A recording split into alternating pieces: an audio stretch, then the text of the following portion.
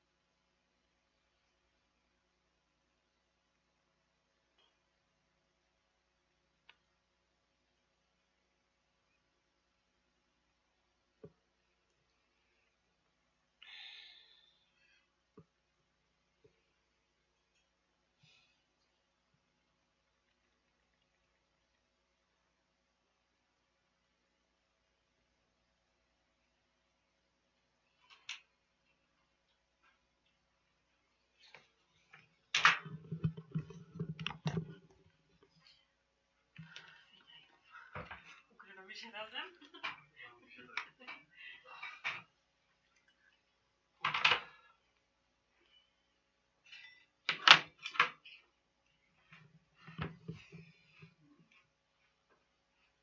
To rozumiem, że jutro będą szybciej te, znaczy już krótsze te wywiady, nie, krótsze przerwy między wywiadami będą, tak? I mniej też, czy nie? Tak? Aha, bo do 18:30.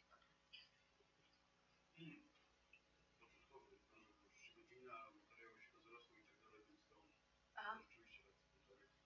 Jednak? Okej.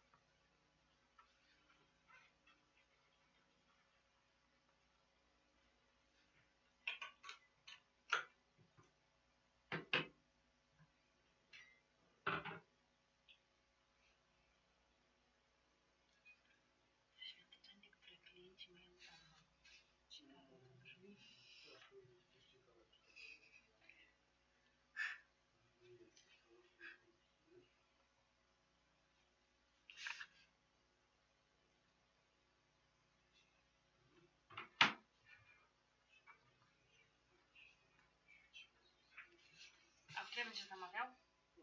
Teraz będzie zamawiał? Okej. Szczerze mówiąc, to jeżeli jest taka możliwość, to jakąś sałatkę bym zamówiła i sobie zjem ją potem gdzieś koło 17 czy coś, on sobie może stać. Cokolwiek. Tylko nie coś powiem, dobra. Dobra.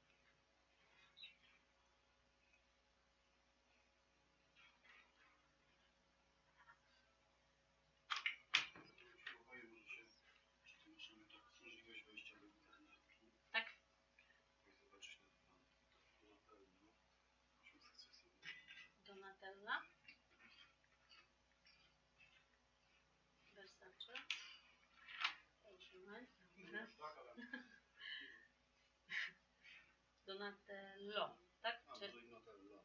Poznajmy to. Czerwone jakieś. Serwer nie może otworzyć tej strony.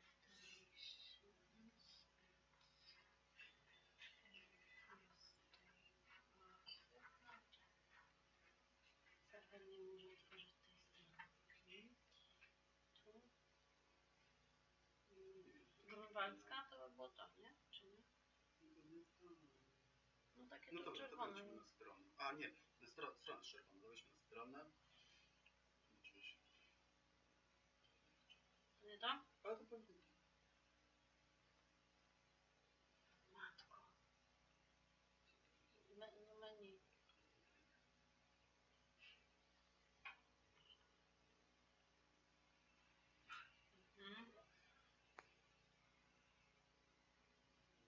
Dania mięsne. O matko, jakieś user friendly po prostu. Może też nie przystawki. Czekaj, to ja zobaczę właśnie sałatkę szybko. Niekoniecznie. Pasta? No, już prędzej. Dobrze, mówię ten...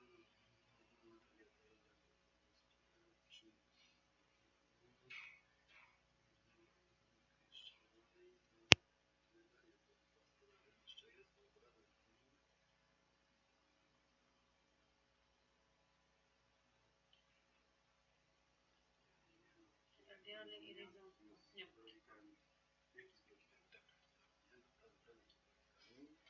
Ja szukam jeszcze, czy coś tam. Pizza i sałatki.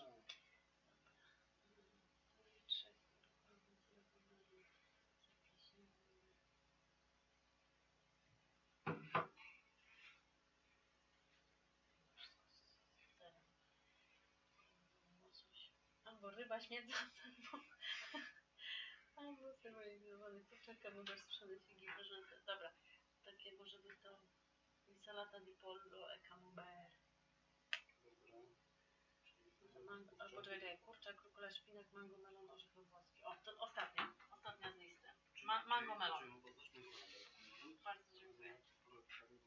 Gnocchi, borowiki, mango melon, sałatka. Dzięki.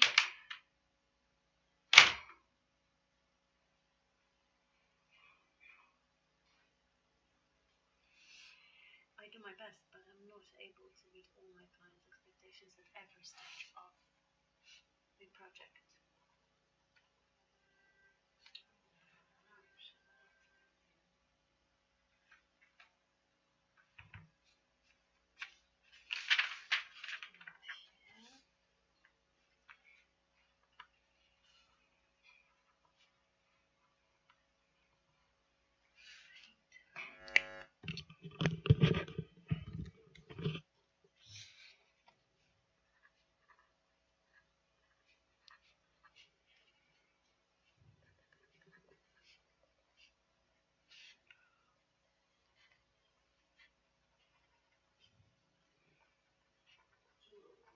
Hello, Jan Królek. Nice to meet you.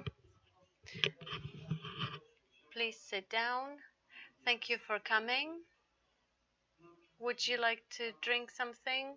If would you like something hot to drink? No, nothing. I will tell you what we're going to do here from the very beginning. It will take an hour to talk about painting, your work, paints. We are a research company. We make different types of polls and opinion research. And now we are focusing on the users of paints. And I'm not connected with this industry. So I would like to talk about your experience, what you use to paint, and also we're going to talk about some ideas that I have here in this room that the producers of the paint brought. And we're here for you to share your opinions and thoughts with us so that the producers know if their ideas make sense. We will be taking special care about the details so that we know as much as possible. But the most important thing is that you talk sincerely and a lot. Please be open about brands, about ideas. I need you to be sincere. You're being recorded by the camera. It's all for me not to lose anything from this conversation.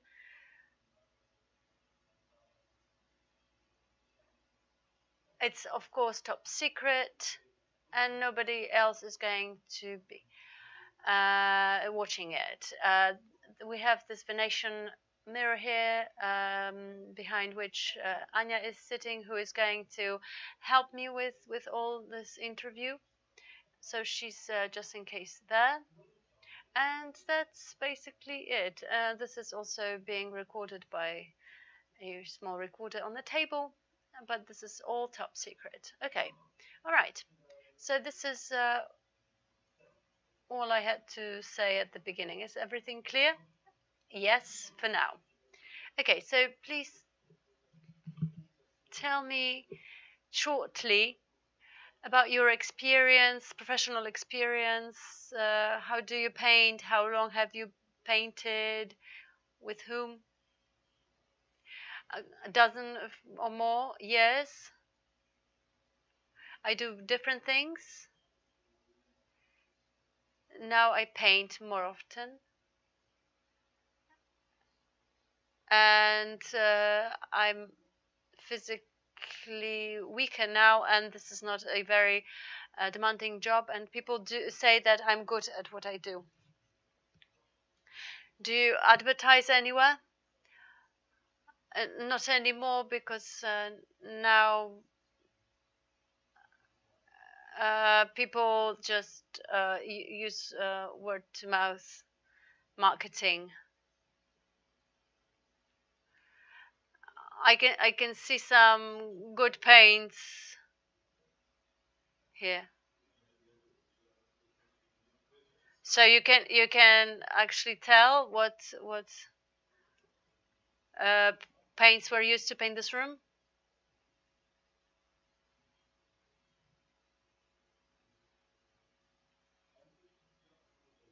Do you work alone or with someone? Are you a part of a team? I'm the main painter. Sometimes I have one helper. Rarely there are two of us, or even or three, but usually I work on my own. I do the main thing, and the helper does the small, like, finishing works. I use him to do that. That's a very interesting division, actually. Yes, we used to paint each of us each room, but then we decided that this way it's better.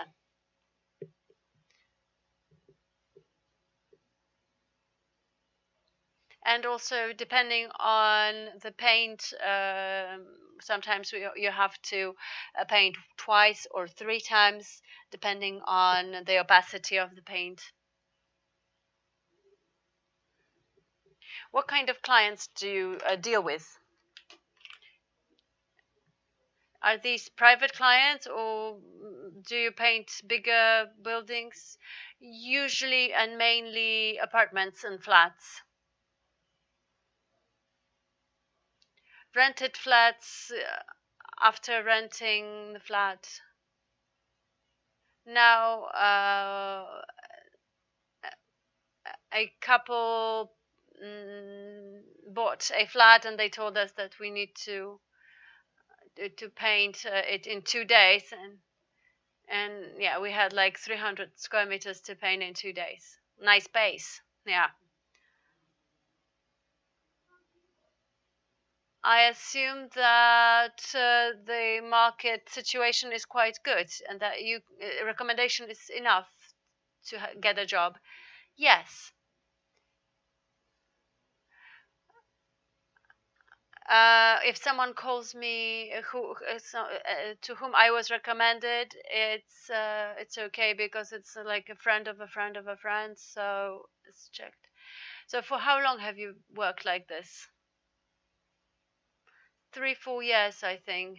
I started doing it this way.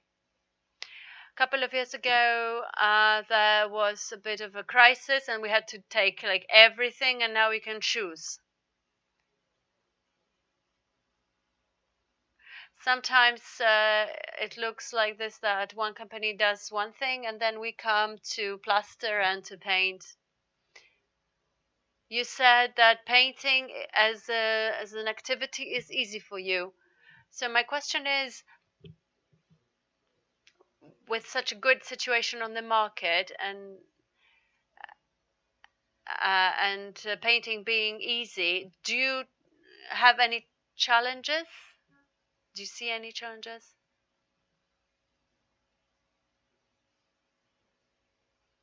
Okay, at my home, for example, I have one place where paint falls off all the time, and my wife noticed it. There are parts of walls that doesn't want to cooperate. We just painted in Rokietnica with primer, and the client called me and said that the primer is peeling off. I went there once again, and the developer painted everything white, but we don't know what with. It was quite difficult to say what it was. Everything that peeled off, we had to redo, so the whole flat.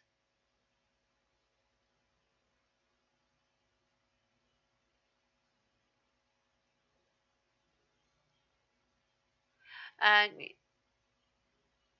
you know, sometimes when you prime, you miss some spots, and there were like little spots that peeled off, but we managed to do it.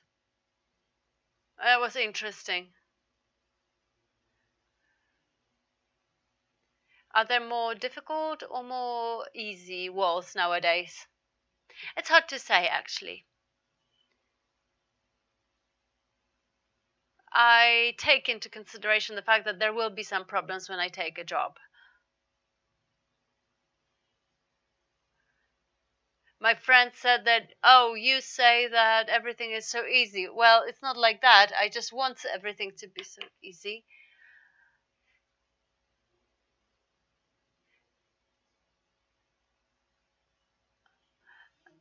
And he asked me even if I put every kind of paint one after another, nothing peels off. And my friend was curious, how do I do it? Well, you just have to know how to do it.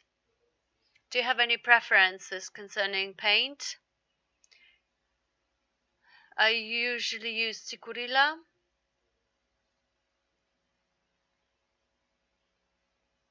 And they also do Beckers now, so these two. And they are always good. We painted at some lawyer, and he was very meticulous at checking everything, and he was really, really satisfied. We did a matte ceiling, which looked really nicely. So yeah.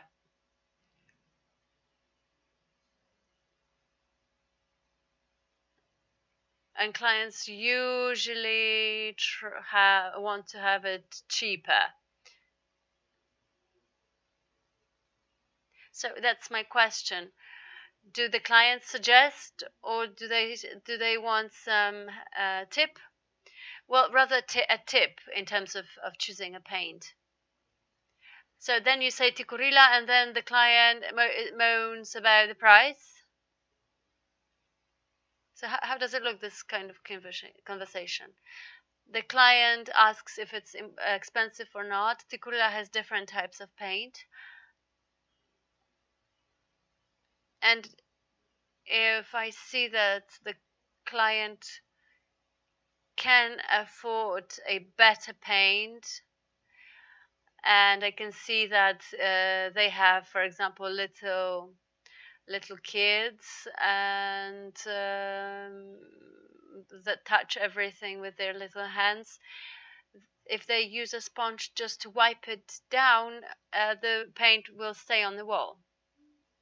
But sometimes it's difficult to convince because, as you know, Polish people like to save their money. Sometimes a client calls me and says, I bought a paint, and then when I see it's not a good paint, I just resign and say that I can't paint with that paint.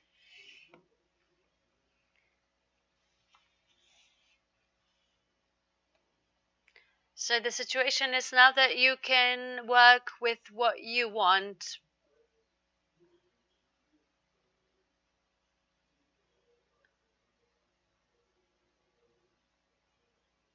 So if the client moans about the price, the counter argument is the quality, yes?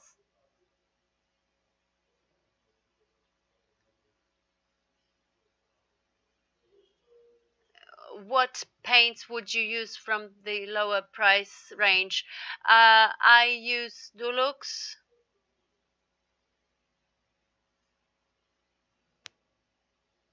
The Coral. I don't like the Coral. Not really. What was wrong with it? It's hard to say. The smell, the feeling. My son is good at smelling the bad paints.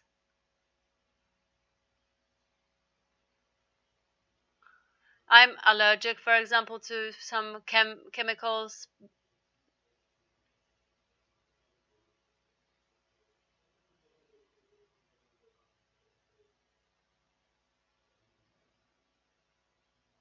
So what you're saying is that those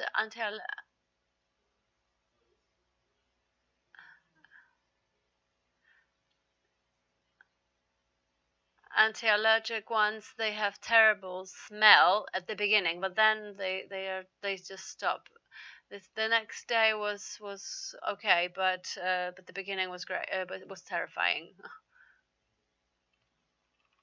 And the kid could easily, a day after painting, enter the room.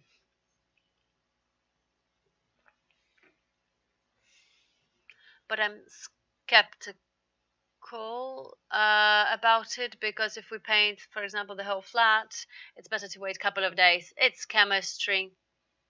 So, as you say, no matter what they write, you prefer to wait. Yes. So when we go one level down, so you would use Dulux, maybe the Coral. Anything else that you would maybe use?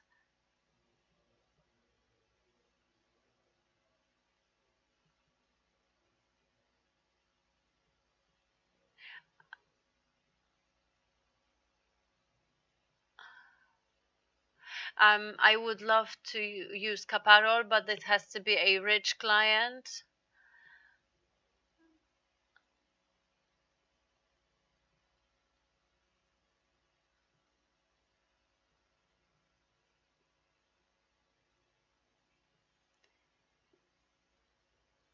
Recently, a client brought Colorus or something like this.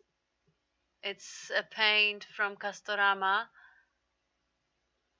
I was a bit surprised. It was very not very thick, and it splashed all over, but the result was quite good. We painted white ceiling, and you didn't see any spots or anything. Okay, so that's all I can think about. why is it that you don't use Tikurila every time? It's all about the client's mind. If you compare Tikurila and Becker's, they're above the average as price is concerned. Why do you use two brands here? As I said before, Tikurila is a producer of Becker's, and I assume that this is the same company.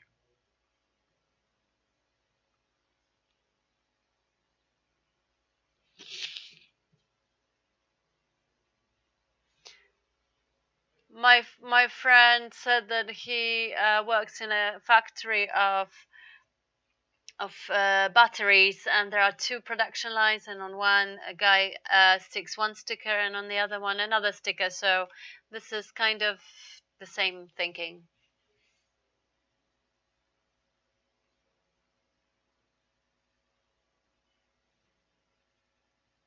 I think that when I pour this paint out of the bucket, I can see the difference between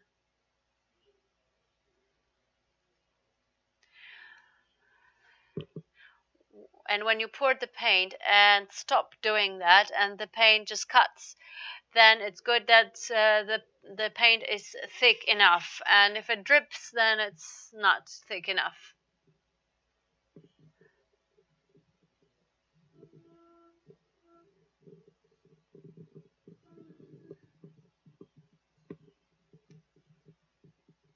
If the paint is dense enough, the painting is faster and opacity is better.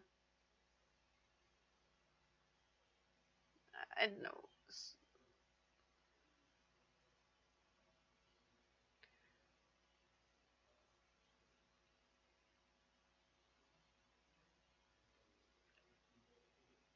I don't care if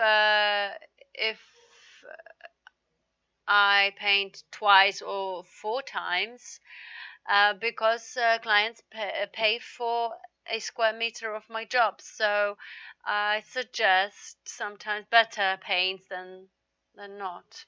And do you have troubles with settling after the job, or like agreeing on the price for your job? Is it some kind of problematic or not?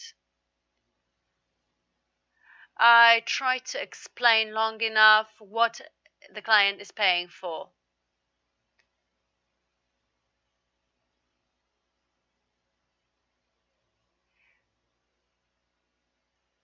My friend, for example, says that they will take 6 zlotys. I take 10 because I know that there will be additional cost, and my friend will actually add those 2-3 zlotys anyway. So I prefer to. And do you have like a list, or do you have this list in your head? I just say it to the clients. I say it's 10 meters per square meter, and I name what is included.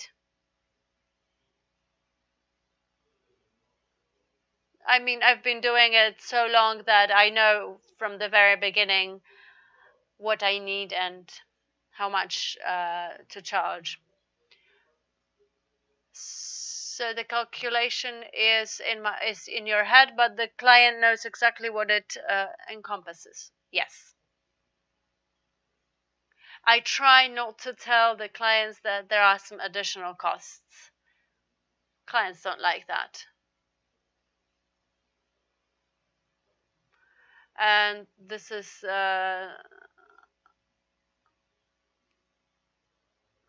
sometimes I say a bigger price, but I never say that it costs actually a smaller amount, but at least the client doesn't have to pay additionally.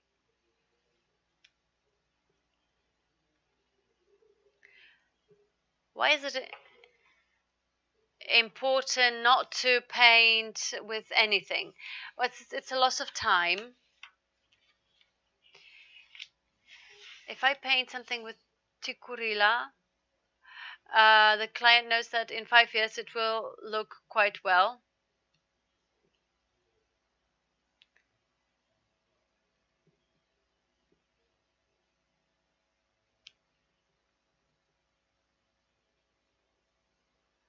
I used some cheaper paint at my place because there were some leftovers from one job, and I painted last year, and this year my wife noticed that I have to redo it again.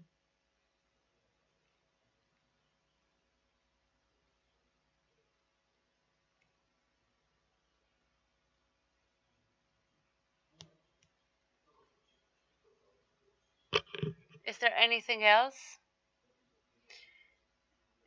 that it is better to come to a client with tikurila?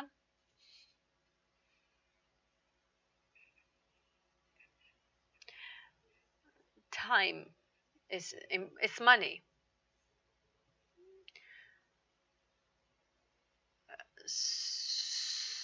Super paints time consuming as well, but if you know how to deal with them, it saves time.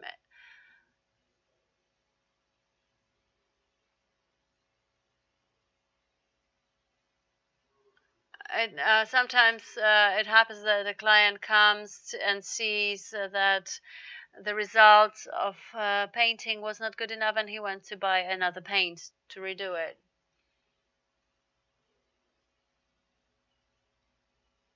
It's not about painting anyhow. It has to look good.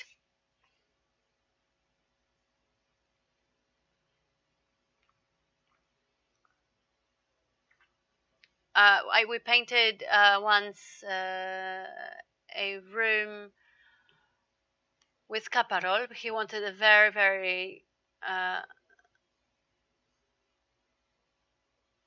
very hard paint, and there was like one bucket left because it was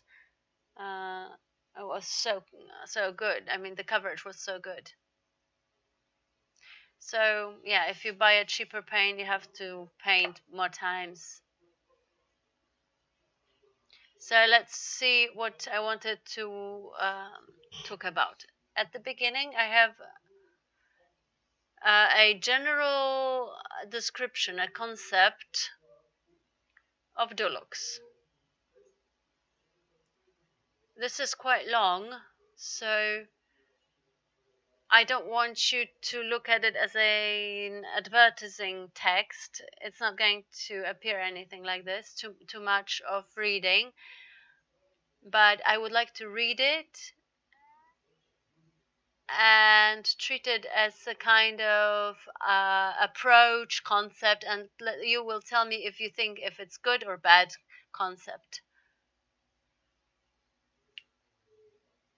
So this is the first one.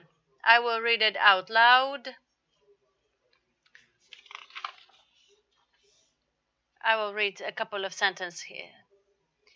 In today's competitive times, the experience that clients have with me makes them return with next projects, and they recommend my work to others. I do my best, but I'm not able to meet all my clients' expectations at every stage of the project. The rest will be read in Polish.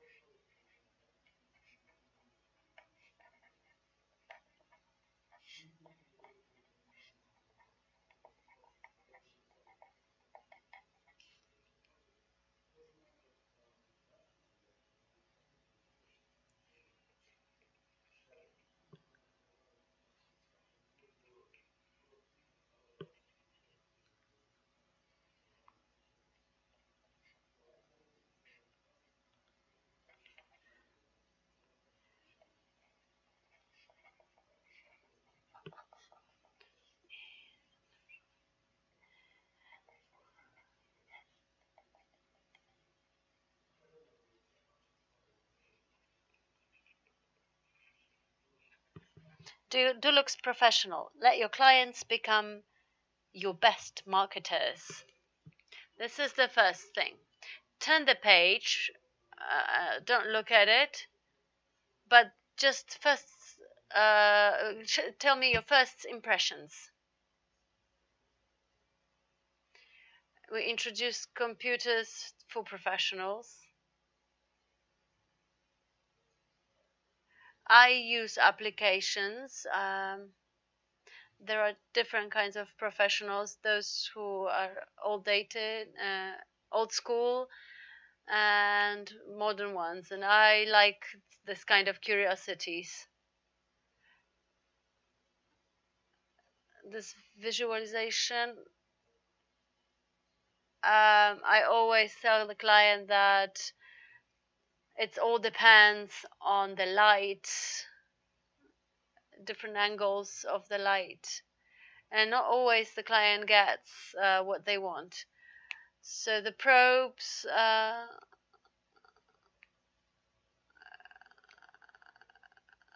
and sometimes the probes are different paint than the one in the bucket, and it's a different shade. So this kind of visualization maybe could be a good idea, but maybe not on the smartphone, but maybe on a laptop, a bigger one, with a bigger screen, or with a tablet that you can put on the wall so that the client can imagine the result.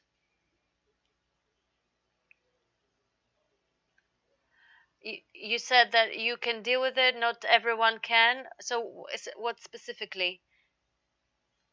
I mean, using programs, it would be this kind of software.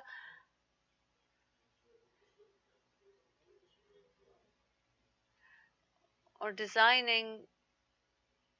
My wife likes interior design.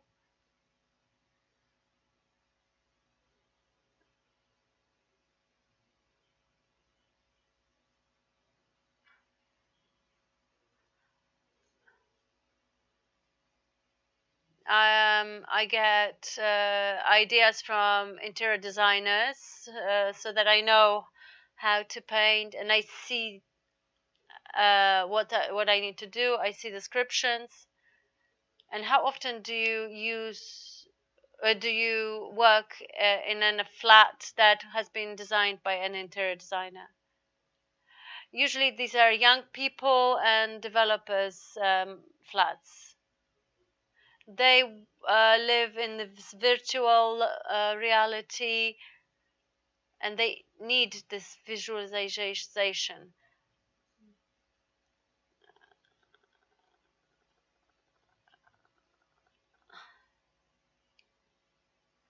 I had a job at my cousin's in an old brick house next to Arena, 150 square meters. When I saw the visualization of this old lovely flat, and the interior designer made like something totally modern,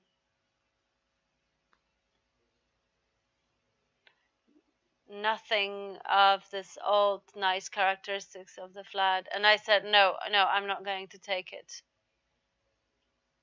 He was very rich and used help of many interior designers, of light, of electronics. So I was kind of interested in the percentage of people who have this project. So I think it's like 30% of people who use the help of interior design. What about those who don't have this piece of paper when you have to decide?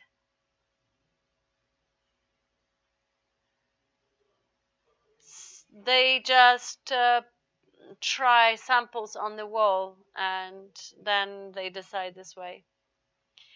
Do you take part in choosing the color? Now it's gray is fashionable. Different shades of gray.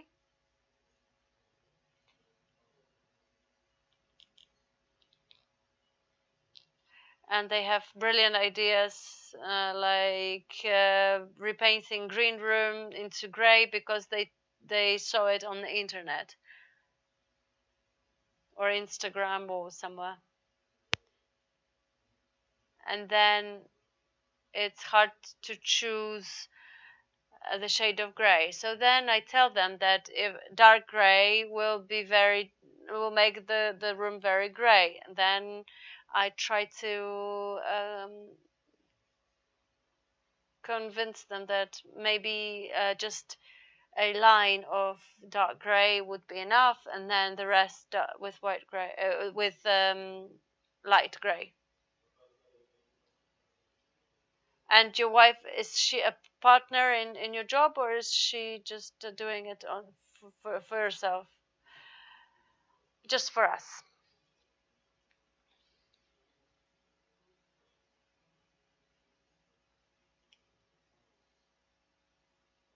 So if I had an application like this,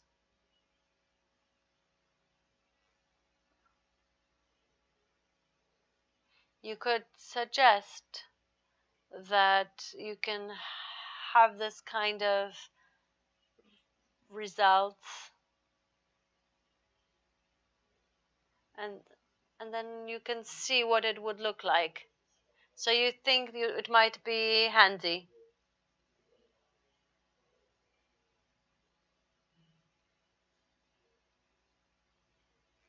I always ask about the number of windows and how much light there is and what they will be doing there. If it's going to be a room for a small kid, then the colors are brighter and more stain resistant. So a bit functionality, a bit of looks.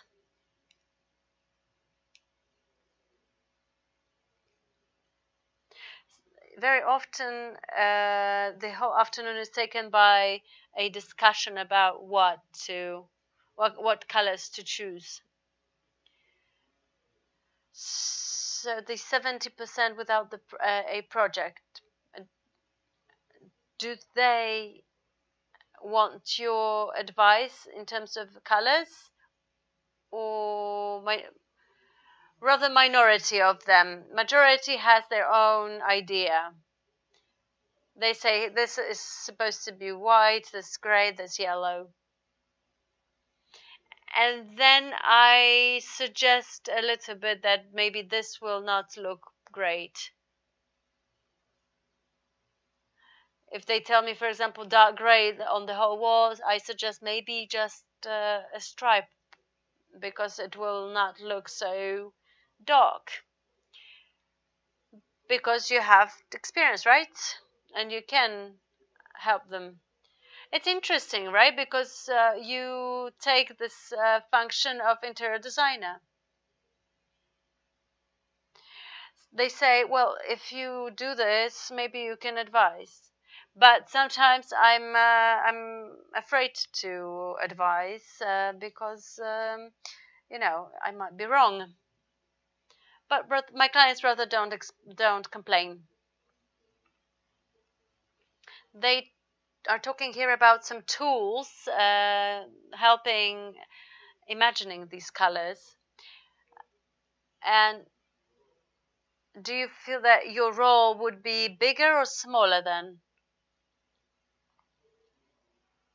For specific clients, yes. For people who have flats that can wait, so not that they live in the flat and I remake some rooms. because then people just use the same colors just to refresh the paint. And these are rather older people, and I don't paint for them so often because they usually can do it on their own. And we don't discuss there. We just come in, we do what we have to do. Very often it's like children say that grandma has to have her flat made.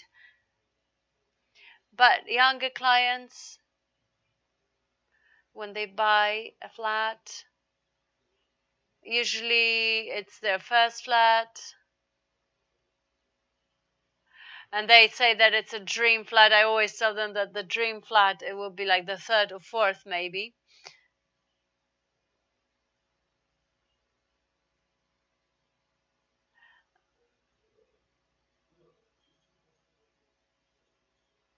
Is there anything else you remember from this this idea?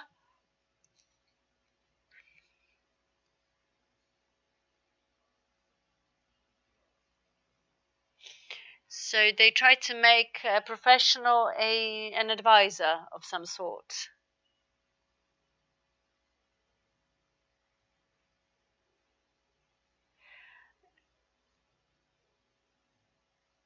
There were teams in Poznan. There was a guy who did floors with a lot of electronic devices. He came with a big car and in a leather coat. I met him a couple of times. And when I told him that I will stay in the flat,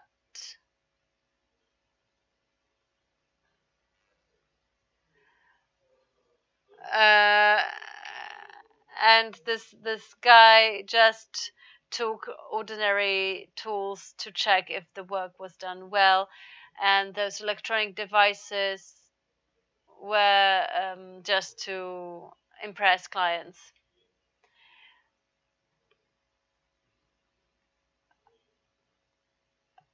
My beard also makes them a bit surprised.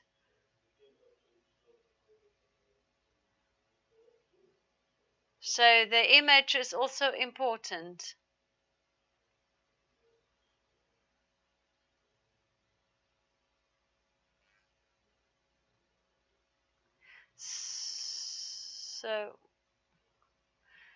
So this idea is for like young clients that live half of their life in VR, and they want the professional to represent some kind of level that they can open a laptop, they can show them the results, and that it will be a professional. Do you think it's a good direction to build this kind of image with this kind of tools? I think so, yes, but only for that particular client.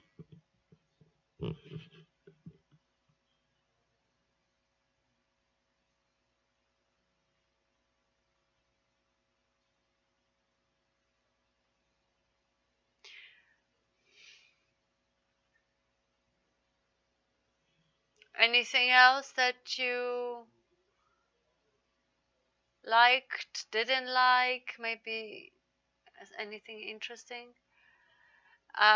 Reading the color from the wall, that was kind of interesting. The clients, I suppose, takes me somewhere and tells me I want this kind of color, and I can check this color, or they tell me they want the same color.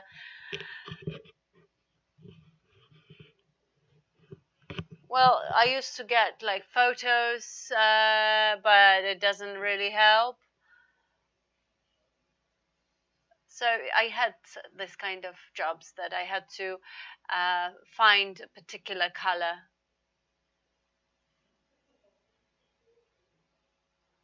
But that was a bit of a different job because it was a kind of Scout's kitchen or something.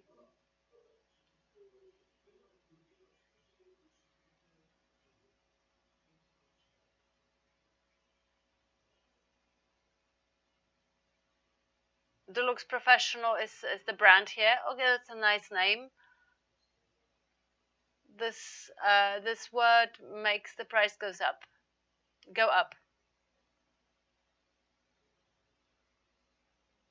There's also the Coral Professional. It's more expensive. And if you do you think if Deluxe had a professional line, would it be a good idea? For an individual client, it would be more expensive. But for us professionals, we have like 20 or something % of discounts, so 25 maybe discounts.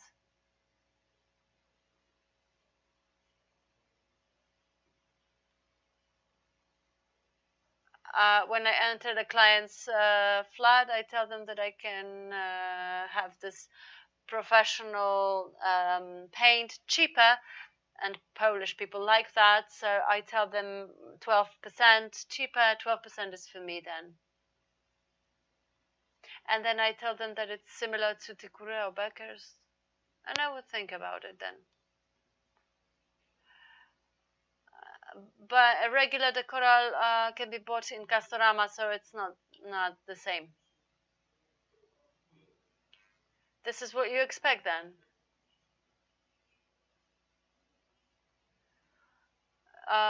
Yeah, there are like trainings and certificates. Fluger has their professionals that train people.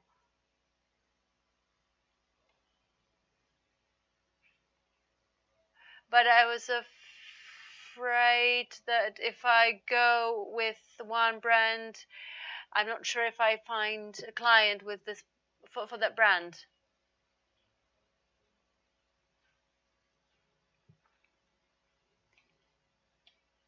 If I was to look for a client with a particular brand, I wouldn't be so willing to do it.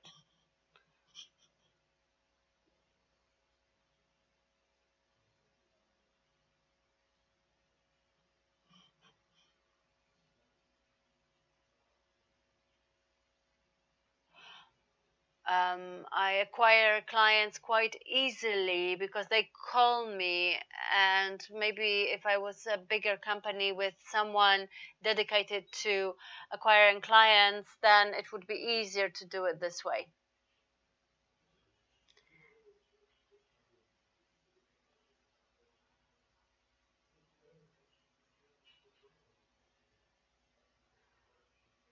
And with Fluger, is it like exclusive that if you want discounts, you need to work only with Fluger?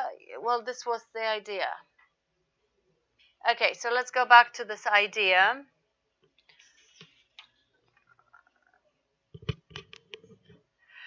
First part. They write here that in today's competitive times, the experience that clients have with me makes them return with next projects. They recommend my work to others. I do my best, but I'm not able to meet all my clients' expectations at every stage of a project. Do you agree? Is this true? Yes, there are clients that come back with projects. There are clients that were recommended by others. I got a project from somebody, and I said that I'm not able to do it. The whole flat was too much for me. I learned to say no. At the beginning, it wasn't so easy.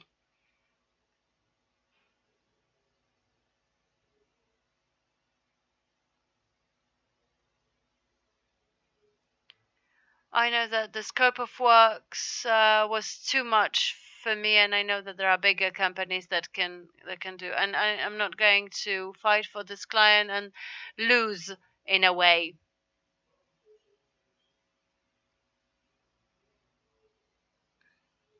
So, as you said, clients recommend me. Yes.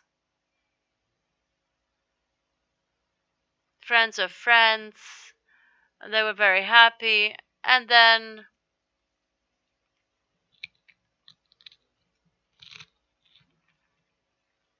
they recommended me to other people, but they said no because I can't do it. And I'm not sure if it was profitable for me. And I can't afford spoiling something.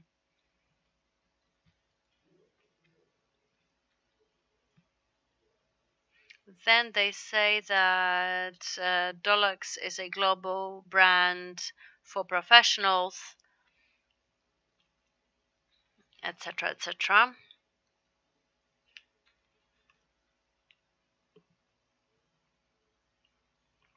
Does this part encourages you to buy? For me, it would be encouraging, attractive. I would like to use help of some kind of advisor.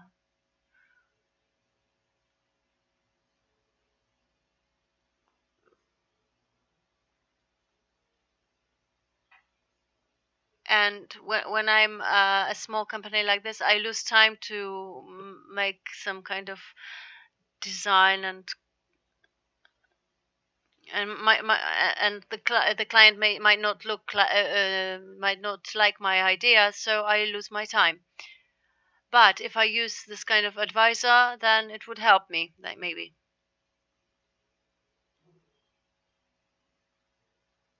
We need to find golden means here. Then broad assortment, the tools. For example, the portfolio of your realizations. We didn't talk about it. Do you need something like that? I had something like that. I had a lot of pictures, and I showed my clients that we do it this way, or would you like that? I always wanted to have a portfolio. I even have an Instagram account, but I don't have time. There are clients, so I don't try as hard. I don't have the need for the moment. But I think it's a good idea, a nice thing. I saw some portfolios of paint, of pictures, visualizations, realizations. That's nice.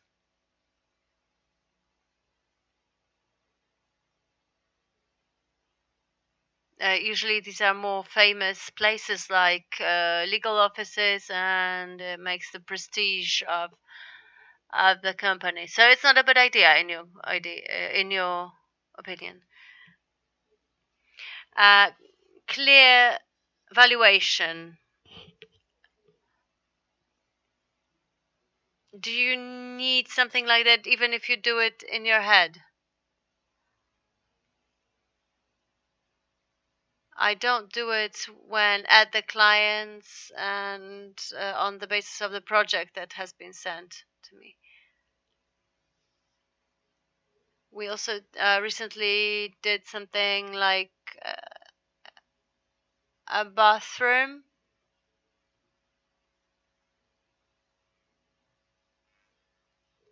I got a project, but then when we got into the flat, it turned out that the developer changed a little bit the dimensions, and we had to move the heater and other things. So I understand, but do you have the need of a tool to make a valuation for clients? Do you see any benefit for yourself, or not? Or not? Of course, but it would have to be easy.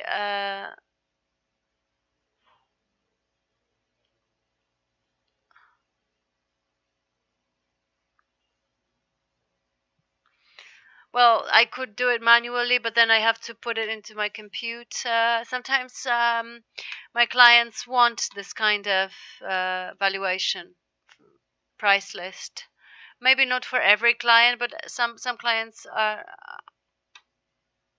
want this kind of thing, and they know then that they are approached in a professional way.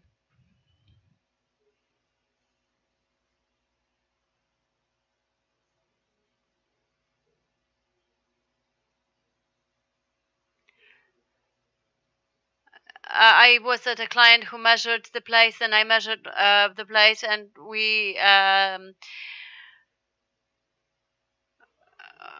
we put on the piece of paper our measurements, and that was enough. Then professional planning of works and emails. Do you would you need a tool like this that would remind you to do things?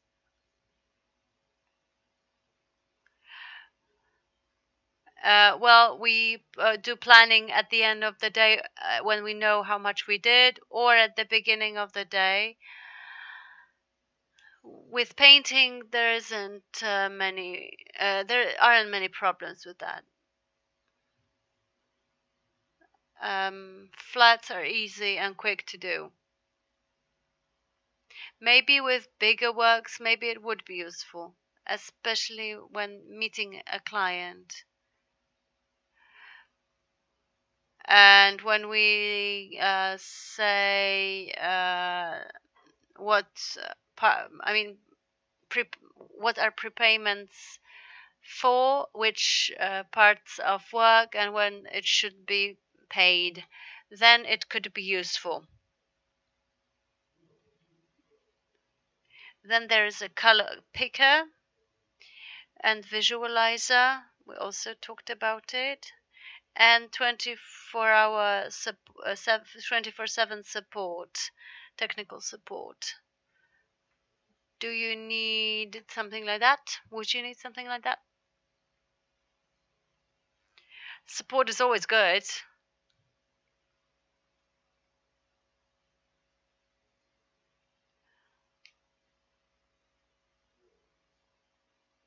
From my own experience, well, I have the support in my head. I don't have situations where I need help of someone else, but in case something like that happened, maybe it would be useful. Sometimes clients want documentation, technical documentation. Usually these are like firms, companies, institutions. They want to know what kind of paint I used.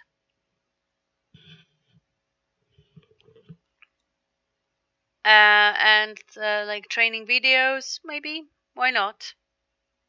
Sometimes it would be good. I used something like that recently. What was it? A very, very thin line next to the ceiling, under the ceiling, and yes, I wanted to see how it works. I knew how it was done, but I forgot.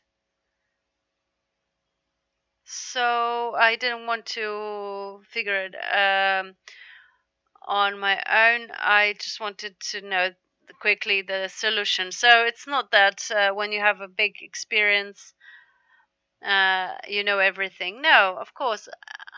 I try to use novelties. I try to use proven things like plaster, but there are some new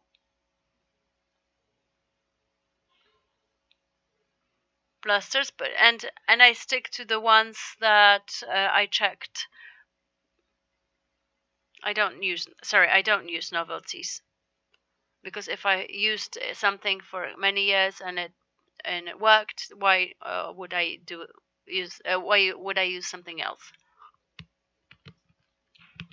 And Dulux Academy.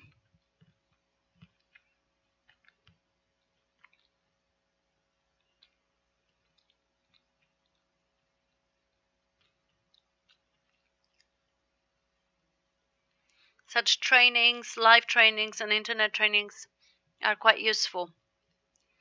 That shows they show interesting things there.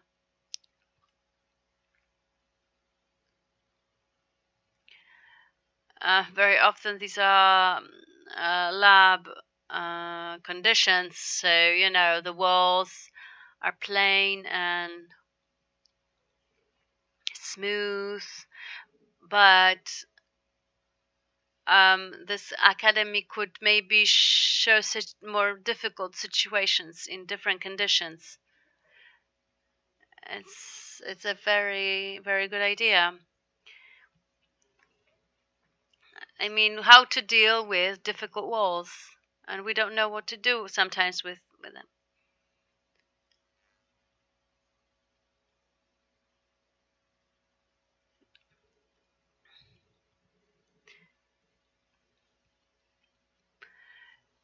Should we, for example, remove paint mechanically, or maybe because then you would need help of other professionals, but there are some chemicals that you can use, for example.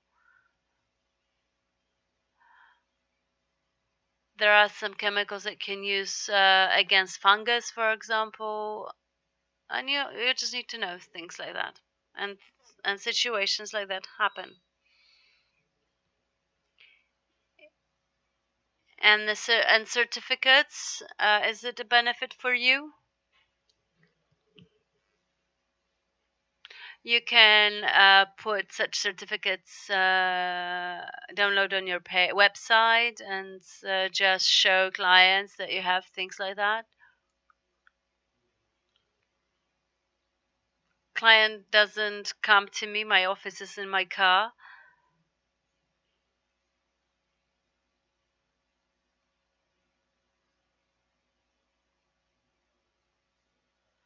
Some people use like vans, and you can actually put this information on your car as well. Why not? Then you can show this certificate.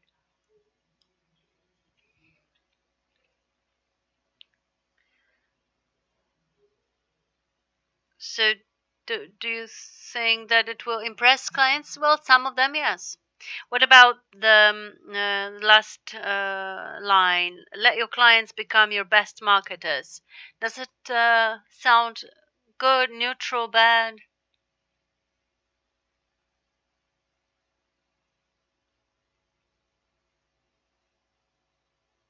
A bit too much of your. The idea behind it is cool, actually, but maybe it should be formulated in a different way. Well, the client is happy, so they recommend you to further clients.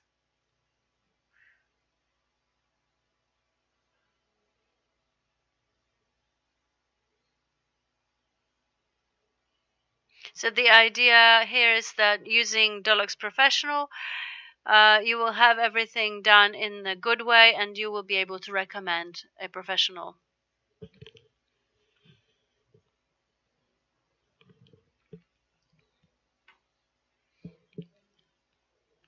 So the sense here is good, but the formulation of it is not perfect.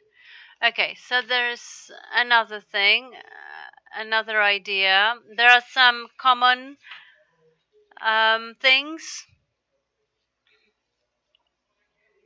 There are some tools, but it's written in a different way. So I will read it for you, just this first part. As a professional painter, I know what to do the job well.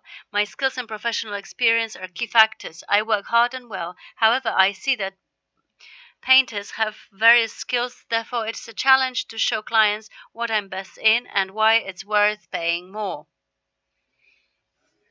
The rest will be read in Polish only.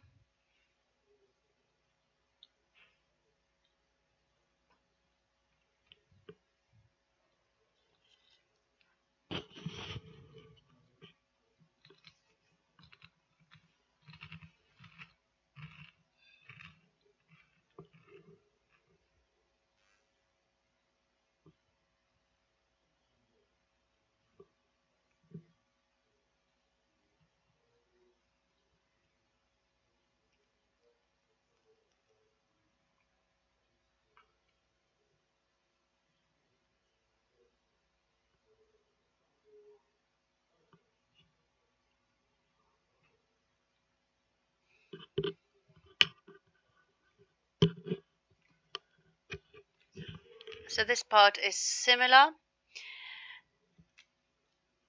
And Deluxe Professional brand for true professionals. It's kind of better.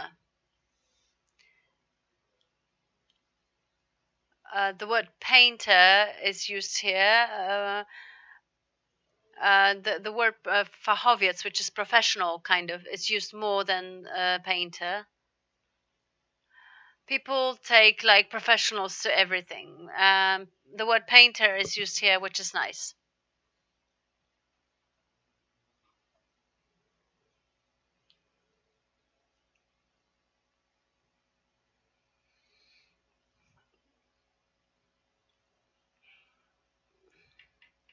I just paid attention to the word painter because I'm not called a painter very often. I'm usually fachowiec, which is professional.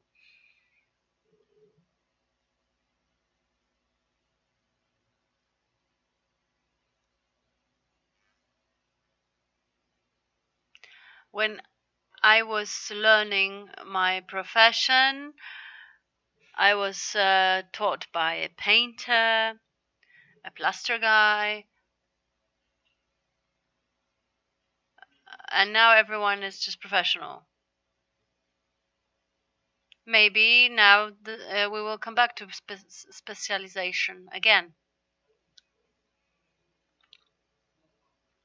So where does this impression come from that this sounds better as a whole? What happened here? What changed that it sounds better for you?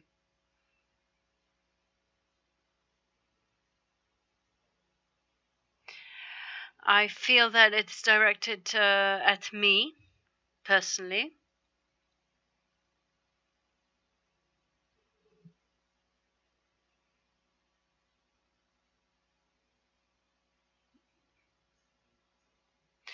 It puts me in the spotlight.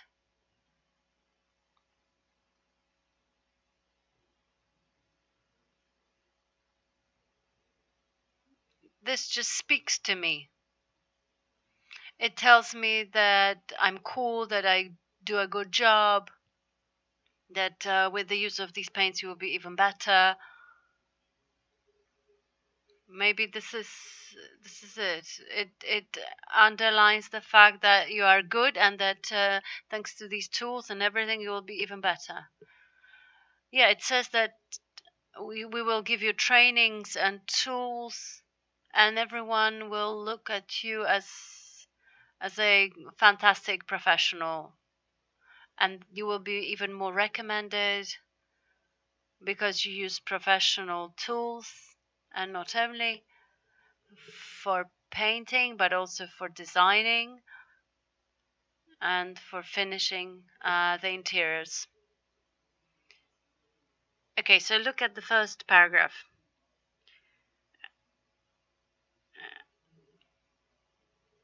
As a professional painter, I know what to do. For me, an experienced painter, not professional painter, would be better. My skills and professional experience are key factors. I work hard and well. However, I see that painters have various skills. Therefore, it is a challenge to show clients what I'm best in and why it's worth paying more. It says here why I'm better and why I ask for more money for what I do. This is more true than for you. Yes.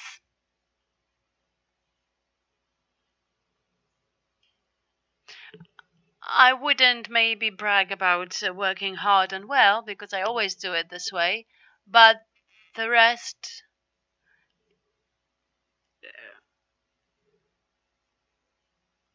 says that I want to be better, that I have tools to be better, I have support to be better, and then I can count on the fact that my work will be better and I will be able to charge more. So the first part said more about clients recommending me, and this one talks about me becoming more professional and better. So the first concept was well, neutral, and this one is more individually directed to me.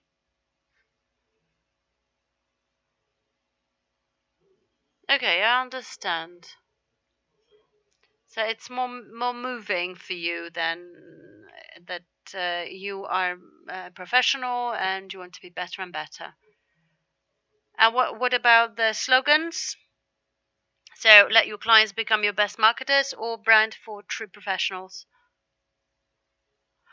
So this second one is short, concise. It talks about professionals that do their job well.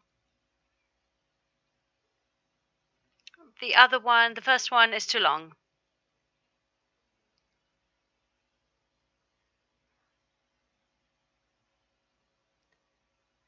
And in this first one is shorter, and it also kind of correlates with the name, Dulux Professional. I'm not sure if I haven't heard it before somewhere else, but maybe, I don't know.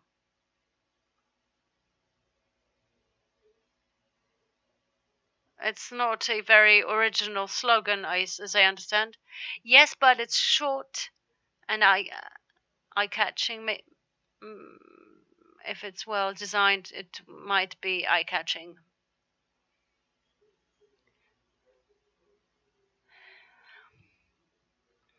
You prefer Tikurila Beckers?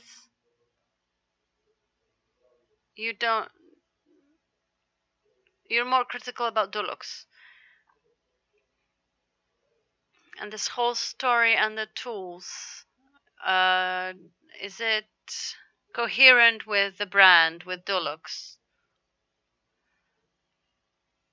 Dulux is associated with something luxurious.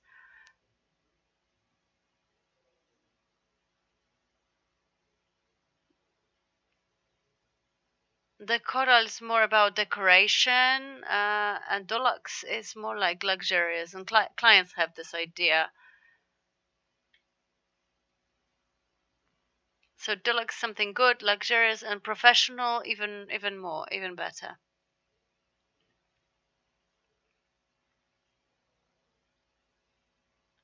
The question is whether this paint will be different from the regular paint of Dulux or not. We will see if the price is comparable to Becker's, for example, and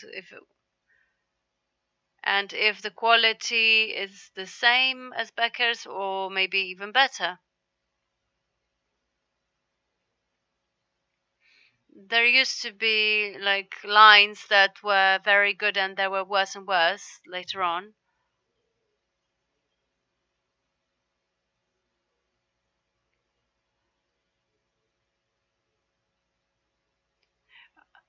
Would you believe that the Dulux Professional can be as good as Becker's, for example, Tikurila? I don't know. It's not a bad company for me. It's just like a regular paint. It was okay paint. So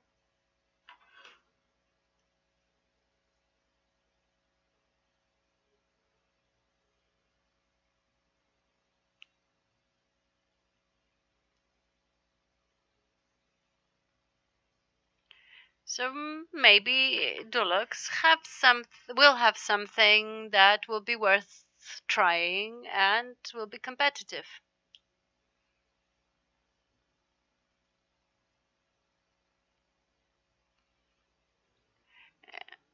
Well, in markets there are just regular Duluxes all over the place.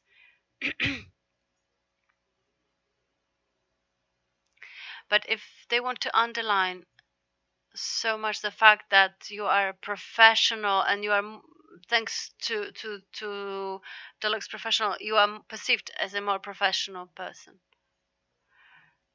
So do you think that clients will perceive Deluxe Professional more professional than the regular Deluxe? Maybe the same or better than if you come with Beckers or Tikurila.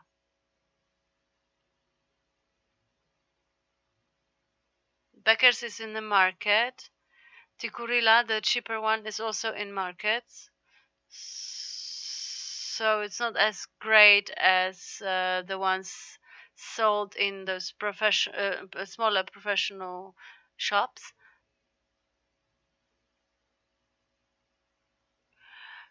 So with Deluxe Professional, I think it should be sold in more professional, smaller shops than in supermarkets, in markets.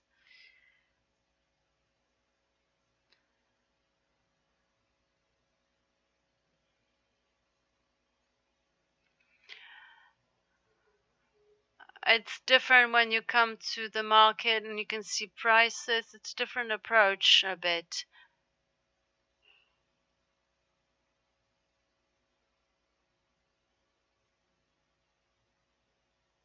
And if a product is sold with, more professional language also, it's differently perceived.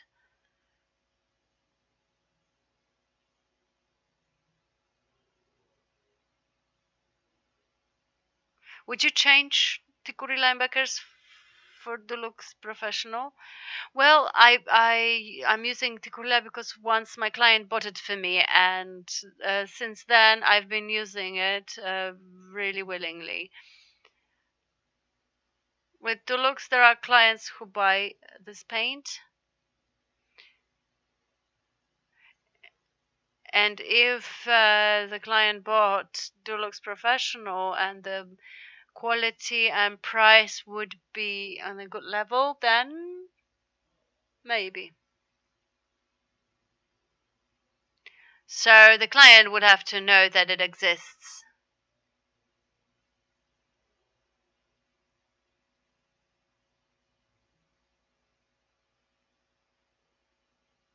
Or maybe the company should organize some shows and some trainings for professionals.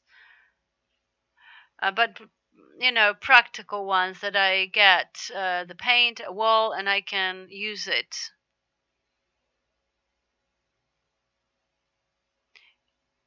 If they showed me how to use the paint and what are the ingredients, then I would have to experiment with it more. So so that means that you would need to try it first before buying it. Yes. There are many paints and there are many novelties. I sometimes see names that I've never come across before. And then, for example, I talk with my friends and they say, okay, don't take this one, but this one is good. So the client will maybe say, what is that you bring me here?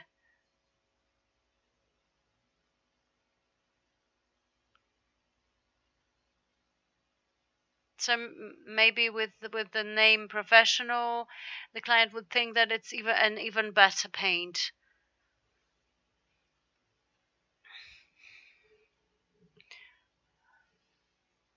And then, yeah, the client asks about the price, and sometimes we have to resign.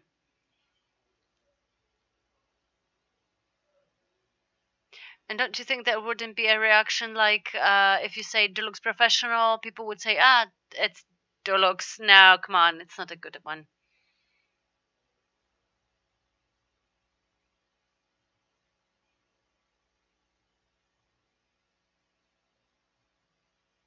I think that it maybe would work first in like offices, legal offices, and you know, people are used to good paints in places like that, and then maybe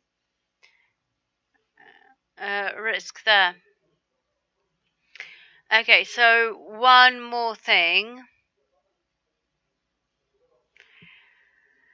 Talking about the tools that are given here, what would be the most useful and the least useful out of the list? Make a list of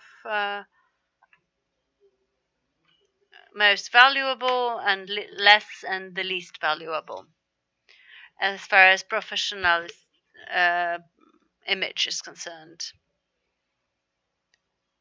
So create a hierarchy of attractiveness, whether it's an application for visualization or support or academy or valuation,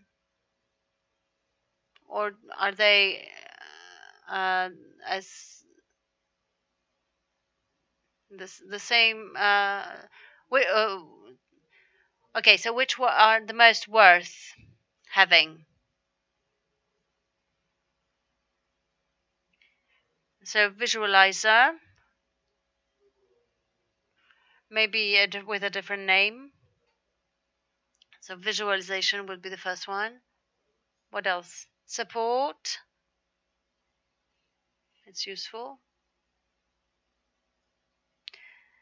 Then evaluation. Maybe Deluxe Academy.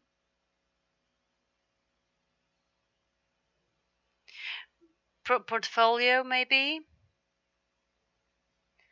And this planning is not so useful and important for me.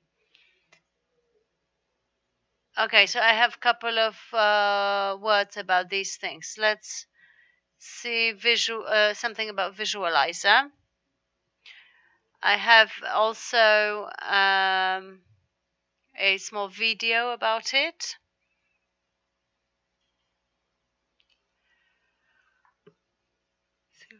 I wonder what you think about this particular idea.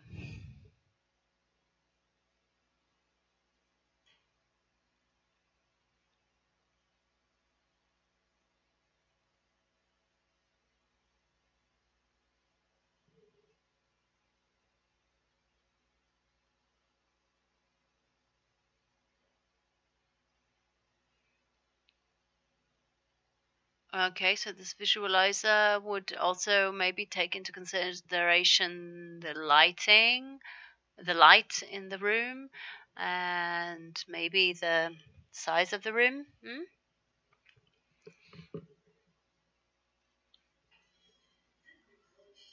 Now we're watching the video about Deluxe Visualizer.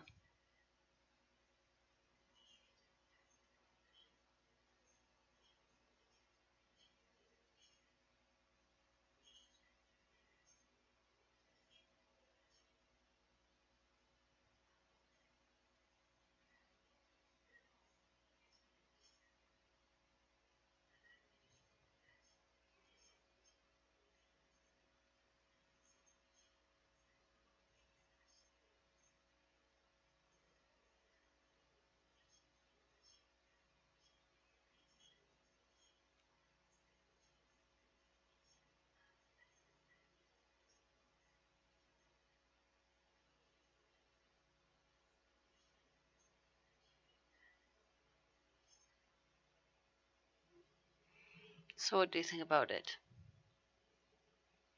Well, I rather thought that it would be not so big,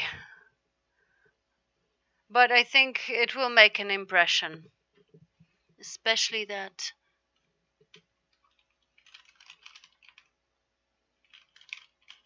it would be much easier to find the right color.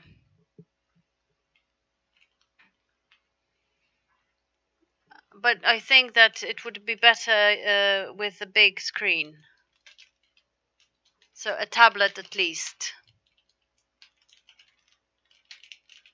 and you can record and send and share with friends. Well, it's funny for me, but I mean, these are the times now that we share everything with everyone.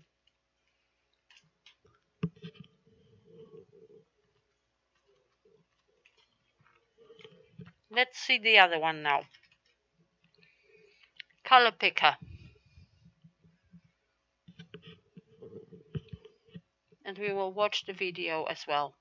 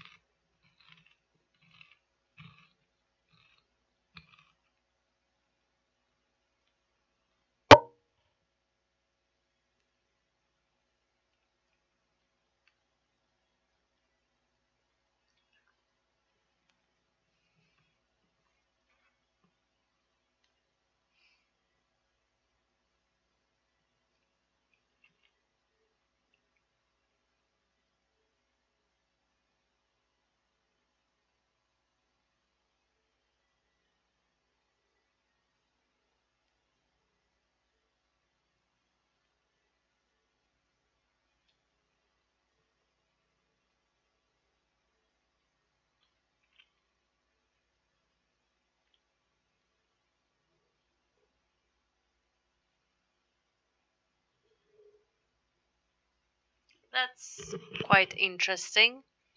So I scan something I like, and then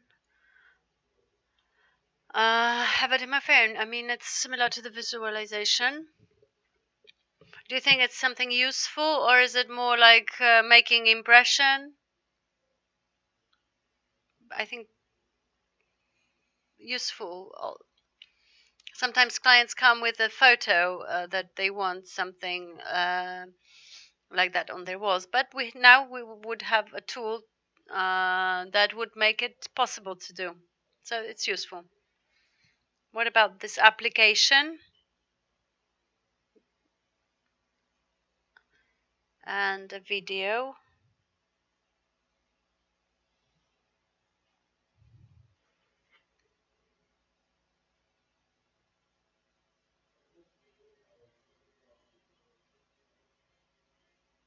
This one is in English.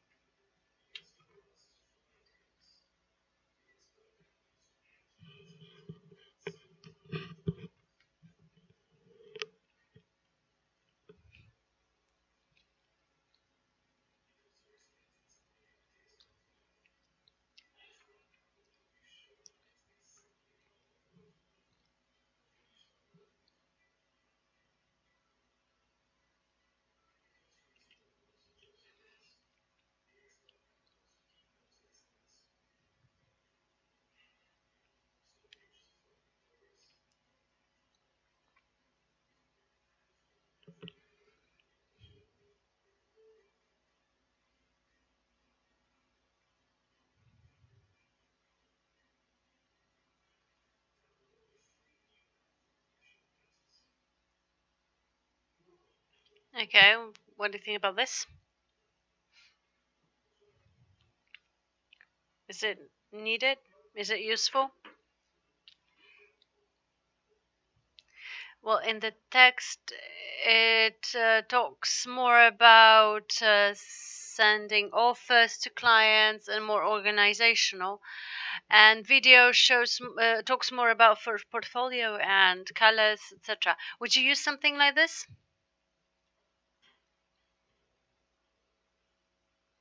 Matching colors looks nice. It's interesting.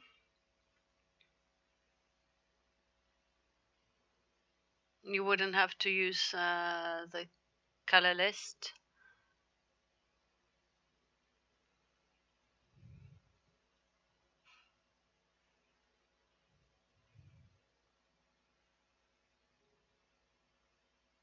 I would use a tool like this, of course, with particular clients, and of course I would have to learn how to use it, but yes, I would. Of course, in front of the client, I would have to already know what's there, but it sounds interesting.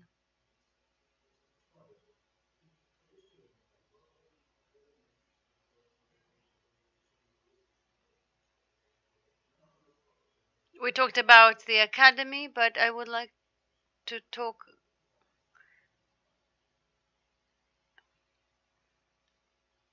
about this last idea.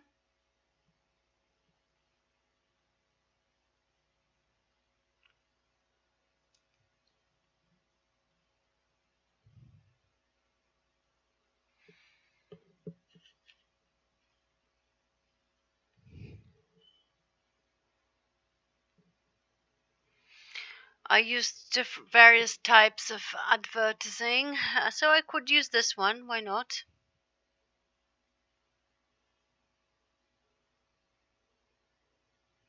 Sometimes you want to step out of this magic ring of your friends, the magic circle of your friends.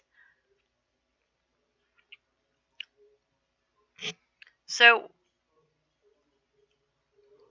if you said that you are being recommended, is this kind of option useful for you? I think that it might be. Sometimes it's worth trying someone else, a different market than your friends.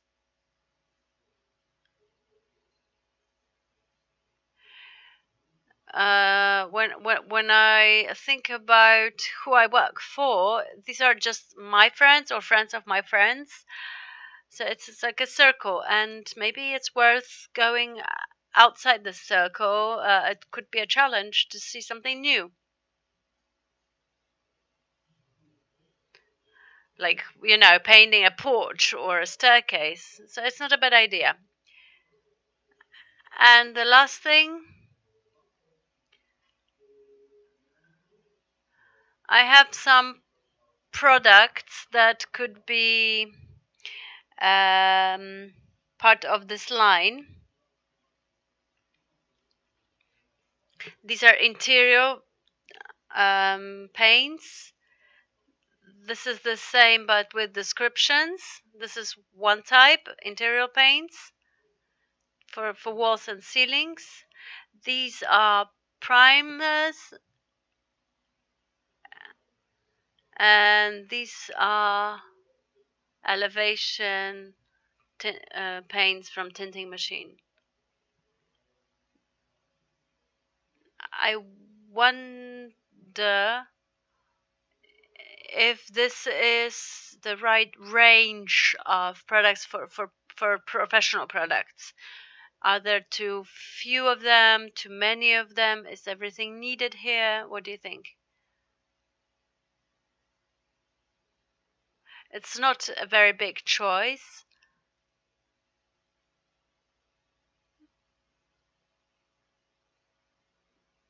This one is pretty standard. This is for bathrooms and for kitchens, for corridors.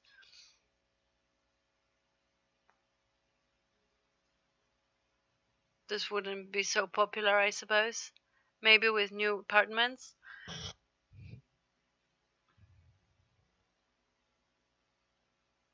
And the last one, interesting.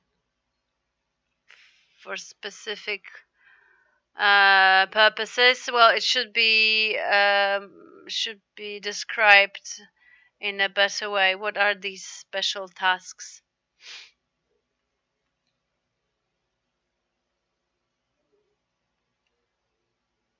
So the third type would be the least popular, I think.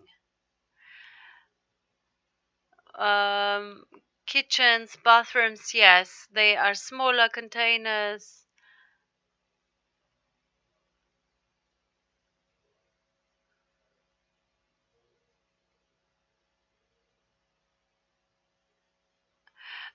This ideal smooth finishing could be applied only on very smooth walls.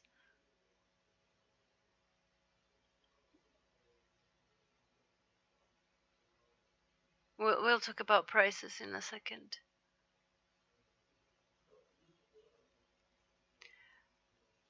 Okay, what about elevation paints and primers? Do you think it should be a part of this range? Primers, yes. It's very unprofessional if I have a different primer than the paint. If I have a professional paint and some kind of different primer, it doesn't look well.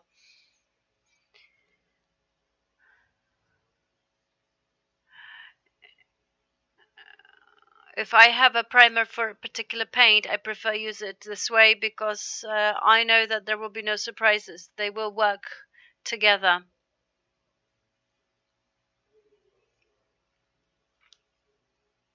If I use this line, I would like to use all of the products. The paint may act differently with different primers. And 4 types of primers, does it make sense? 1 standard. Well, standard is used just in case, if everything is okay, but, you know.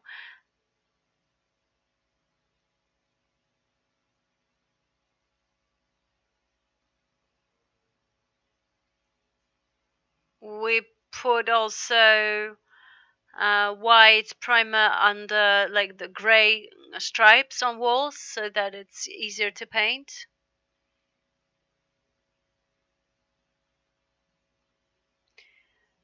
And what about concentrated primer and others?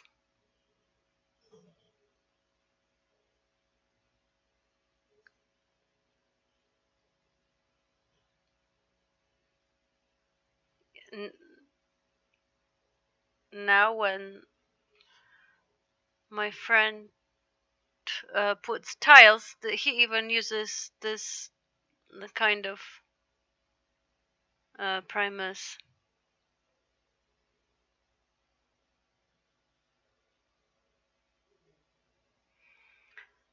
So all these products make sense to you, yes? And what about outdoor painting?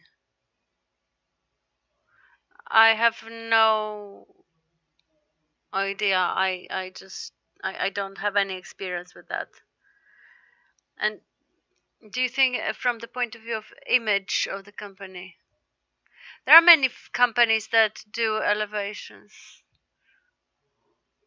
I don't know if Dulux will lose with this line. Well, it's all about the quality and price. There are a lot of new houses being built, but very often the teams for elevations come with their own products. So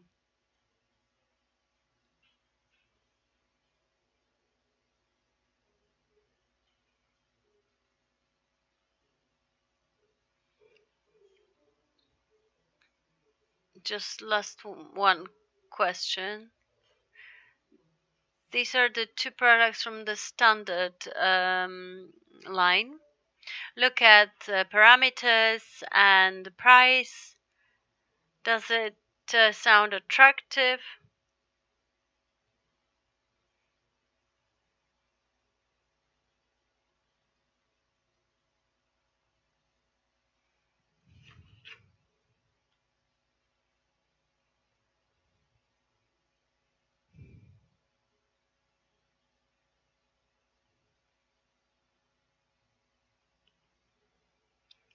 I don't remember if Tikurila is quite expensive.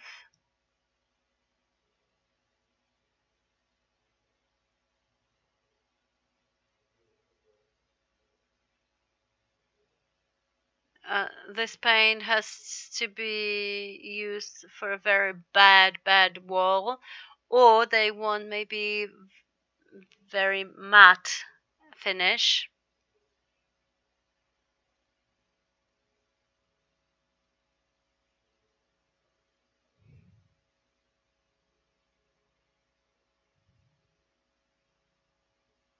What about classic matte? The price is reasonable. Average, I would say. Coverage. I don't want to talk about it because clients always ask questions why I use so much paint, but come on, when I use the tools, the paint stays on the tools. I'm not sure about the smell of this paint, but the price for a professional paint,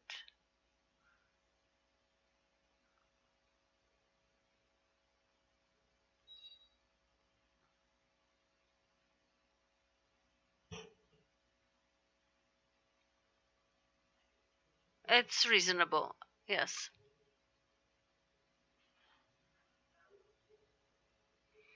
It's like Tikurila a little bit. Isn't it too cheap? No, it's not cheap. It's kind of like cheaper Tikurila or the middle one. So it's okay.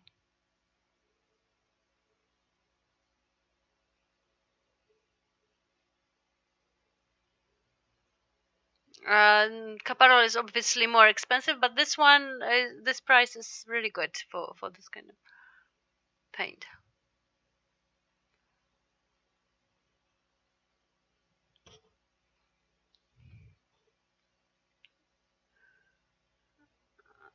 Hydrophobic paint here.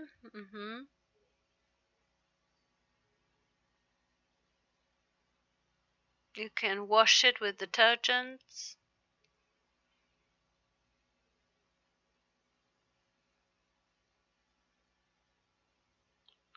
Coverage.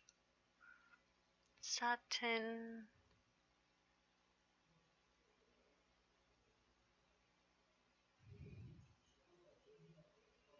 Does it make sense? Would you use it in your work? My client would not buy this kind of paint. I don't know if a 10-liter container is not enough. This is a different kind of jobs than from what you do. Individual clients would rarely use this kind of paint. Maybe with the right amount of convincing, maybe they would use it.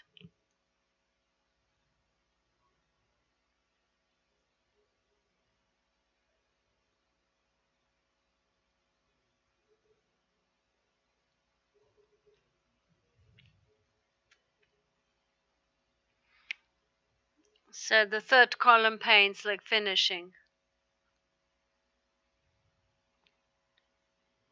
Maybe for someone like Kulczyk or something like this. For them, the price is not big.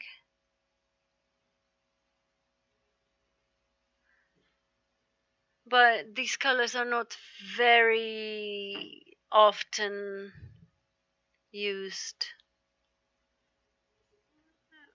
Very, very narrow range of clients, I would say.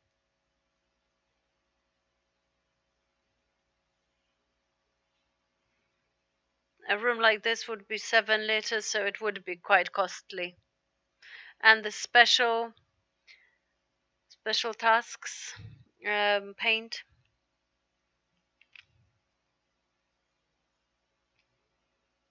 The price is normal. It's used probably to cover some like mistakes or something.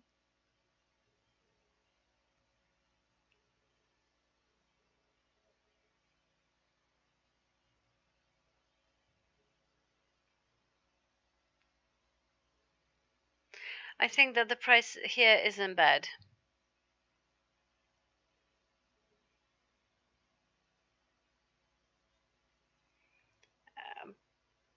But this is more like for kitchens, for very specialized areas, industrial areas.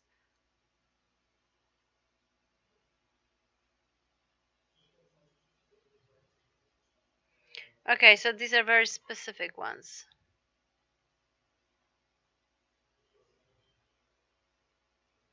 Well, they would have to find someone who would buy it. And this is the last question. Now let's look at the names. In the first line we have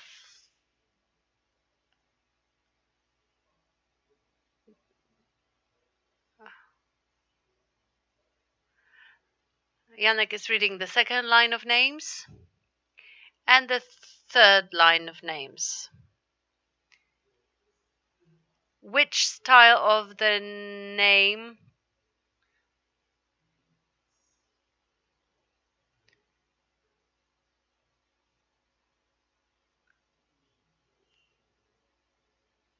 the first line is visible on many products.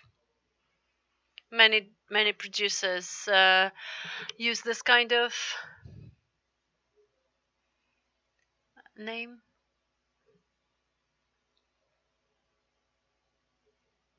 The second one is misleading because there are numbers, for example 2, so someone might think that there's something better than this one. So this name is weird here.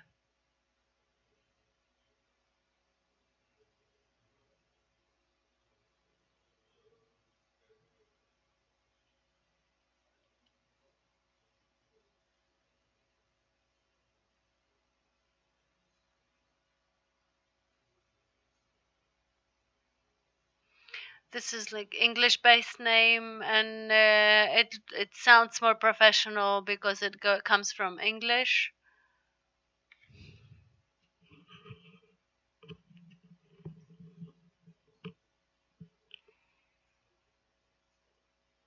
This 3 might maybe mean some degree or something.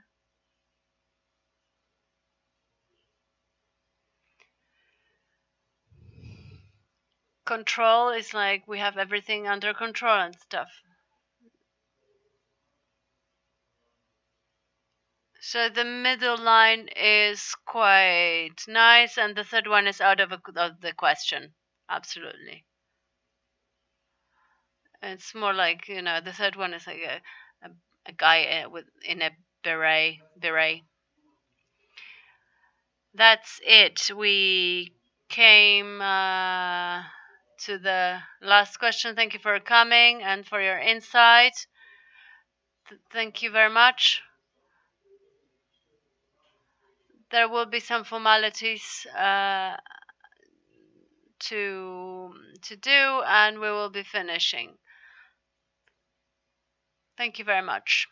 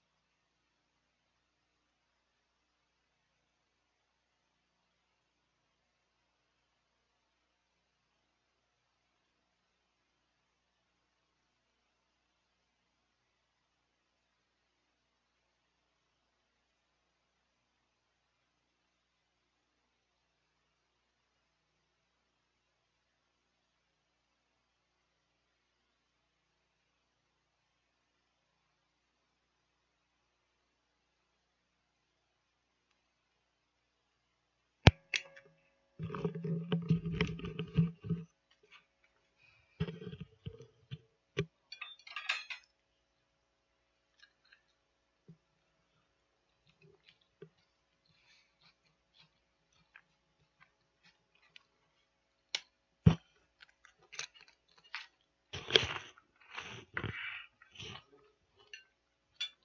afternoon.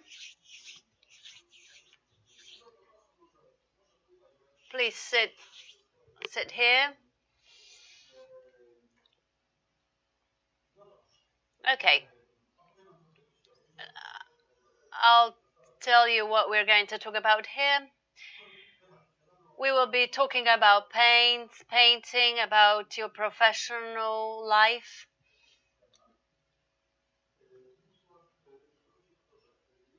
We are a research company.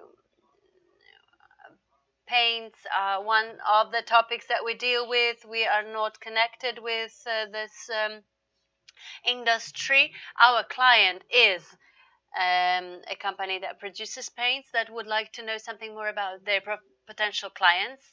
And I don't take any sides in this whole thing. I am also very curious about your approach, your experiences, about how you make decisions, and the image of some brands. I also have some ideas here to talk about that I would like to know your opinion of.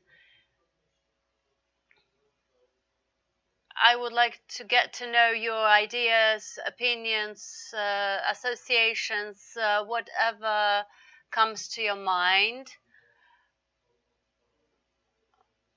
We will dig into that a little bit more.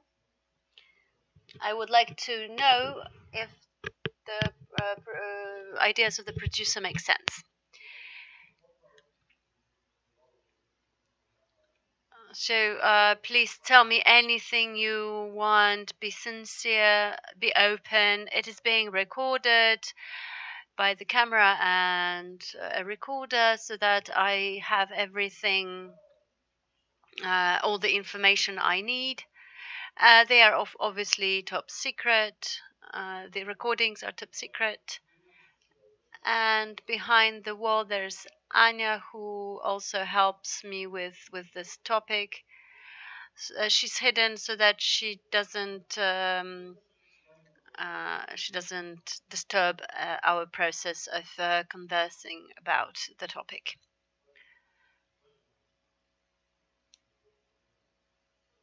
She's just in case. There. Okay, that's it. Is everything clear? Yes. Okay, so tell me what you do. How long, etc. I work with individual clients, recommended. I paint mostly, but I also do finishing works like plastering, for example, and I've been doing it for 3 years, so I'm pretty fresh.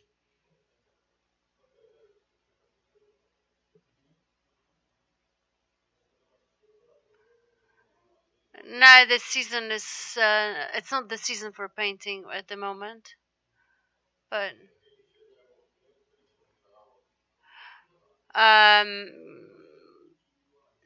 so you work with individual clients? No, it's a different part, different level, different paints also.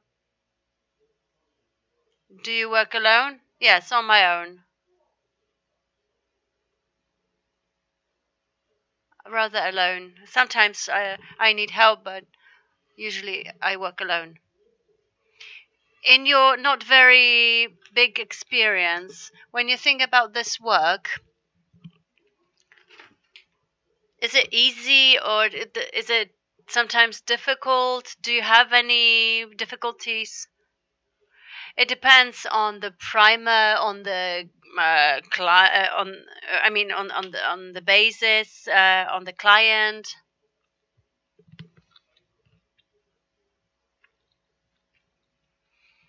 Old blocks of flats are more difficult to work in. New ones are easier.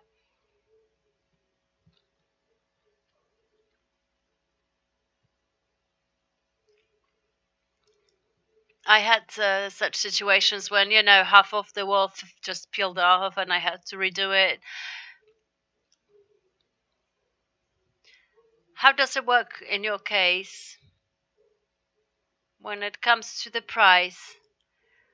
Clients pay for square meter. It's individual.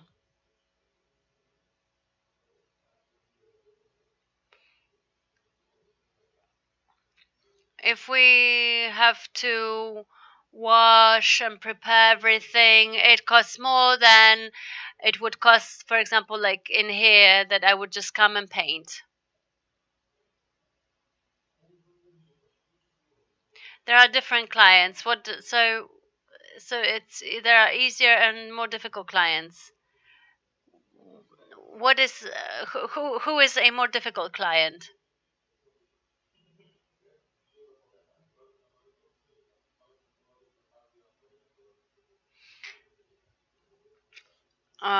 For example, colors, shades of colors. They see something different on a probe, and then with the light on, the color looks different, and that there's a problem. Sometimes I have to paint double, and then if you need to put color on such a, for example, dark color, it's more time consuming, etc. So the source of problem is that the client needs to pay more than it was said at the beginning. Well, sometimes the paint doesn't cover well, or something peels off and it has to be redone. It's not very easy to just evaluate it straight away.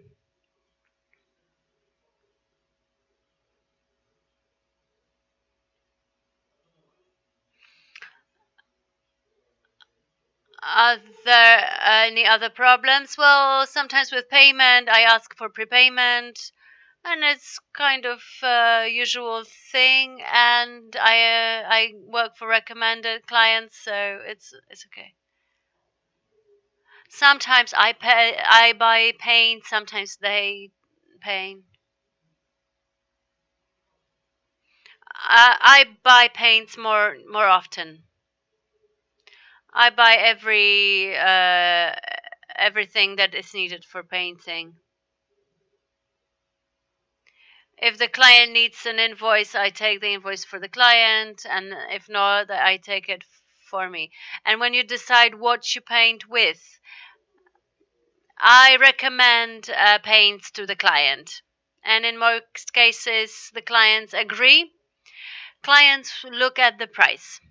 Sometimes they agree, sometimes they negotiate. Do you have your own preferences? What is your first thing? I paint with Becker's. And the second choice, if the client wants something cheaper, Śnieżka, for example. Magnet is quite expensive. If the client wants something cheaper, I recommend Śnieżka. Sometimes it's the matter of colors, and the client has to go and see the colors on their own. And when it comes to colors, do you work with tinting machine or ready mix emulsions?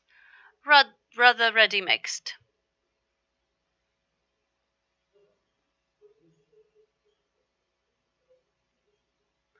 So the palettes are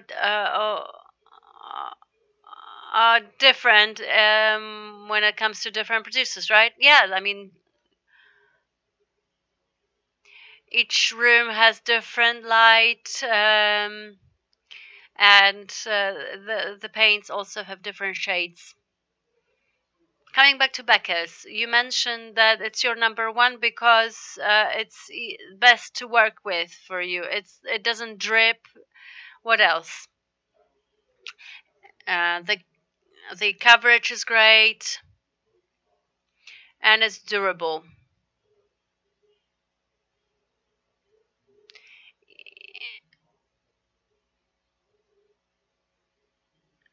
Even if you splash something on the wall, it is and you do it like every day, you can wash it out and it stays on the wall.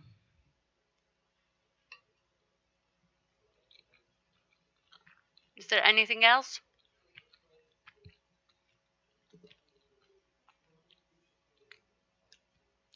Why isn't it why do you need a specific paint?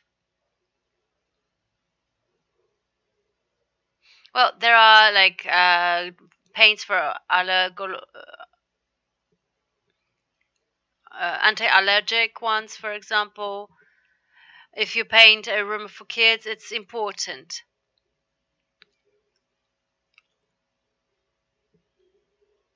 It's important for clients and for me as well.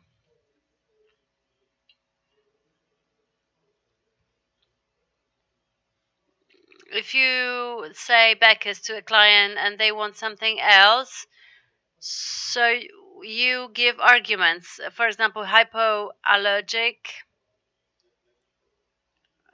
durability of colors.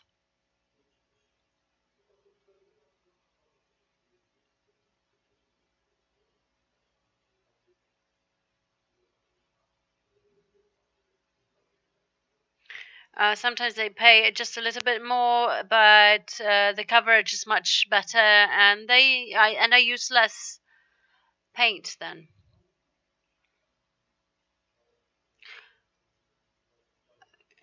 Do you have a blacklist of brands?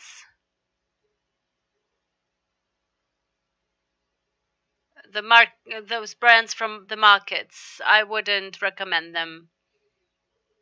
Like market brands. There are many of them. I don't know the names.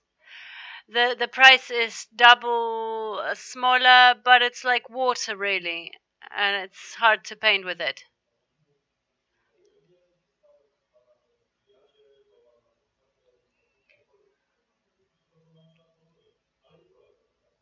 I don't when the client wants this kind of paint, do you leave the client? No, I just don't recommend this paint.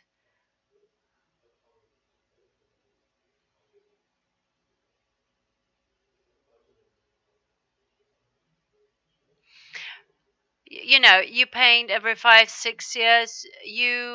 So I recommend better paints, especially for such areas like kitchens and bathrooms, for example.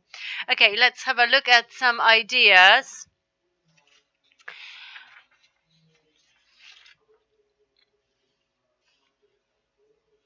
This idea, I have it on my piece of paper. It's quite a long text here. It's from Dulux.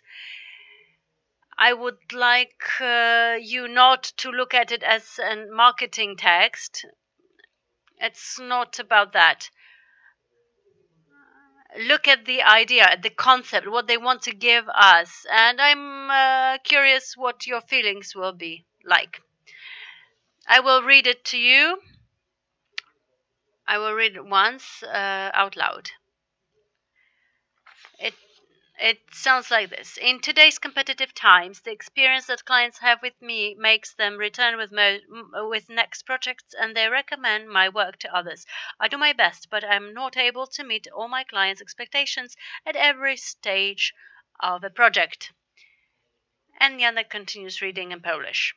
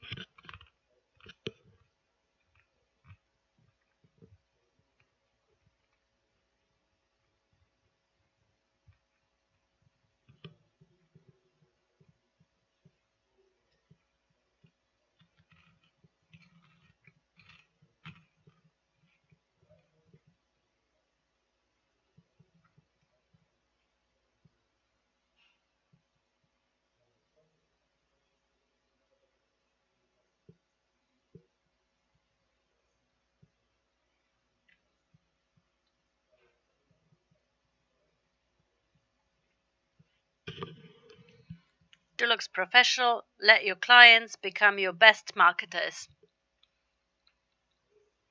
So this is it. So let's cover it now and tell me what you think about it. Just your first impressions. So it will be a support for companies from Dulux. They will give a tool.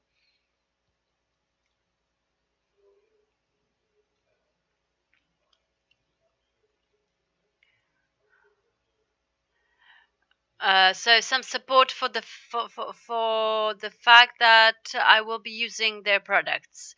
Do you feel attracted by it? Support is always nice. Some visualizations, probes. Yes, this is nice. I can analyze and think through. Yeah, and valuation also would be easier to make then. Do you see any benefits for you? Surely trainings, product trainings.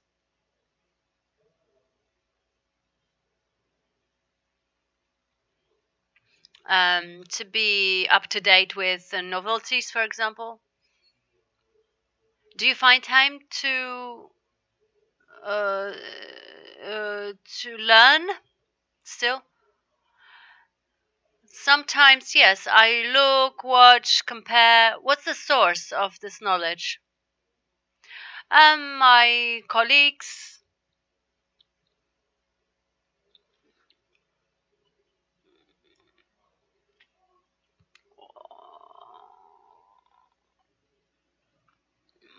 I sometimes just to watch on my own some realizations that something looks better or not. Something looks better. I don't go to trainings, but I just I look and then I try it on my own. So the benefit here would be being up to date.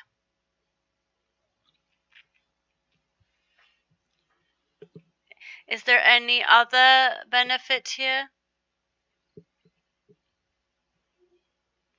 I think saving of time. What helps you save time here? These trainings would be done via internet, so I wouldn't have to go anywhere.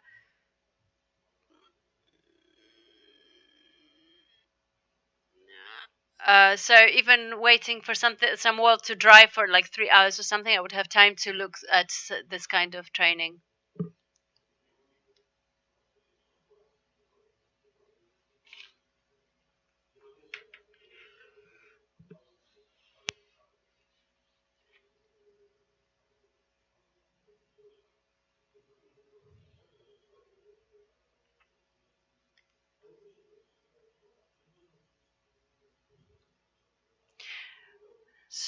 Sometimes I have jobs near each other, so I can go from one job to another. But sometimes I have a couple of hours free, so I could use it for a training, online training. The visualization and colors, etc., would be a benefit for the clients more or for you? So, well, it's a benefit for the clients, but if the client is kind of interested, I will have the client.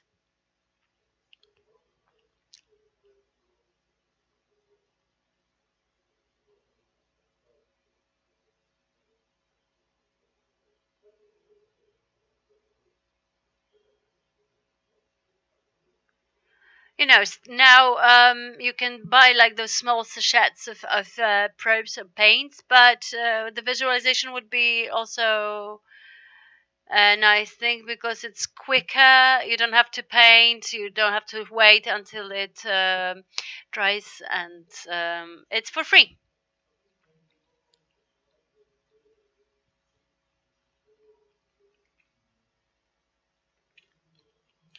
What's the idea behind this text? What do they want to give us, or I mean you?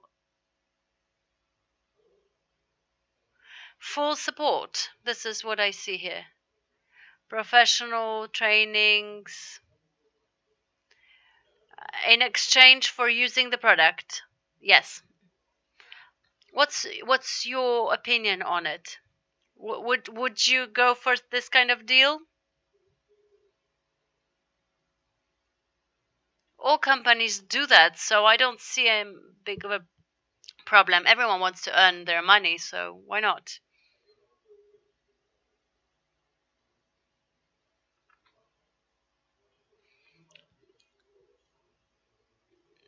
Have you seen this kind of solutions in Becker's? For No, not really. There are few. You would have to buy much more than me. There are free samples, and I am too small of a company to get this kind of support. So this would be good, as you say, for smaller companies to get this kind of support. Okay, so let's have a look at it once again. I would like to ask you some more detailed questions. Let's read the first paragraph once again. In today's competitive times, the experience that clients have with me makes them return with the next projects, and they recommend my work to others. I do my best, but I'm not able to meet all my clients' expectations at every stage of a project. Is it true for you? Would you like put your signature underneath? Recommendations, yes. If I am a good professional, then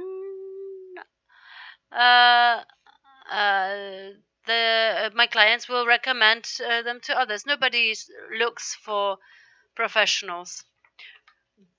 Do you advertise anywhere? At the beginning, did you advertise? Yes, at the beginning, yes, but now it's all about recommendations. Recommendation is the most important thing in this kind of business, and with this kind of size of a business.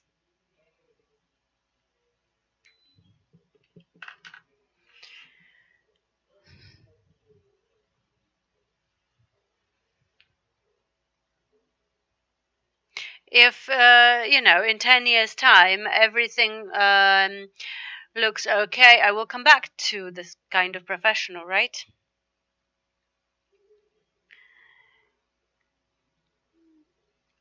What about the last sentence about expectations at every stage of a project? Well, it's not possible to do everything like instantly.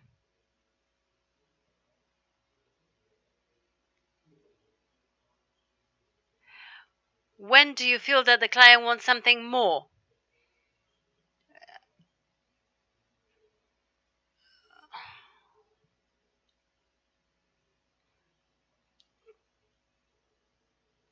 Can you see this kind of areas where people are not content, or they would like it to be different apart from the time?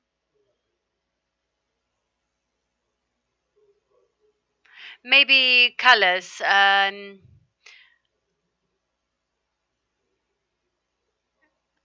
It's different even if they put like samples on the wall, then painting the whole wall, would see it with the light.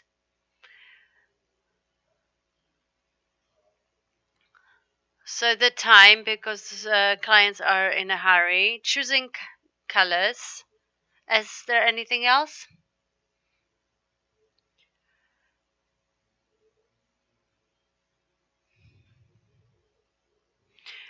Price negotiations probably as well, and nothing more. If there are some additional costs, additional work to do, it's not good for them. So this is also true. It's not always easy. Then Janek is reading the next paragraph about Dulux Professional, which is a global brand for professionals.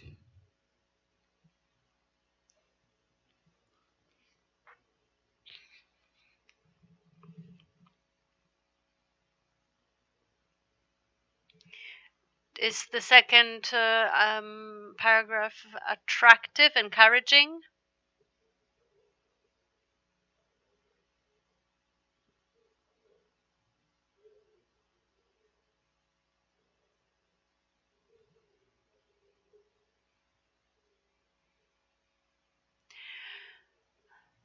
So you know, it's the client is the end user of the paint actually, and they will tell you if they like it or not,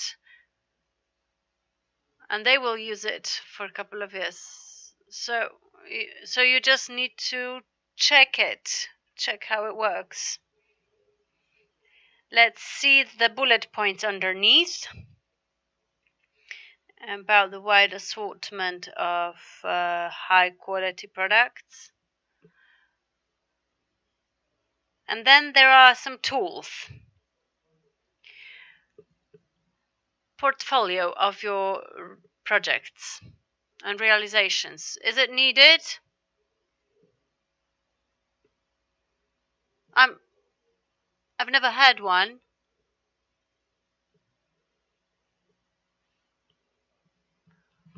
But so I've never thought about a portfolio.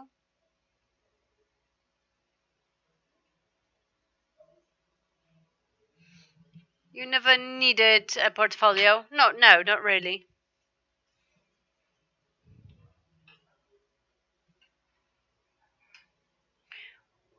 Would you create a portfolio like this? Well, I could try actually, but I don't have a big need to do it. Okay, the next one is about valuation.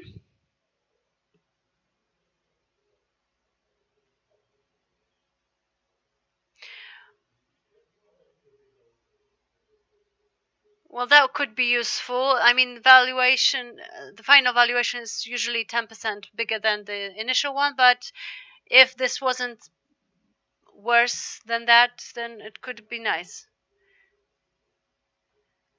What would be the benefit for you? Well, the client will know from the very beginning how much it's going to cost.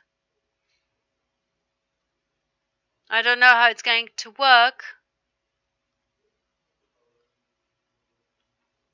So, what it should look like in your opinion, what kind of application would you use? I mean, what would be useful?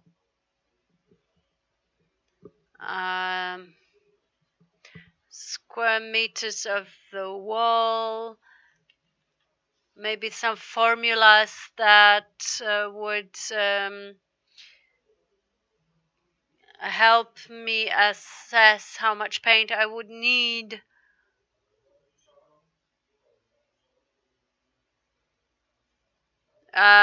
So it should also take into consideration the state of the wall. whether the bright color will be put on a dark color or the other way round. So this application should have some options to choose from, like the wall, brick wall, the type of paint under the actual paint. And now I do it based on my, feeling and experience.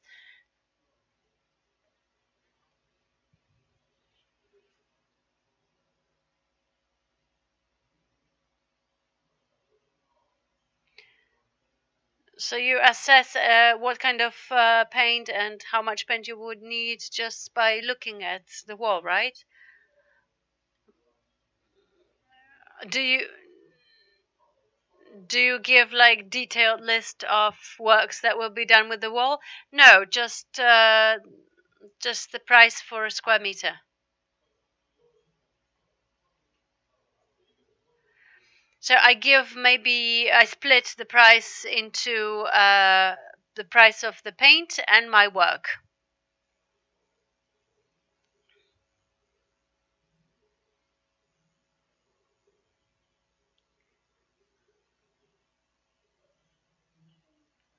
And do you think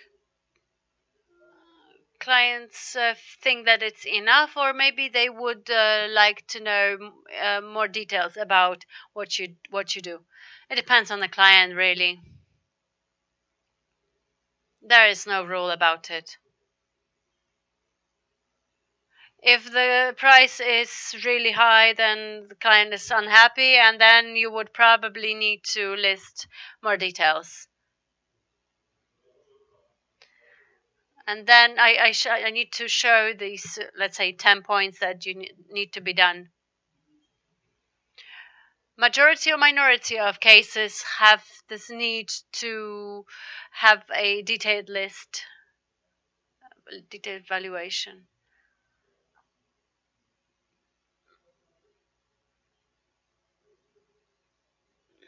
Well, usually for my first clients, I do it this way. But if I'm recommended, then it's a different approach.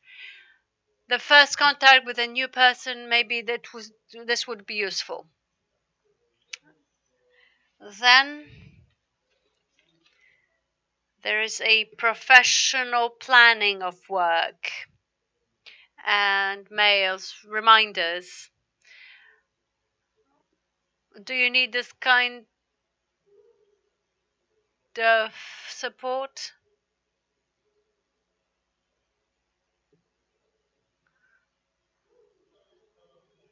I don't think my contact is good, but I don't think it would be totally unnecessary. Okay, now support of choosing the color. Color picker, for example. Do you feel that it could be useful? Why would you scan a color? If the client has the opportunity to compare what it would look like on his, let's say, wall, then yes.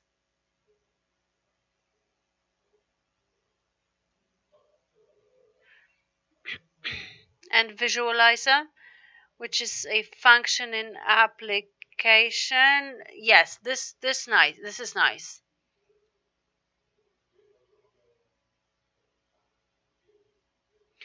The client can see what it will look like, and it's much better this way.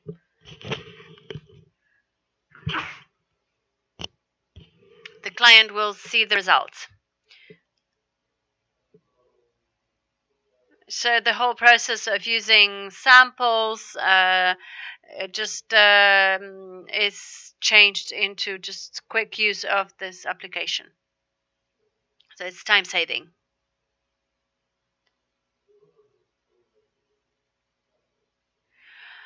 So the benefit for me would be that it will look more professional. So I guess it kind of creates a professional image.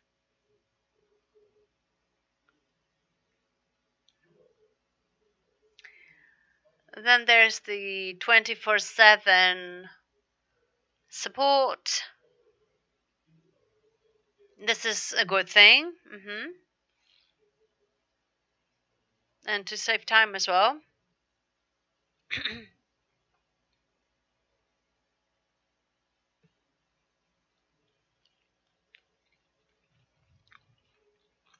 So why would you use this kind of application?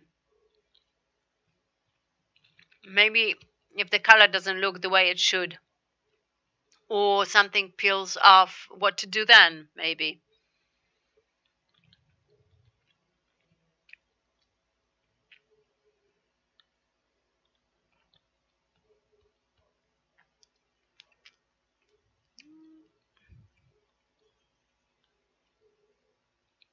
It might be also some support in terms of not only paints but other products like primers, plaster. And this Deluxe Academy, would you be encouraged by something like this? Any training is good, actually. I think you learn all your life, right? And do you think it would be useful for doing your job better, or maybe it would have some image benefits? What's the benefit here? So image is much better, yes, because you have a certificate. Do you think people believe in this? I always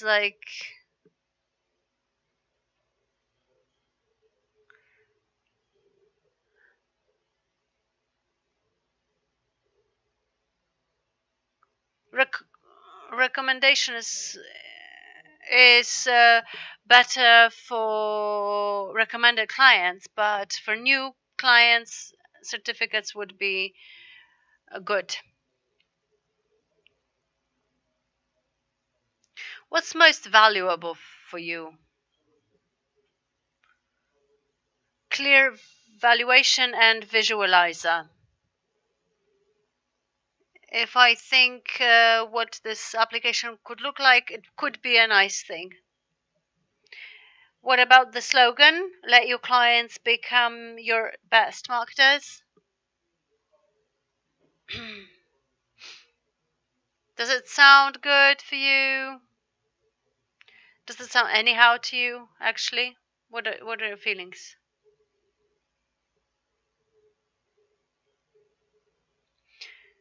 So if the client is happy with your work, they will recommend you. So this is how I understand it. Okay. So do you feel encouraged by this idea? Yeah. Especially these 2 points.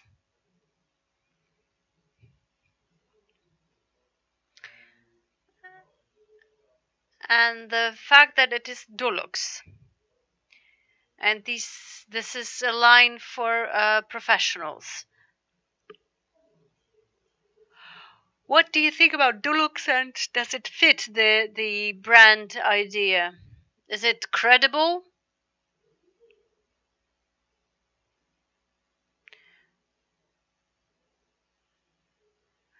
Dulux is a little bit lower than Becker's as far as price is concerned.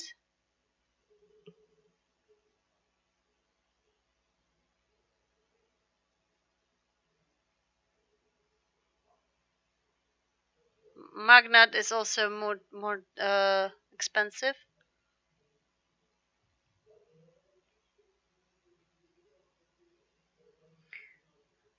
But I'm asking about your feelings.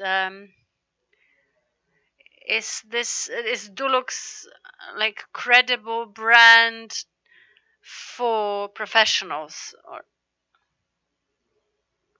I don't have an opinion here.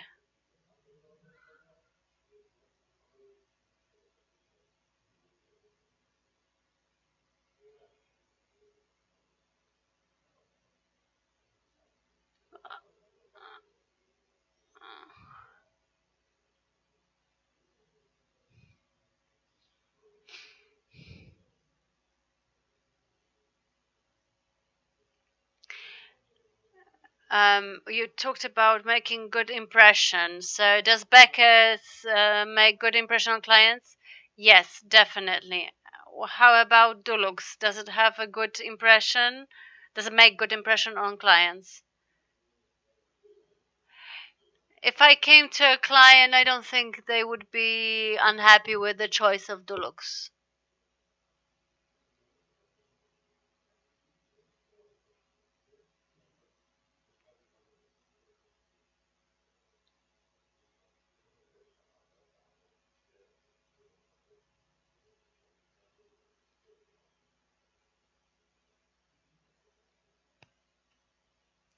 I mean, for clients, it's basically the matter of the price. So if you put Fluger or Becker's or Magnat, for example, they will see that they will have to pay a couple of hundred zlotys more per room. So this is compatible, all of it, with the brand. Yes, it is. Does it change anything about what you thought about Dulux? This support is quite important for me, and thanks to that, I'm pretty encouraged.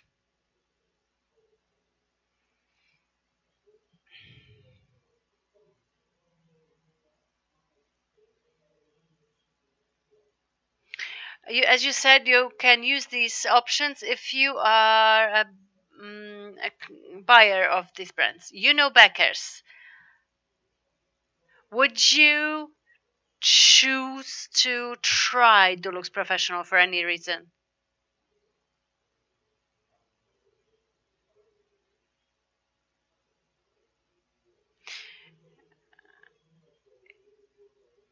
If I knew that it's a good paint, then I would recommend it. Otherwise, I wouldn't. But I know. But would you like buy it to try?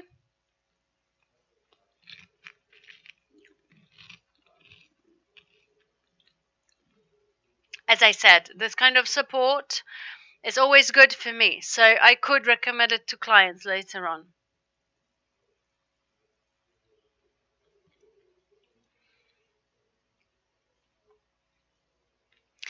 What if Dulux professional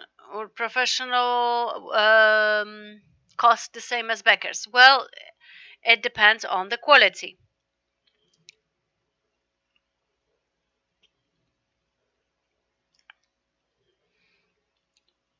Yeah, I always I do it this way that, for example, I show Śnieżka against Becker's on the wall, and Śnieżka is like yellow, and then you see the difference in quality. But if it turns out that this professional line of Dulux is actually good, would you change to Dulux from Becker's having these additional things? I think yes.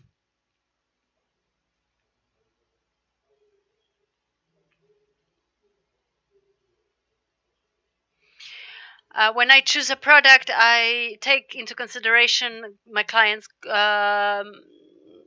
opinion and what's best for him, but also what's best for me. Okay, let's see another way of putting this idea. Some of the ideas are listed the same way, but the beginning is a bit different.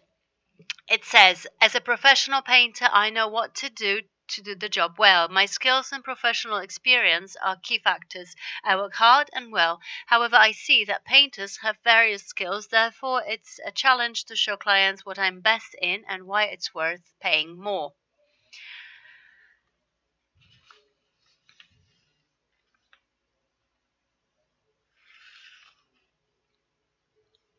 Janek continues reading in Polish.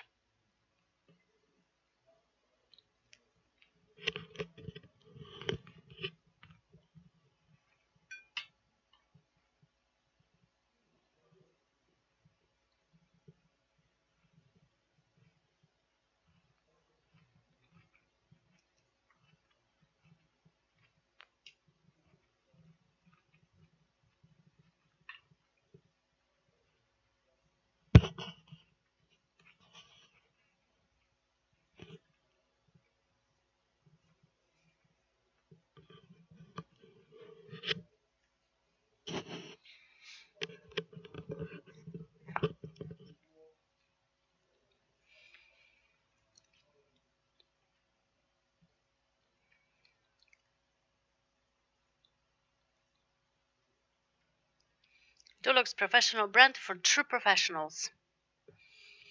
What feelings do you have here? How does it sound for you? I would be standing out from the group of other professionals from the industry. I'm a bit better. I use more expensive products.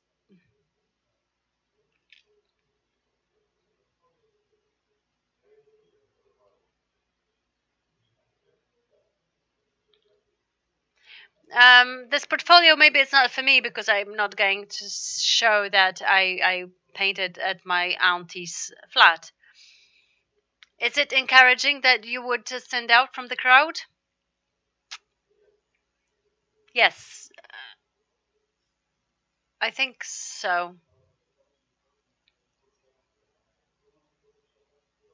If you look at the first paragraphs of these two ideas, which one is better for you?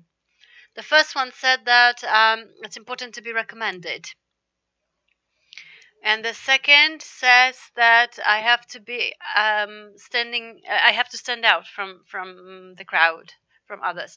Which one is more true for you, more convincing for you?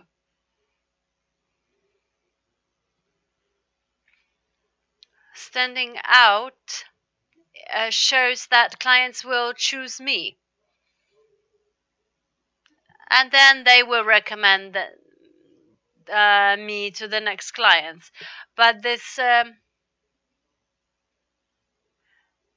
so standing out from the crowd would help me gain new clients, not recommended ones. So this is more valuable for me. Yes.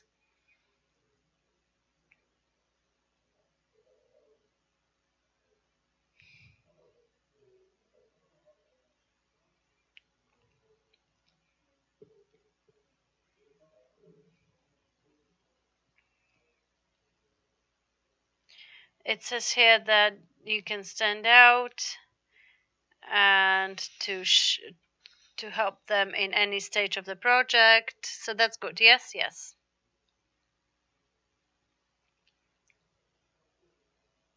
We talked about many of these things. How about this wide assortment of high quality recipes? Well, it says here that they are good. It has many colors, proven ones. I see a wide range of colors. How about experienced painters all over the world? Well, yeah, that's good. If it's recommended by other painters, why not?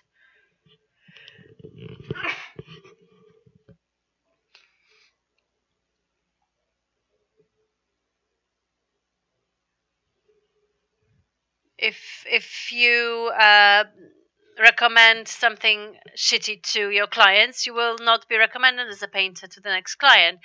But if some other professional recommends this paint as a good one, I would use it.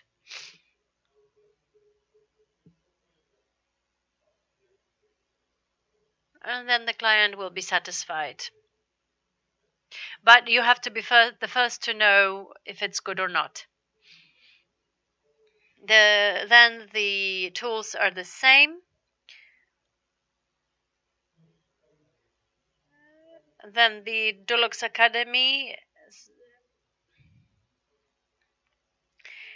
it says here that it tackles technical but also business aspects of your work. Does it make sense? Network of contacts. For my company, it doesn't matter. For bigger company, maybe yes. I don't need this kind of thing. What about the slogan, brand for true professionals? That sounds nice. Why? Because if I do my job well,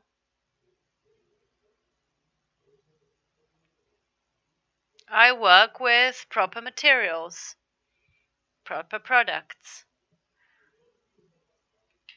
If you compare these two slogans,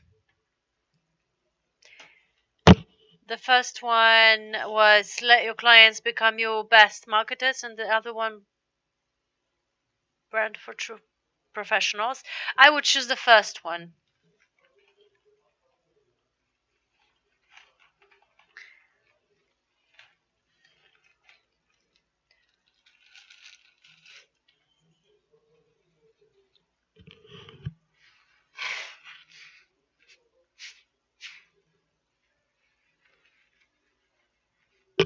Which of these ideas match you better?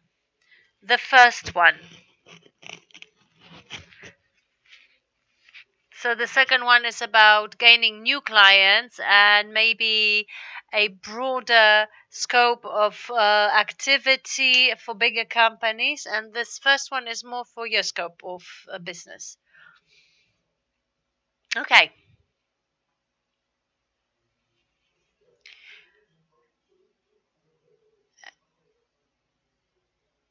Okay, I would like to ask you about what you think about these tools.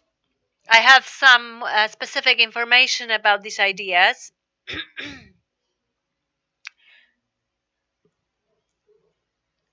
And let's see it. Let's start with visualization. So this is a short description of it, and there's a film showing how it works. Please read it. And I will play the video.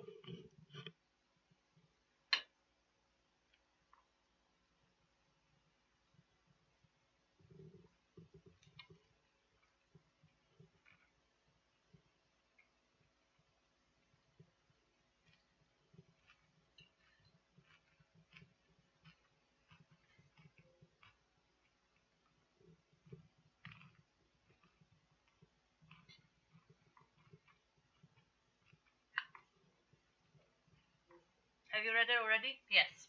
So let's have a look at the video.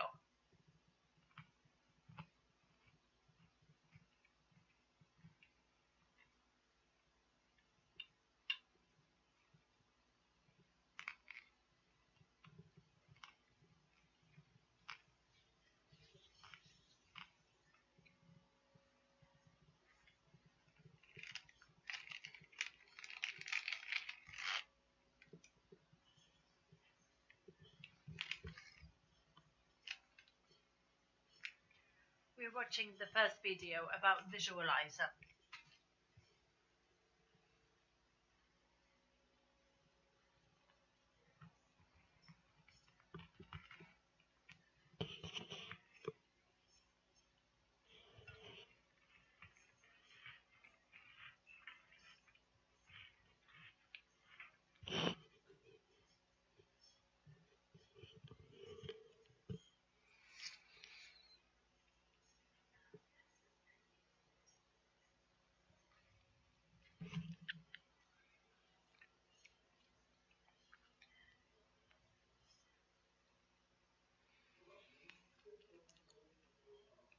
So, what do you think? So this is convincing a client for a particular color. Well, from my experience, I can say that it doesn't look like that.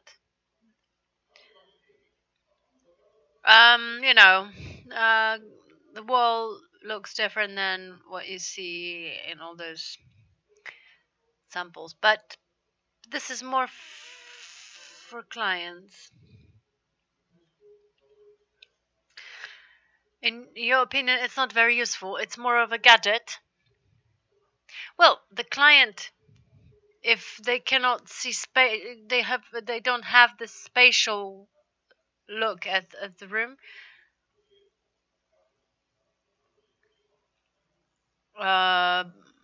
They can see the recording of their own room with the colors, so it's easier to convince them then.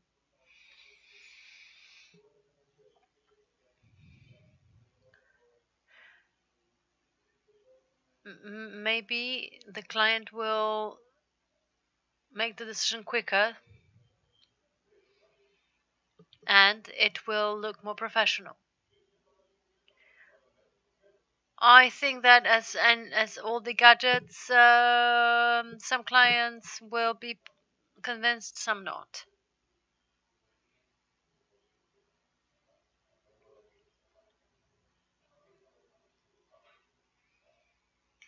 I think that it will work better than just a small sample of paint on the wall.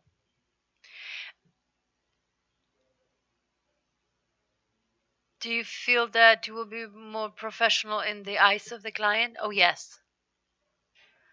Yes, technology nowadays is very important.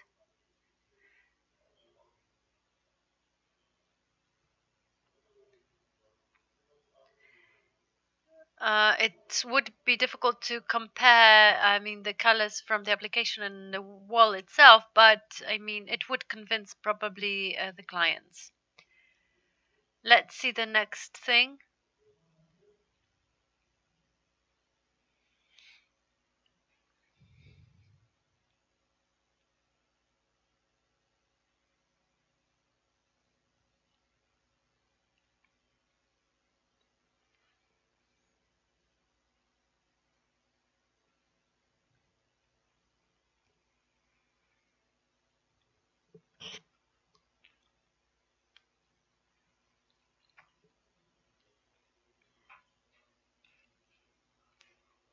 What about the description here?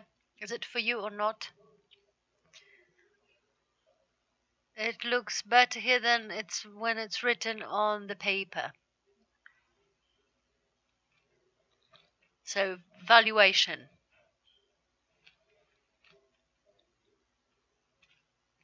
It will look more professional for some of the clients.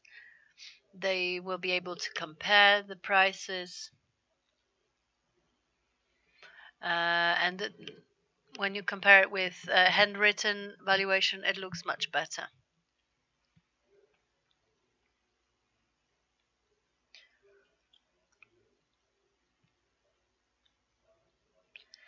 However, these amounts are very relative. It's kind of a mystery here.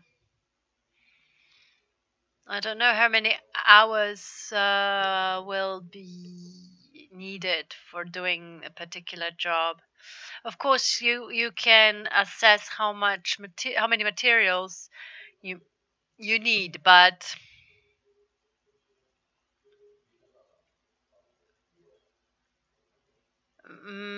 maybe a list of activities like moving furniture, for example, that would also be cool.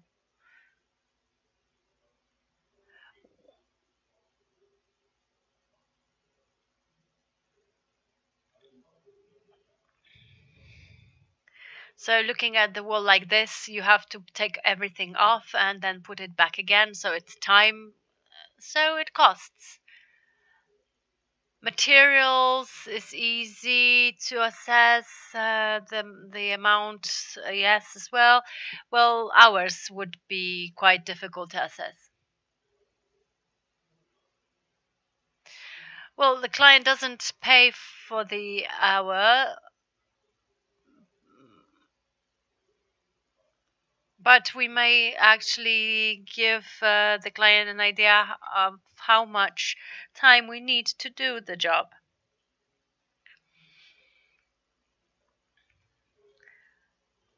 But when it comes to evaluation, it's more about the results.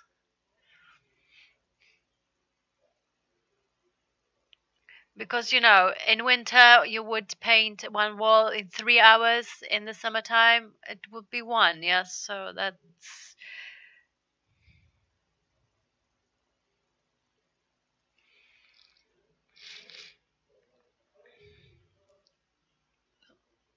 So, as you said, there are clients that would appreciate this kind of price list.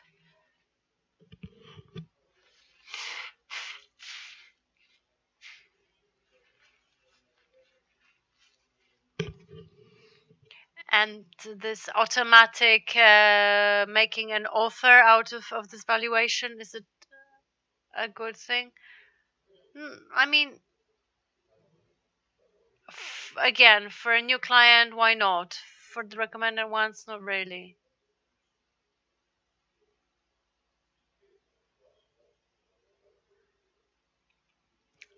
Again, with invoices, it all depends on whether the client wants an invoice or not.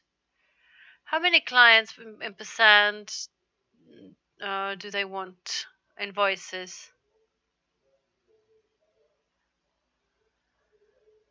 If someone rents a flat, they need invoices, for example.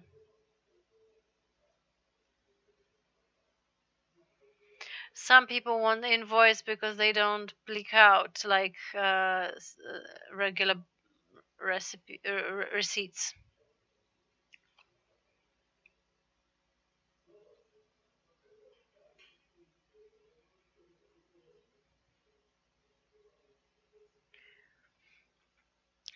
Let's see the video which shows a slightly different aspect of this application.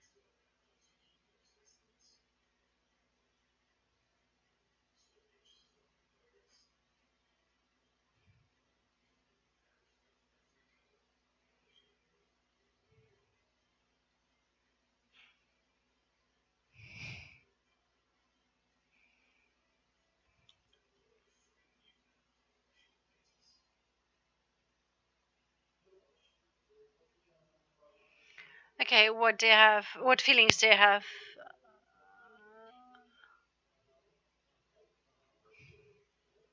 It's easier for the client to see. So again, the visualization is needed here.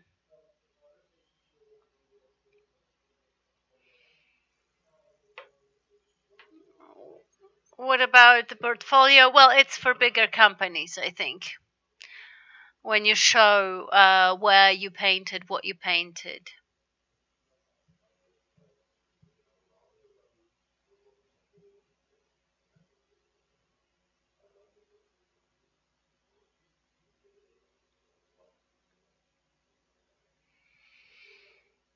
I think that it's more for bigger companies where you can actually show what you did and the client can go and see it on their own.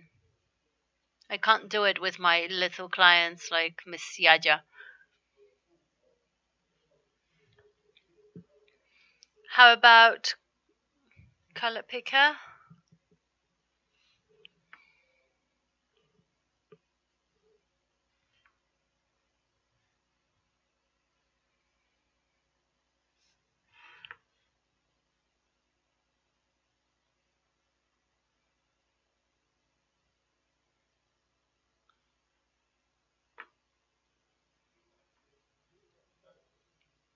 Okay, so this is the video.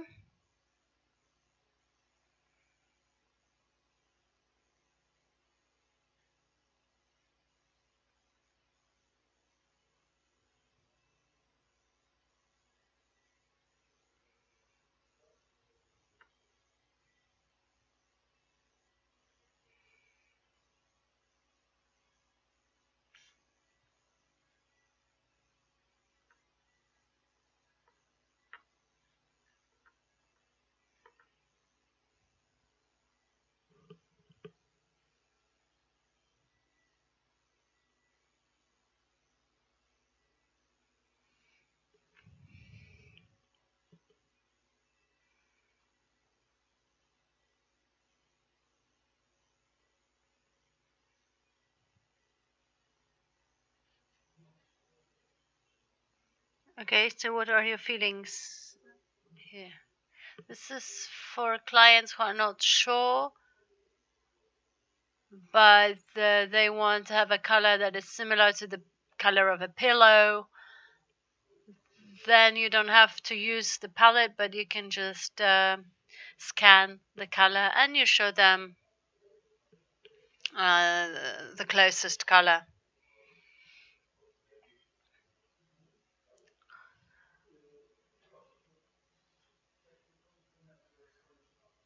So how do you assess usability of this kind of? You use ready mixed colors, but would you use this kind of tool or not?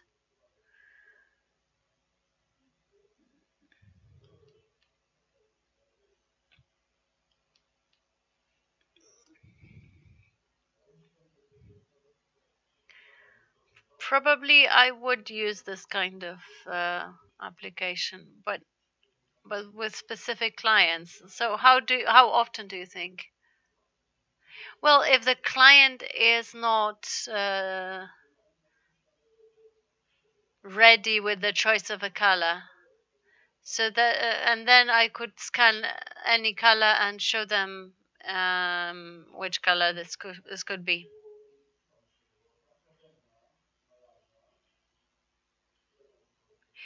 Then there was this academy.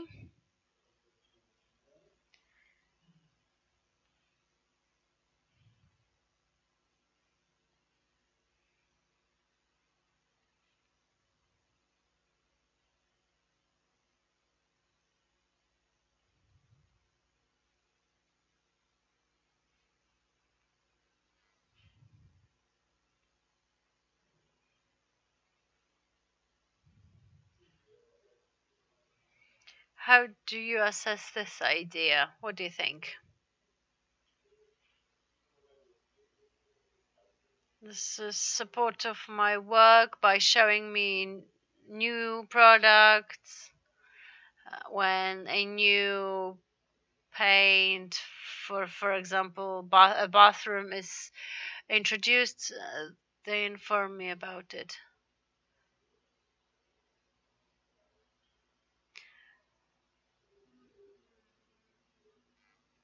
If you can show a bit more knowledge in front of the client, then the better for you. So if the client has a bigger choice and knows what the painter is talking about, it's better. And a platform for orders, for commissions.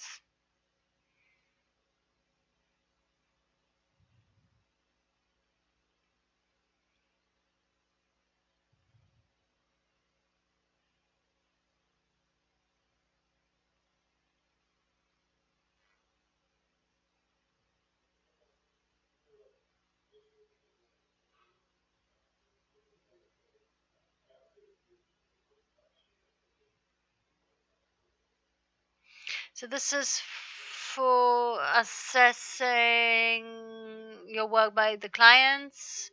So a client can go online and recommend, for example, would you like to use this kind of tool? Yeah, why not? Would you pay for this kind of platform? I might.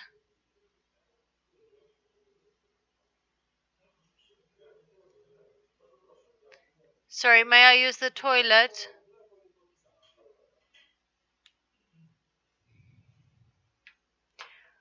Bio break.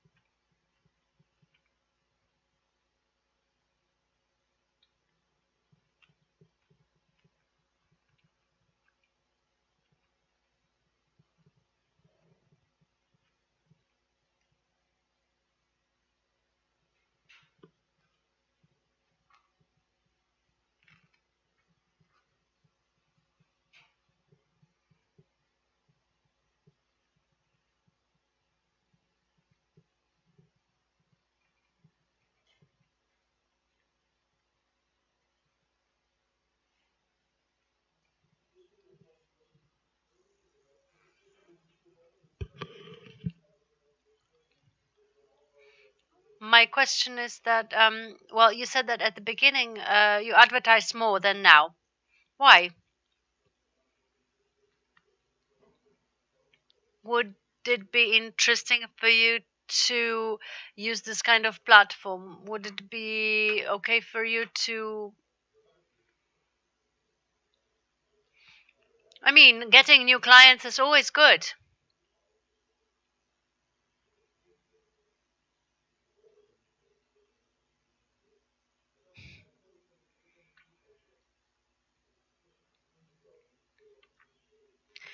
They say that you need to create a profile describing your experience, and Dulux will choose orders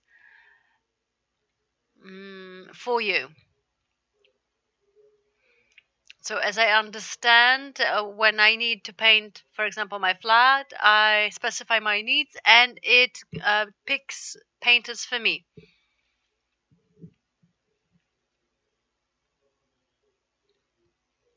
Do you think it's a good idea? Is it a good mechanism? It's difficult to say. A client likes the choice.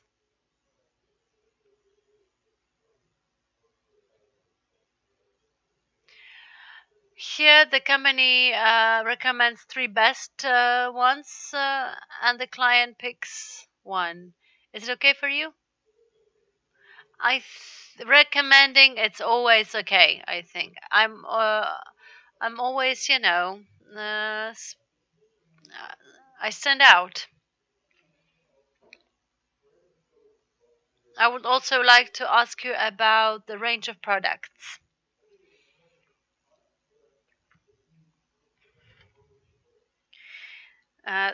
These are products that Dulux Professional is thinking of making.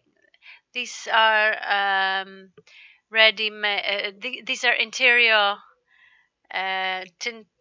tinting tints. This is the same but described.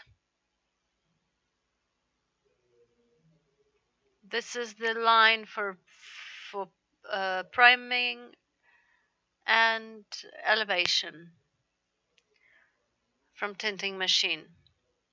This is their plan, and they are thinking whether these products should become part of Dulux Professional line.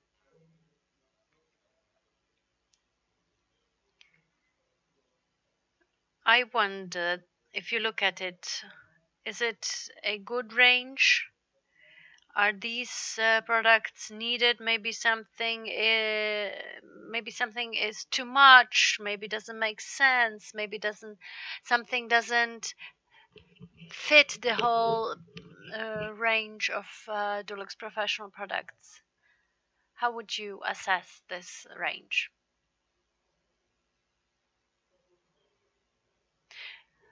As far as primers are concerned, they all have these kind of products.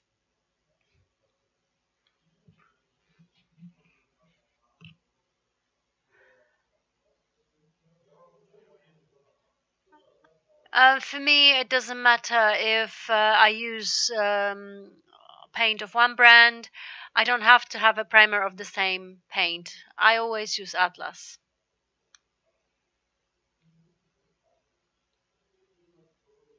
So there's no reason for me to use the same brand of primer and paint.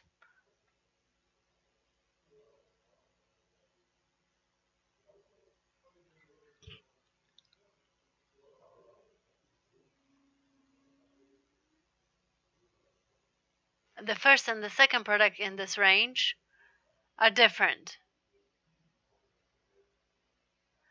So first we use a primer and then the ground paint.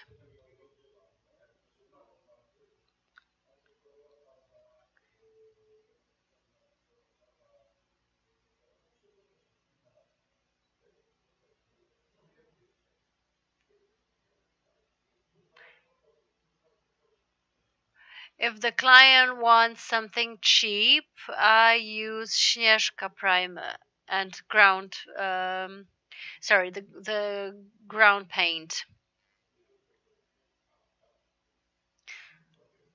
because it's cheaper than the primer. So you don't use more expensive ground paints like Becca's, for example. No, it doesn't matter. But a primer should be of the same brand. Well, if I buy it as a package, why not? But I wouldn't. I don't have the need, there's no need to use this primer of the same brand as a paint. If it works good for me, I will work with it. How about elevation? I don't use at all.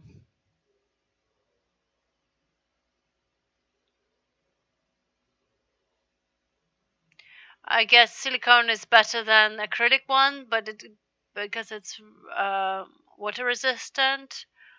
But I mean, I don't know.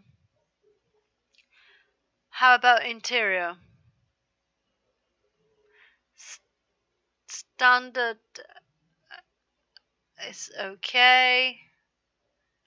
Stain resistant is okay. I mean, every company has regular paints and silicone paints.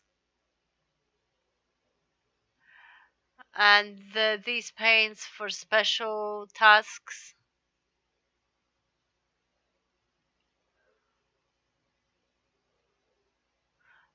There are like paints for, I don't know, radiators and other things. It's the question of what we can recommend to clients. Do you think it's enough of products? There are many of them, actually.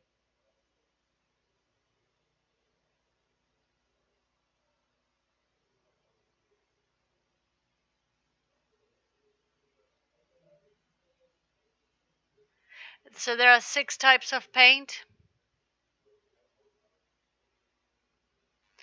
Sometimes clients want good price, but good quality as well. So I would say that this range is okay.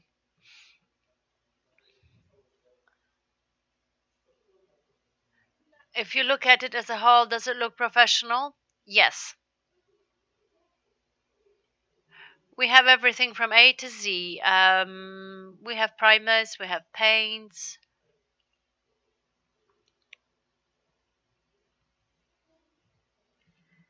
We have proper primers, and then we can use any paint we need. In this case, I have some more specific information.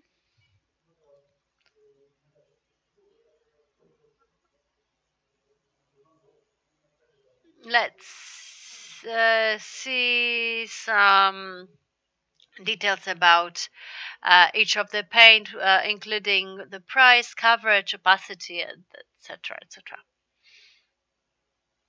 This is a standard offer.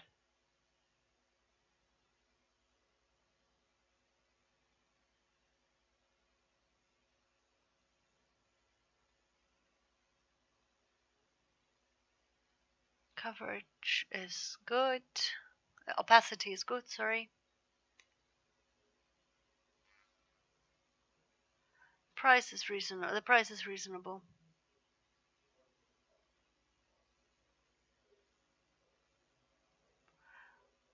I buy usually 2.5-liter cans, so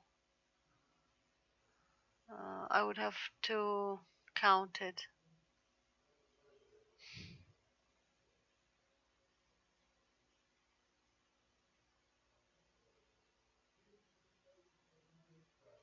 So the price is good, yes. I always look at 2.5 liters. No, 10 liters is a bit difficult for me to use. Does it make sense to have 2 of such products?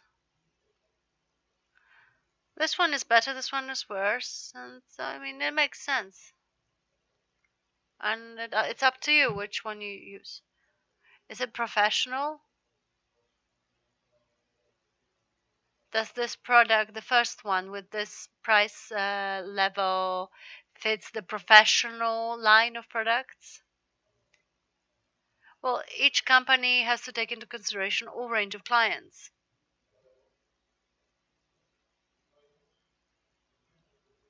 So they take care of every type of client, actually.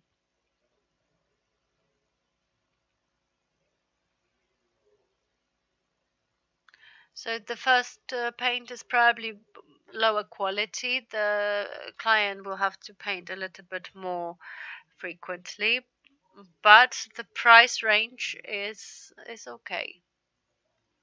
And I don't. Do you think it's too cheap for a professional?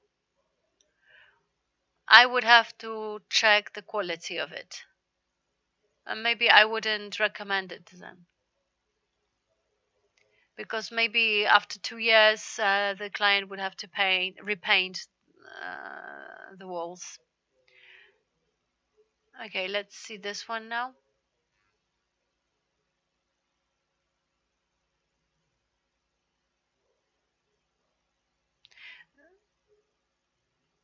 This one looks more professional.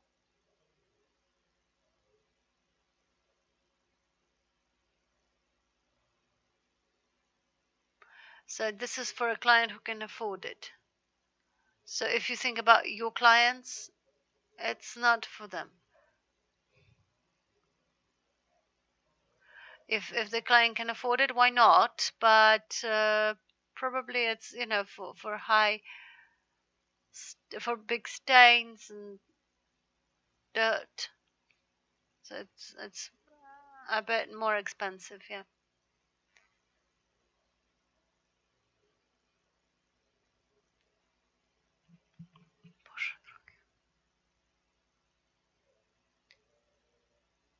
The next effective finishing.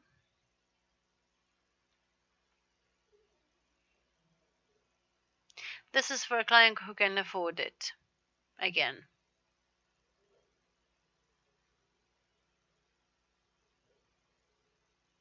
It's probably comparable to Nobiles or Magnat. It's a bit higher level.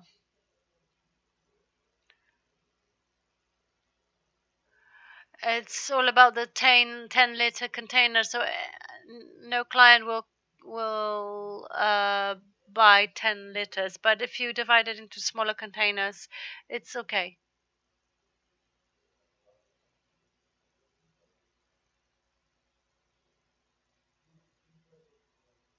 And the special tasks,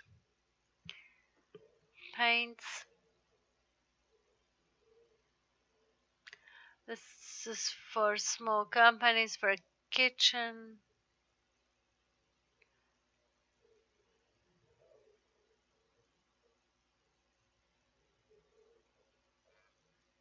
So this is for very special silicone paints. If you want this kind of effect, then you recommend this kind of paints.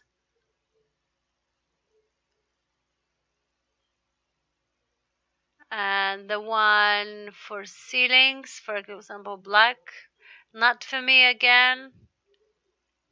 But I think that their existence is reasonable. I mean, they should exist. If you compare it to Becker's, as far as the choice or the prices are concerned, would you try it?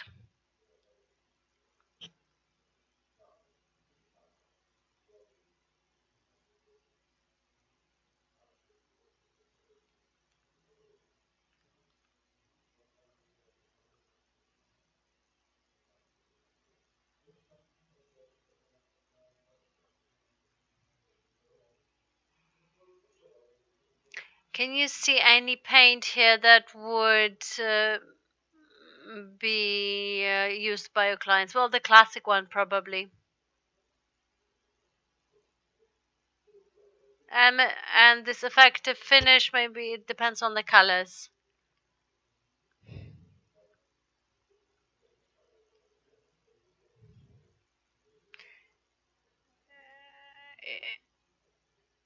If the colors are interesting, probably those who can afford this kind of paint would pay for it. If the colors are nice, then maybe people would buy them. What about the fact that these are tints? Because you work on ready mixed emulsions.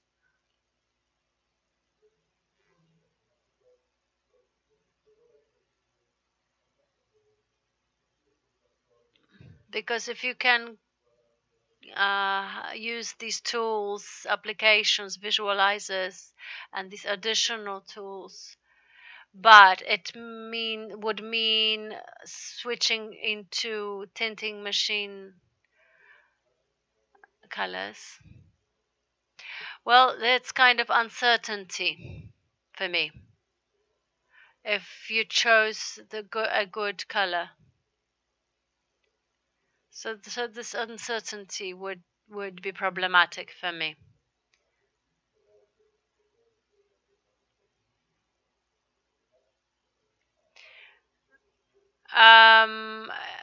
Also, it's about time. If you ran out of paint, the tints will be given to you 1 day later. You cannot return these paints either. And with ready-made mixed emulsions, you can go to the shop and just get them quickly, and you can return them. And you have to be very exact in terms of assessing how much paint you need. So there are some barriers for you, yes?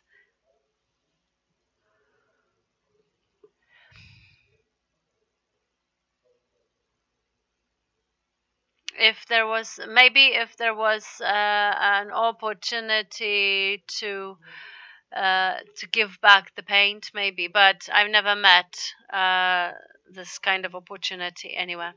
Okay, last thing, I would like to ask you about names. There are 3 options. The first one is in line 1, extreme matte, classic matte, extra matte, etc. The second line is like a comics prestige 2, etc., etc. And the third line is wall stylist, etc., etc. Which style of the name is more for you? Number 3, maybe number 1 as well. The second one is hard to remember.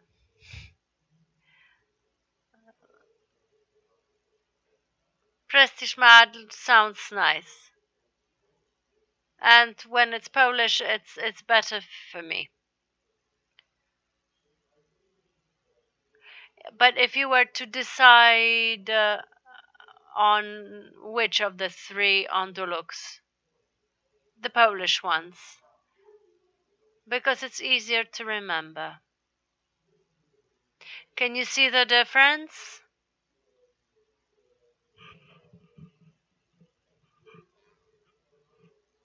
Can you see? Yes. One is for bathrooms. I can see some is for hard work.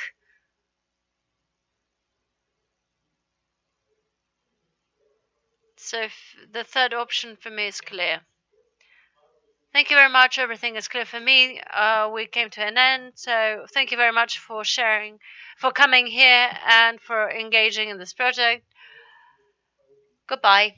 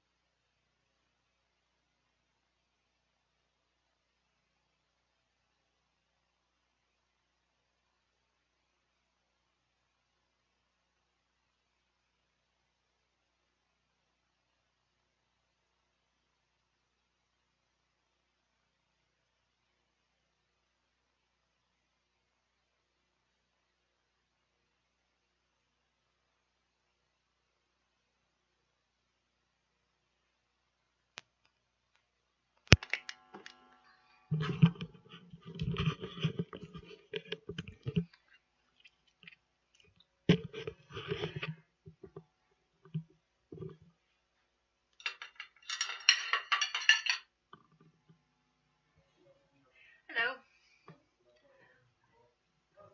Nice to meet you. Please sit down. Do we have everything?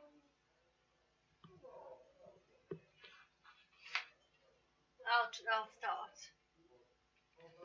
Would you like something to drink? Water, please.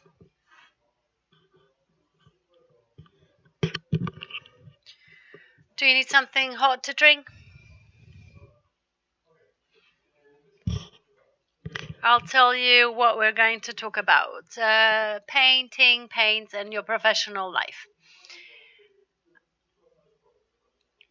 Specifically, we are a research company not connected with any industry.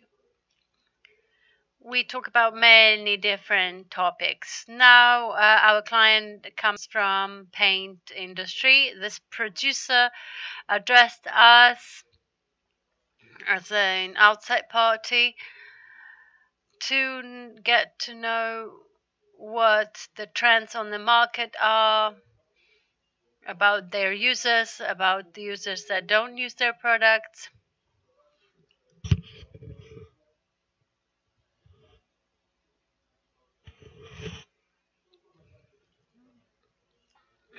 We will be talking about your experience, your approach, how you make decisions. But the most part of this conversation will be about different ideas that are hidden here in this room. I would like you to tell me if these ideas make sense, if they are good in your opinion, bad in your opinion, and we will see if they have proper ideas or not. We have some details to discuss.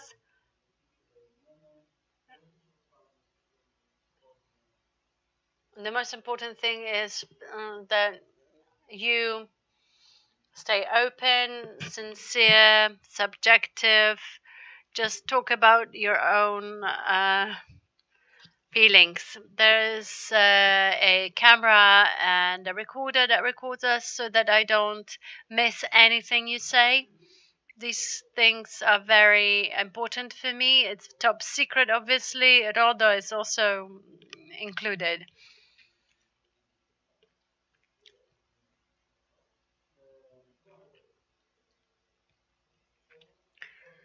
Behind the glass, there is a friend who deals with this topic on that deal, so it's very useful to have her there. She's there just to listen, to think, maybe to add something or not. Okay. All right. Is everything clear? Yes. So, tell me something about your experience, about your work.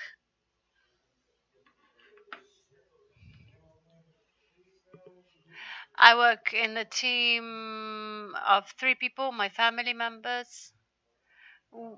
We do everything. I feel best in painting, and I do this mostly.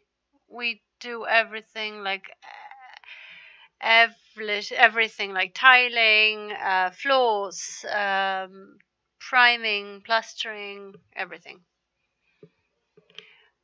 I have 8 years of experience.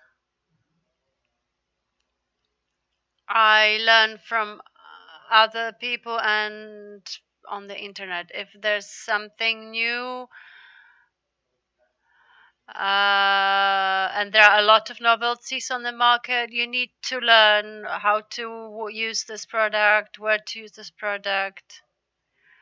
People are used to some brands, or they take into they take into consideration the opinion of a professional.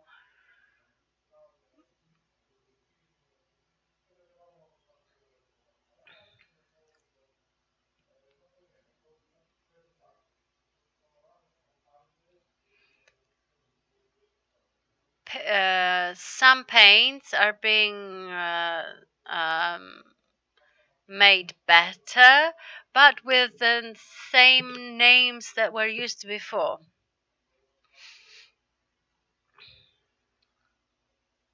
So we should be happy about the fact that these companies work on their products. They are a bit those better paints are a bit more expensive, but and is there any progress in terms of a professional? The coverage, opacity are much better. It's much better on the market. Is it an easy job or not? It seems easy, but it's not easy. It seems easy. Everyone says that it's easy, but when I ask them to to paint in an even way without so-called curtains, etc., it's not so easy.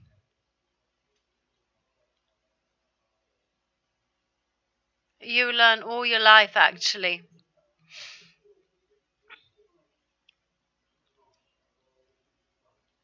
And in terms of some challenges or difficulties that you come across, what happens to you? Mainly concerning painting.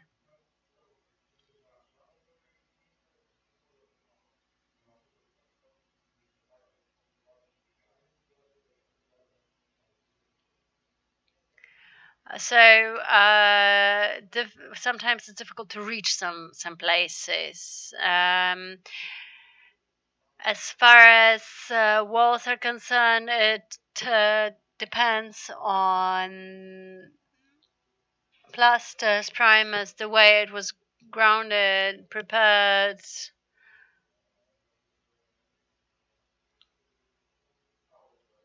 I really enjoy painting, and I always do it first, and I have. I mean, my opinion is the most important. I have some brands that I prefer. There are cheaper, more expensive brands. We have to adjust to client needs. Fortunately, usually I use the middle level, which is Dulux. I use Dulux. I preferred, in my opinion, Dulux is improved much better.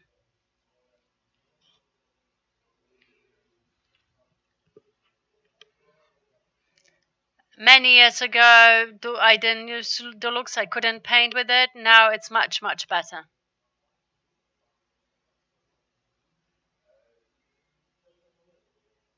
And I propose this to people. The price is okay. And do you use something more difficult also, and why? These are people who want something different, like Tikurila, for example, Fluger, for example, because people hear that it's so good. So it's always the client's idea, this more expensive paint, mostly from the client. Maybe when they have colors already chosen, and they, for example, tell me they need light blue Tikurila. And then I ask them if they're sure, and then we paint with that. And if they can afford it, no problem. And if a person comes to me and says that needs 5 different colors, they ask which paint would other people use, not professionals, but other people's. But I tell them that I recommend Dulux because of the price, because of the washability, and other things. So usually the client leaves the money, we buy the paint in a place where it's cheaper, for example. Do you have some place where you buy Dulux like from direct seller? No.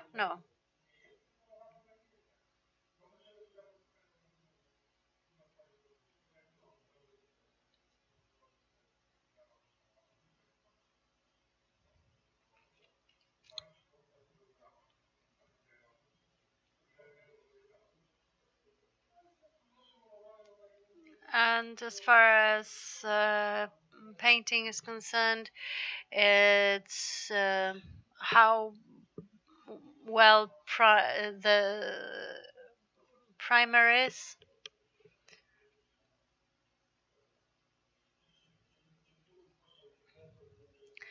Dulux Easy Care line is something that you prefer.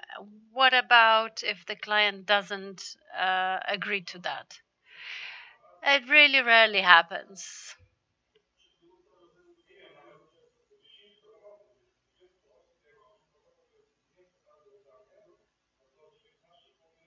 Out of 20 people, 19 people asking for my opinion would agree to Dulux.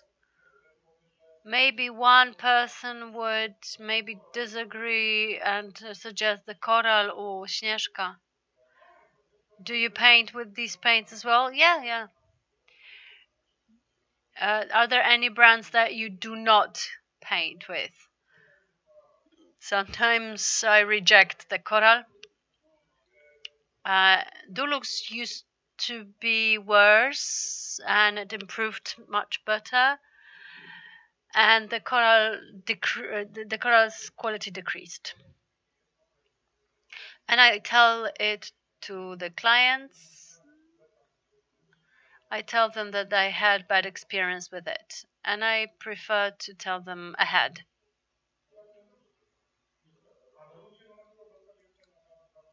And I'm really, really content with Dulux.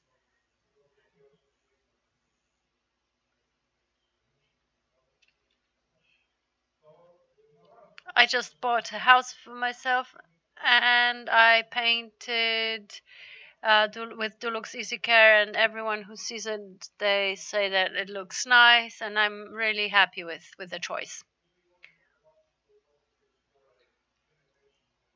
So as far as the brands from the middle class, let's say, Dulux is the best. If I had more money, maybe I would change to Beckers or to Kurila.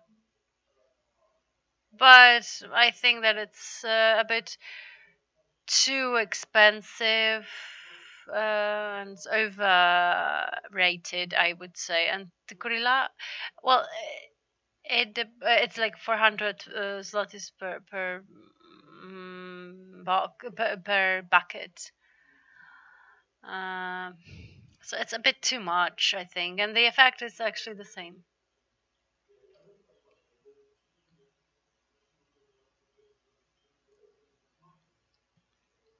But you said that if you had more money, then you would switch to Tikurila.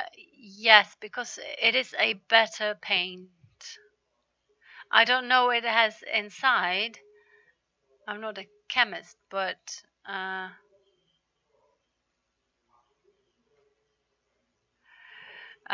with Tikurila, the first painting looks almost perfect, whereas with Dulux, it's not always like that. You need the second painting, and then the effect is similar, but the first one is different.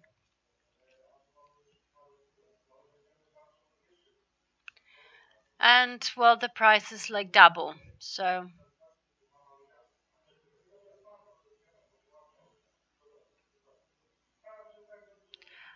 I try to do my job the way that the client is content, but doesn't have to pay too much.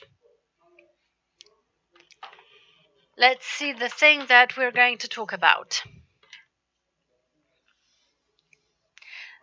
I have an idea of Dulux company. It's called Dulux Professional. It's described here. What is important is not to look at it as an advertising text. It's more about the idea of behind Dulux Professional. So let's focus on the description, whether it makes sense or not. I will read it out loud for you once. As a professional painter, I know what to do the job well. My skills and professional experience are key factors. I work hard and well. However, I see that painters have various skills. Therefore, it's a challenge to show clients what I'm best in and why it's worth paying more. And the rest is read in Polish by Janek.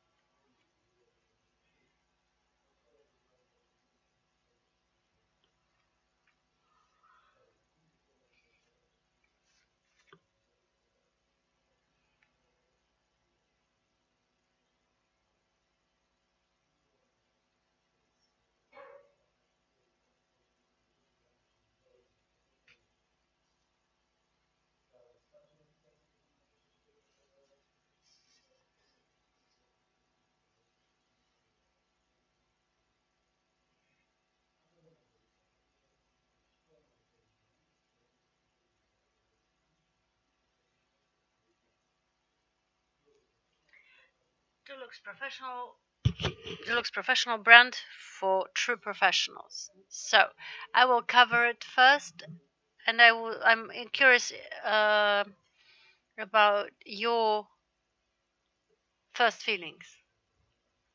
That's what I said. You have to learn all the time.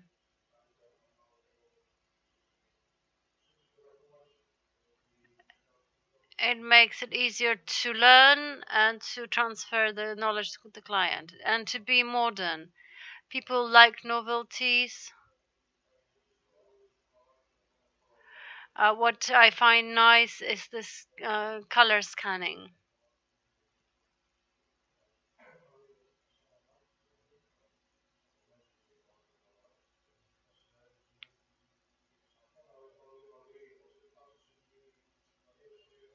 Sometimes clients use samples and they paint the walls, then you have a problem to paint over it and blah blah.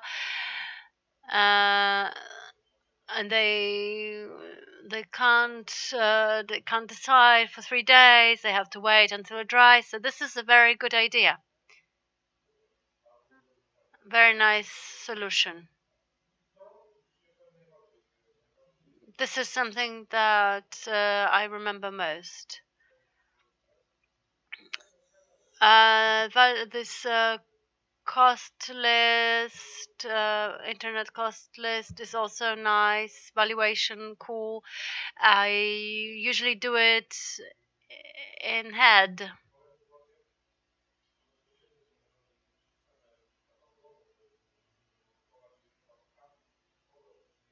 So if we have in the application the catalog price, the color, everything, then it would be great. That would mean that we do it in a professional way. And we show it to the client that we are professionals and we can offer them something professional. And when, again, you see the application by Dulux, then it's even better for Dulux. I have not heard about any other company doing a similar thing. If Dulux introduces something like this, but it has to be user friendly and easy to use, Well, we live in times when the older you get, the more stupid you get in terms of technology, so it has to be really easy to use. You said a very important thing, actually. That you said that you have to be modern and to stand out. Do you think it's important? Yes, you have to be different than others, as good as the others, but different from them.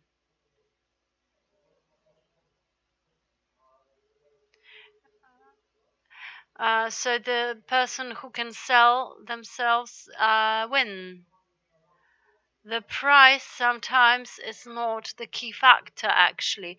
It's more about experience and prestige, and people recommend a person like that. So modernity, right?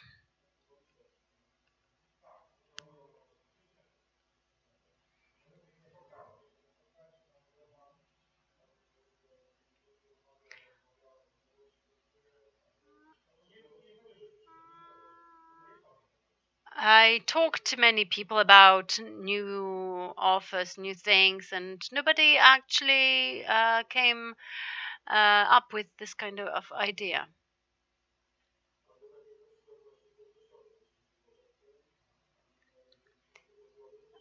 So, as you said, this color scanning and price list is also something modern. If a new person comes into the market with, let's say, some ideas, experience, it will be hard for this person to stand out. So maybe this would be a good tool to achieve this goal, to be different, to be more professional. Another thing is that somebody may know it but not use it. Now everyone has quite big phones over 5 inches, so you can see the color pretty well on the wall.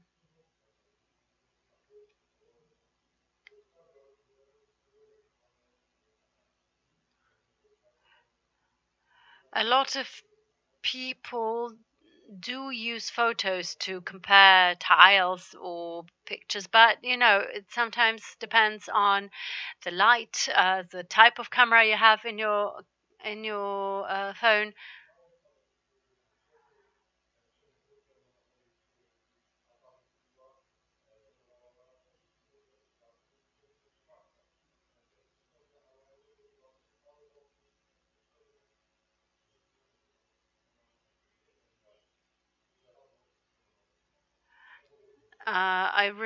I remember one client who bought some paint in some dark shop, and we did all the room, and she said this is not it, and she wanted something else, and we had to redo it. Is it more for the client or for the professional? It's more for the client, actually. I know more or less how colors look, and clients don't see it. We know it's more for clients. Thanks to that, sales of Dulux without being promoted by professionals might be better.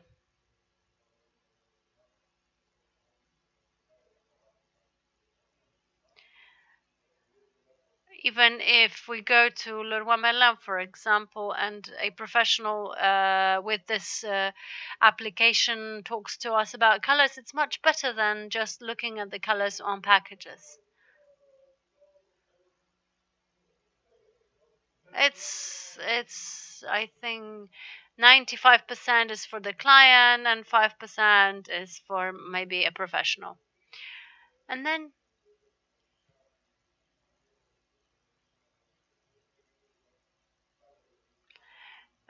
maybe those 20 people I talk about colors will be all 20 people who decide on Deluxe instead of 19, as I said before.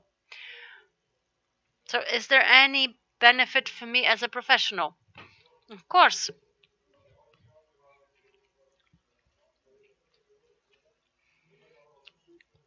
If I know that Dulux is a good paint, I know that I will not be painting with something that will cause me troubles.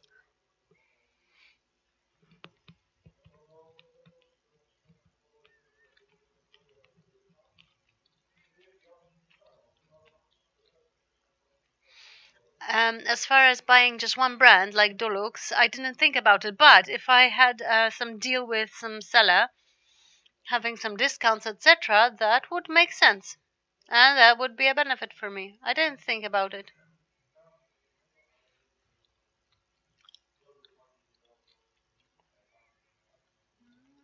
I knew one guy, and I used some discounts, but just for my house. But he doesn't work there anymore.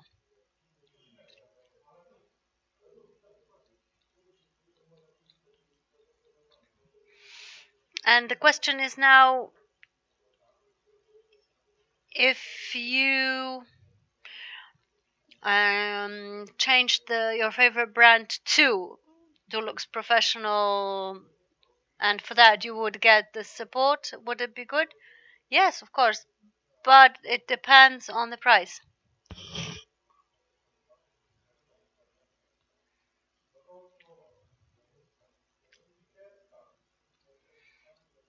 You have to be careful with the price. EasyCare proved well, but with other paints it was sometimes different. I don't know. As far as Dulux Professional is concerned, I don't know what the price will be and what kind of painting experience it will give me. And I don't think that it would worsen. I mean, the quality of painting would worsen with Dulux Professional if Dulux is so good now.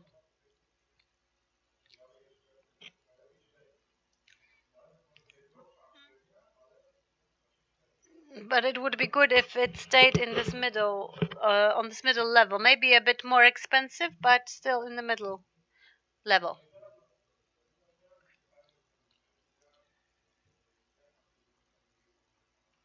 Well, the main question is what will be the difference between one paint and another? I can't say what it's going to be. Okay, I understand. I mean, with Tikurila is a good example. Tikurila is better than Dulux. Let's assume that if Dulux is closer with the quality to Tikurila, do you think you would choose the more expensive Dulux, or you would stay with EasyCare that is cheaper? I know that there are a lot of ifs. Depends on the square meters I have to paint the surface.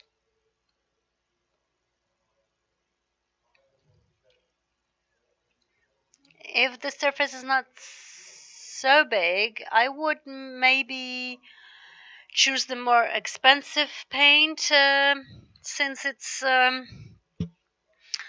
not such a big difference in the price. But if it's bigger surface, then probably it depends on on whether the client has this kind of money or not.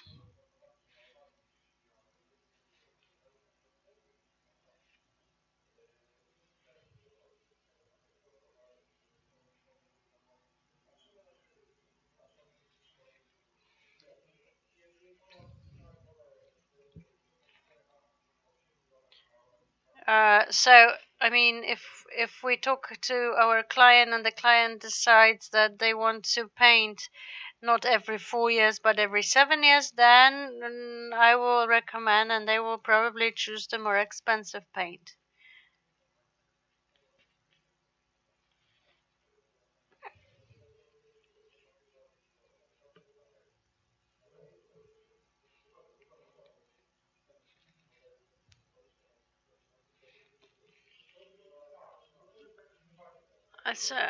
But it's hard to actually say because we don't have so much information.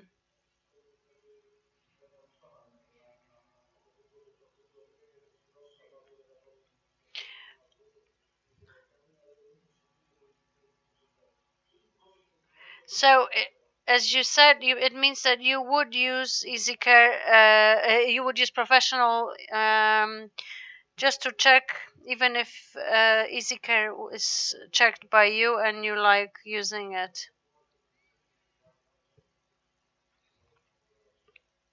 So I would have to check it out, try it. Sometimes people say I never used this paint, but I heard it's good. Then it's also okay.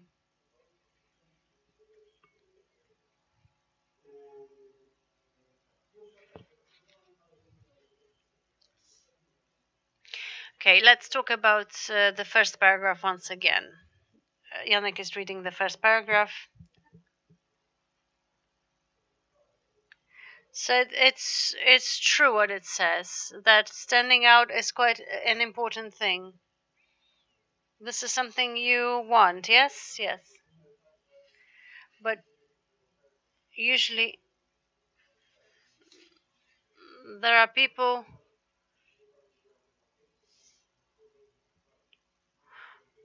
who say that they paint for 10 zlotys per square meter and for 5 zlotys per square meter. But I always say that, okay, if you choose those who paint for 5, don't then call me to to correct their work. So, I mean, if you want something better, you have to pay for it.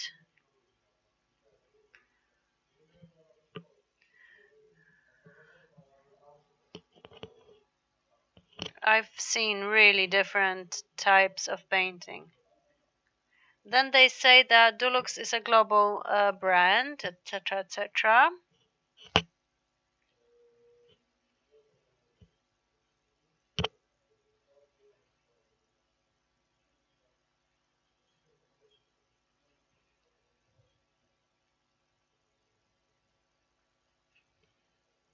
Is it well put? Does it encourage you?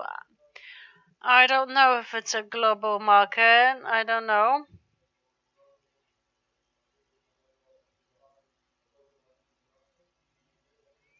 I know it's recognized by professionals and it's popular, especially in Poland. In Poland, for sure.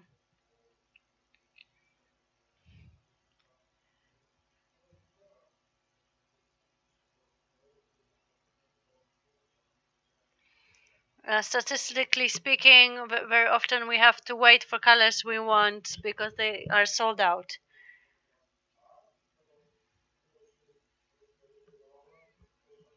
It's definitely recognizable.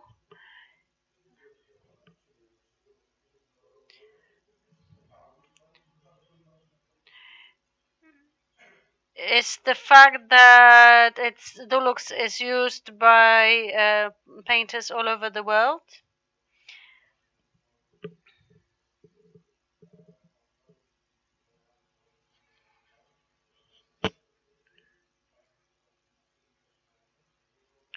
So, as my dad said, a lot of paints and other materials are imported from Poland, actually, if they go abroad to earn better money.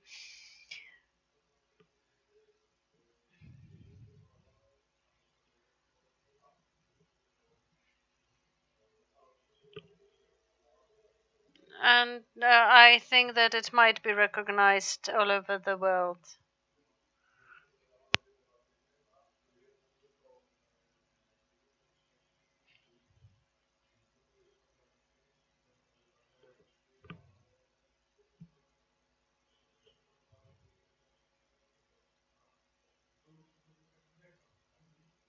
Dulux is also well known from advertisements. There are these mobile now applications, etc. We talked about it.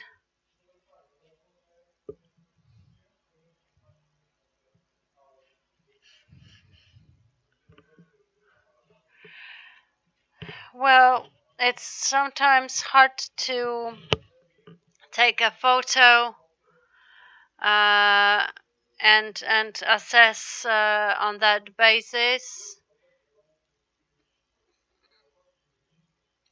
So portfolio is good because we can't see, a little faults. So do you think there's a need to use a portfolio?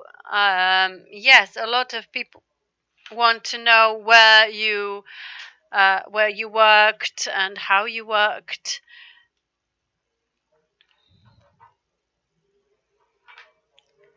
Sometimes even my clients let people in to show them how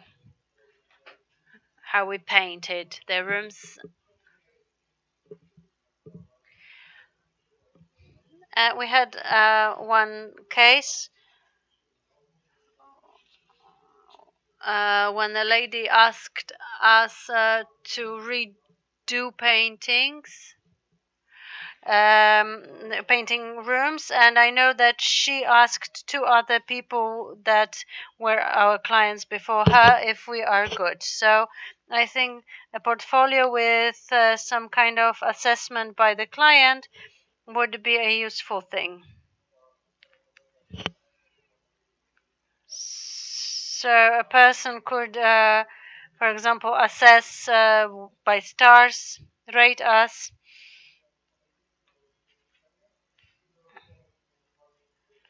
With some comment maybe, and that would be a documented portfolio. So portfolio, yes, but with some kind of assessment, rating by clients.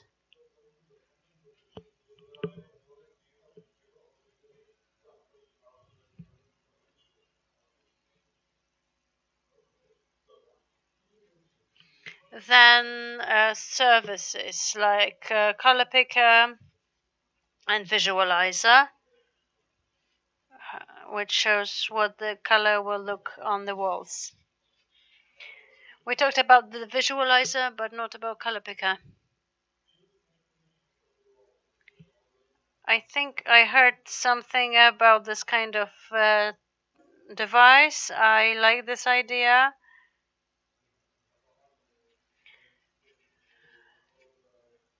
I don't know, maybe someone is in love with their dog, and the color of the dog is like pale, I don't know, pink.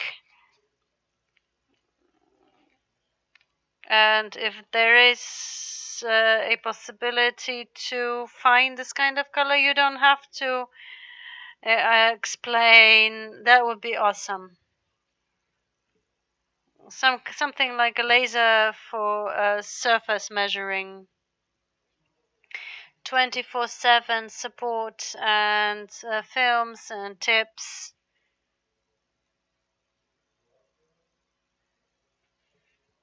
Difficult situations. So if you start painting, as I understand, maybe someone who starts on the market doesn't know everything may take the support. For me, I think it wouldn't be needed, but maybe for someone who would like to paint their own house and they don't want to spend money on a painter, maybe they will paint on their own. But you don't feel the need, no. And Deluxe Academy, live online trainings. This I like, yes, for sure. Live online, you can ask many questions. You can share your experience, your thoughts, yes.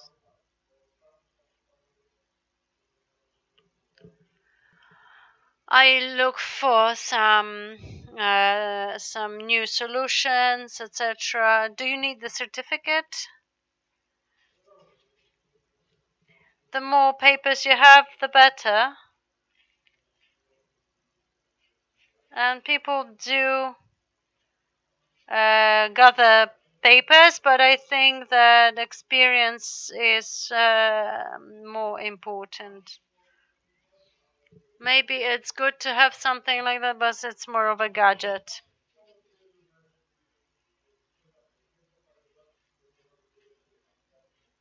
You could add it to this mobile application with the portfolio, maybe.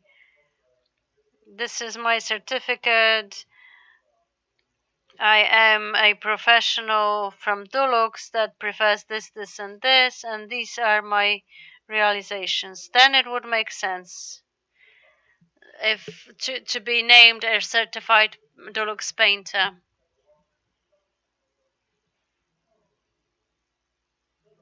Okay, and the slogan, brand for true professionals, how does it feel? Dulux Professional, nice name.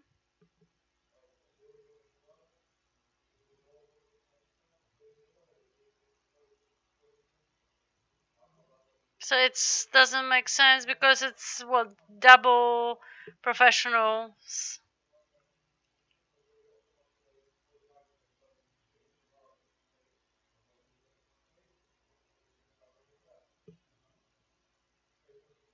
I would change it. It doesn't. If lame people would like to buy it, then they would think twice probably. But maybe they don't want to reach lame people, but professionals only. Okay, let's see the second idea.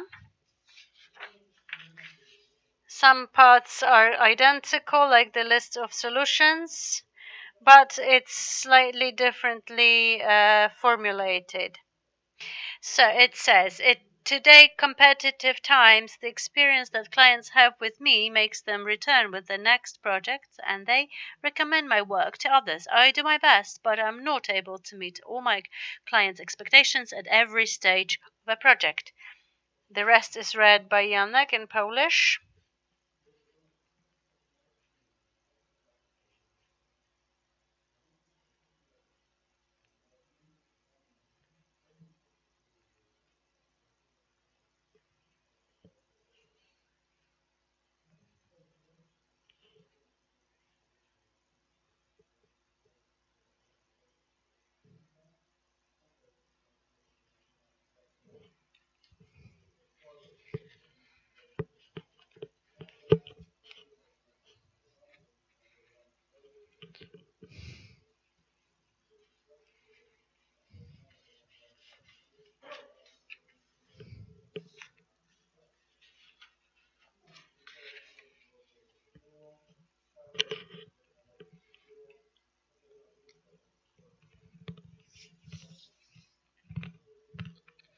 Dulux Professional, let your clients become your best marketers.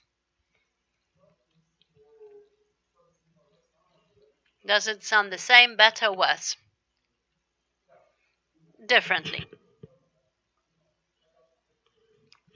Totally different.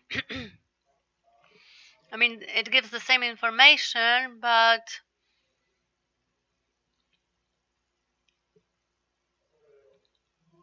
it's more descriptive, this one. The first one gives just point by point. The first one sounded kind of better. Here it says that you cannot meet all the expectations. In the other one, it said I'm professional.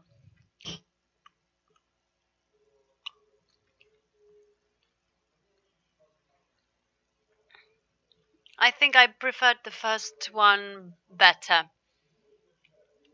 This one is like for simple people, I think, maybe.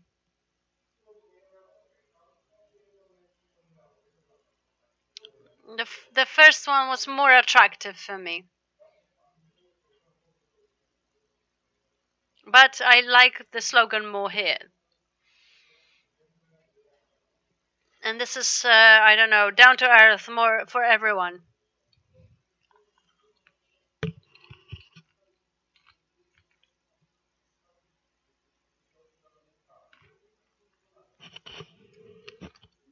So, how would you say why first sex was better?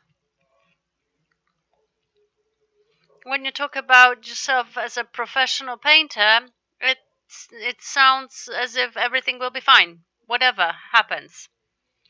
And not that I cannot satisfy every client.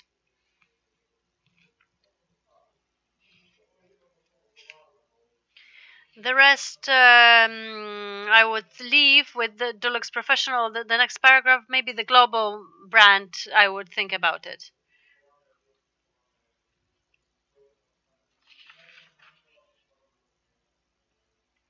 So the first one is more attractive. It's more like down to the point. We have like short assortment, the cost list, etc., etc., etc.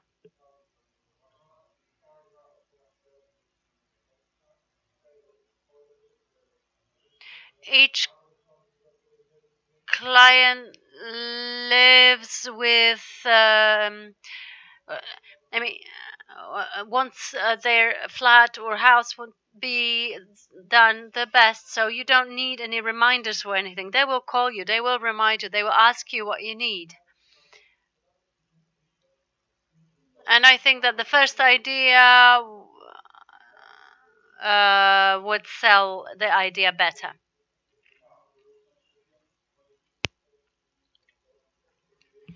So it says that I send out to my clients, become my promoters, my marketers. It's just stronger. And the second one is more about that you need to engage clients. It doesn't matter because they engage on their own. You have to do your best to make people satisfied. And if people are not satisfied, it means that something went wrong.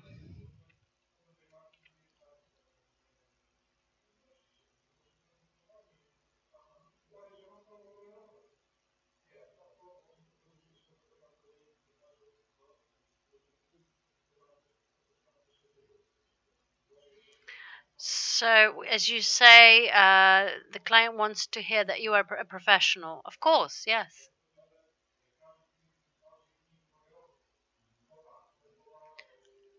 Every client, maybe I would say that are more or less demanding. Some people want to live in a museum, some people want just to have a nice flat. Some want fast and cheap. Well, we don't do it this way. Okay, let's do one more thing about these ideas. I have more information, detailed information about them.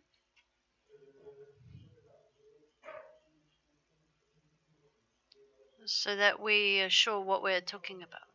So first, visualizer. There is a small description, and I will show you a video.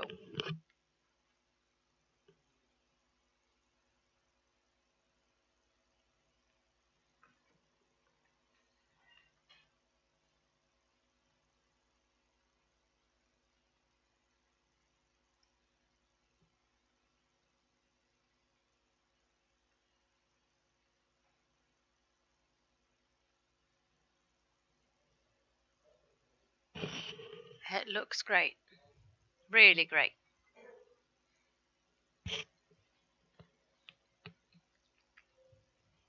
Let's see the video.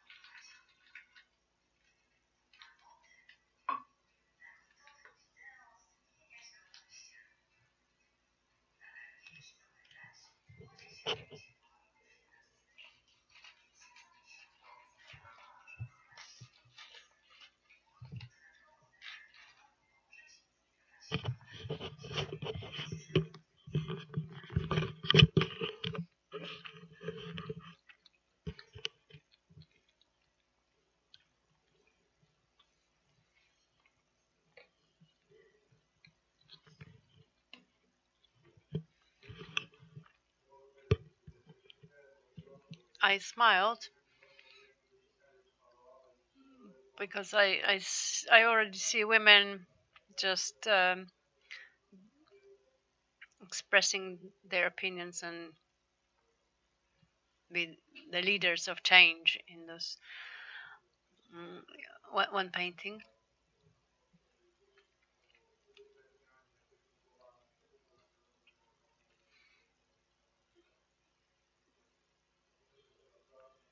People love talking about refurbishment, and if you can share, use Facebook, etc., etc., it will sell surely.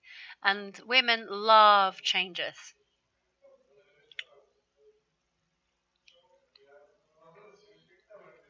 I am happy with that. That's why I smiled. It may actually boost demand.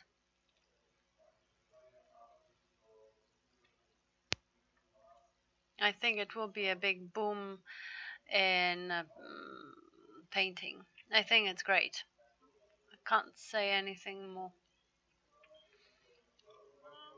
What about functionalities? You can send it. You you can see the colors straight away. As I understand, it's great. I mean, it's fantastic, and it's so easy to use. Many times people ask me,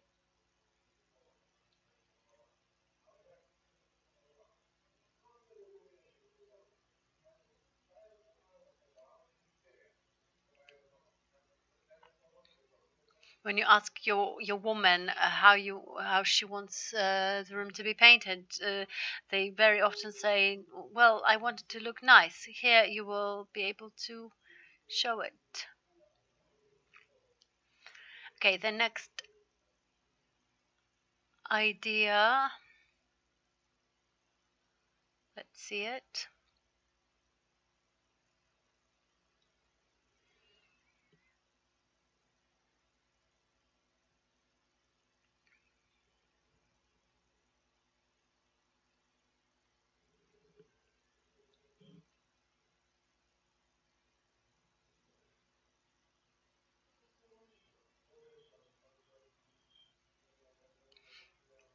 So this is about valuation. Well, sometimes, as we said, you have to count everything in your head.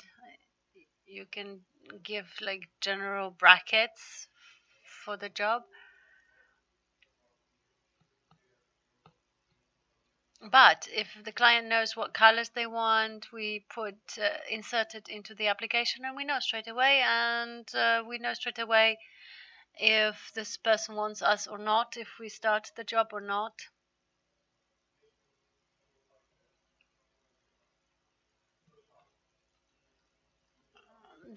This would also be nice if there was the amount of paint that we need for this scope of work.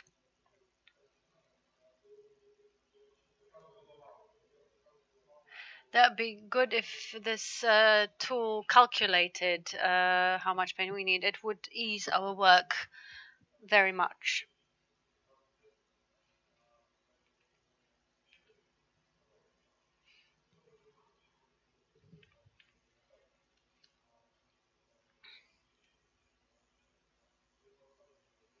So if this says, for example, 7 liters, I would know that I will use 7 liters for sure, and then I wouldn't have to guess if it's going to be 10 or 11. So if this application counted it, it would be great. And does it make sense to make such details in valuation? There aren't so many people anymore who need this kind of specification.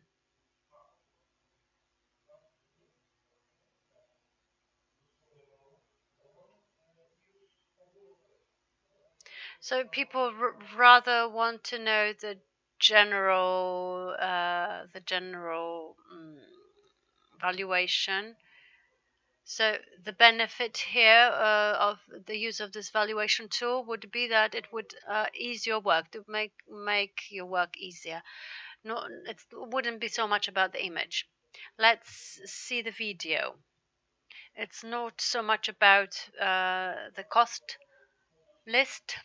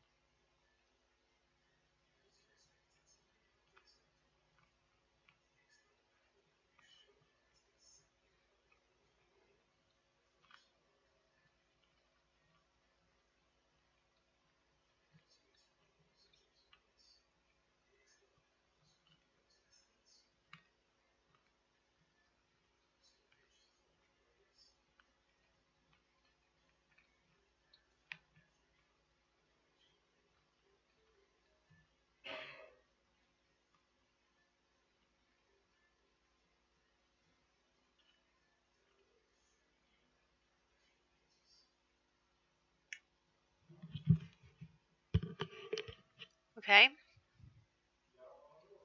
I think it's great. I've been using my phone to take photos. I show them on Facebook.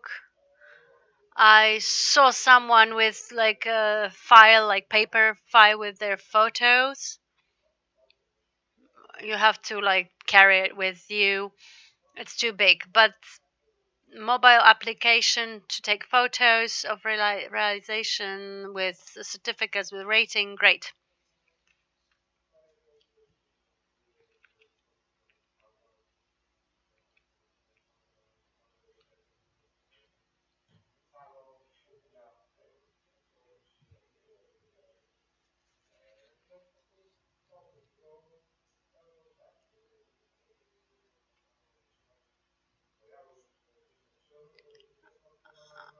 It would also be good to have a place to store these things, because I experienced smashing my smartphone, destroying my smartphone, and then, it sucks. But still, it's much more convenient. You put it into your pocket, you take photos.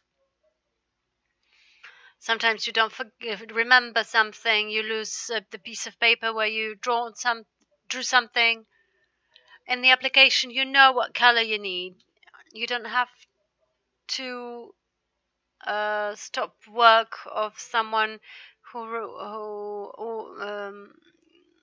commissioned us. It's a benefit for both as professionals and for clients.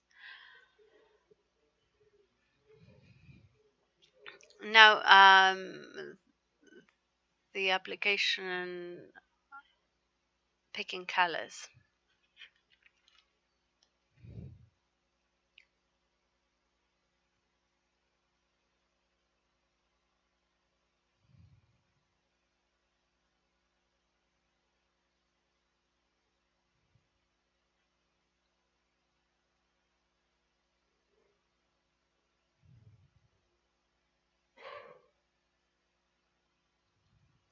Okay, and this is the video.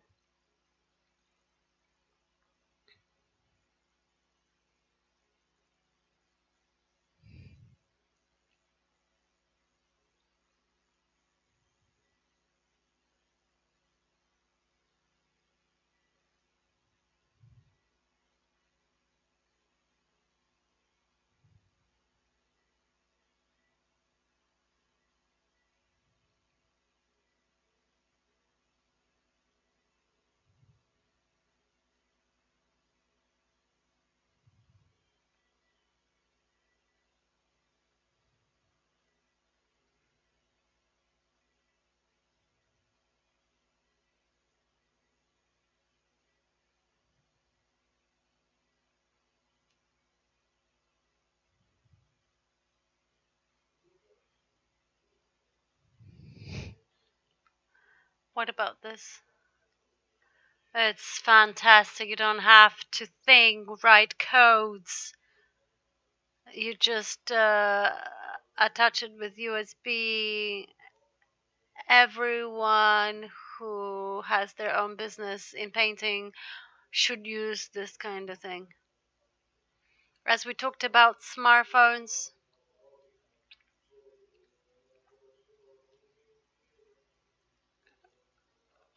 and as we know, men don't see as many colors as women do. So this kind of tool or device will save our life. We'll just click and we will see the paint, the color. And you can probably transfer it to your computer, to a bigger monitor. Yeah, bigger. The question is how much it costs.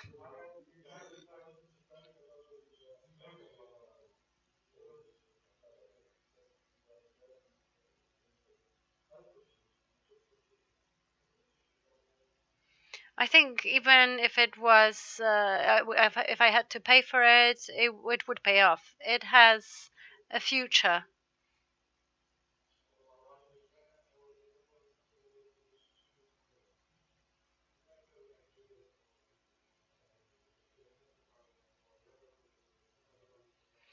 You know, if you have tools like this, when somebody calls you, you can already tell them on the phone that you have this, this, and that. You can show this, this, and that to your client.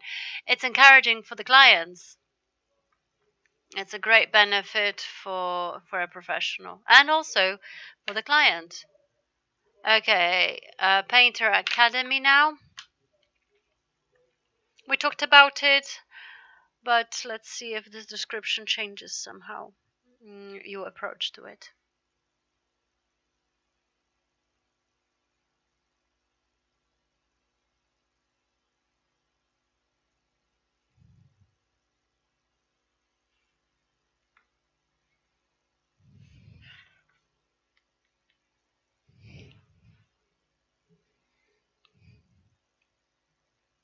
So, what do you think? Okay, so if we work on bigger construction sites, we share experience. But sometimes you have to spend some time in front of a computer, and I do it in the evenings. I try to learn as much as I can. Sometimes I go to some trainings. I was fascinated that people have much bigger knowledge, but I could also share my experience that they didn't have. So it's not like only from one side. So if you have someone who is more experienced, why not use their knowledge?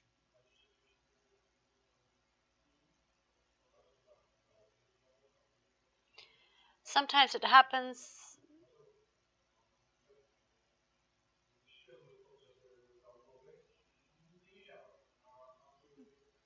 that a new thing appears and there is no video, for example, about it, and it's not enough for me.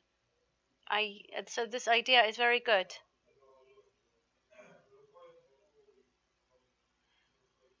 Okay, so talking about development of the company,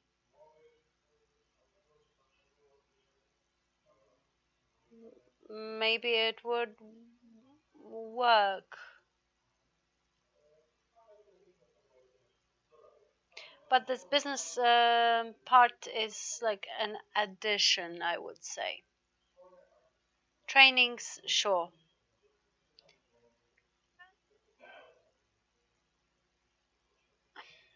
And the last one?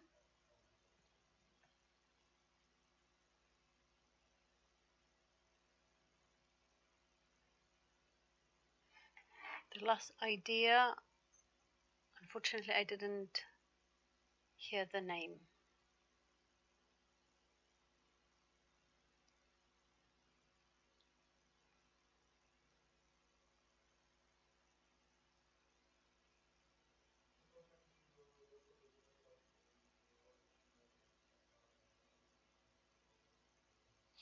So it's an additional portal, advertising services.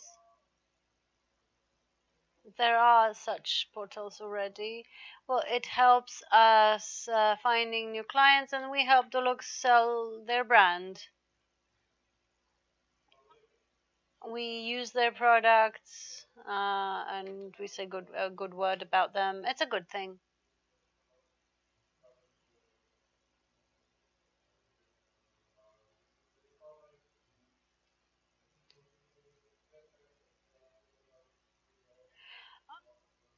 I know that people fight for internet orders,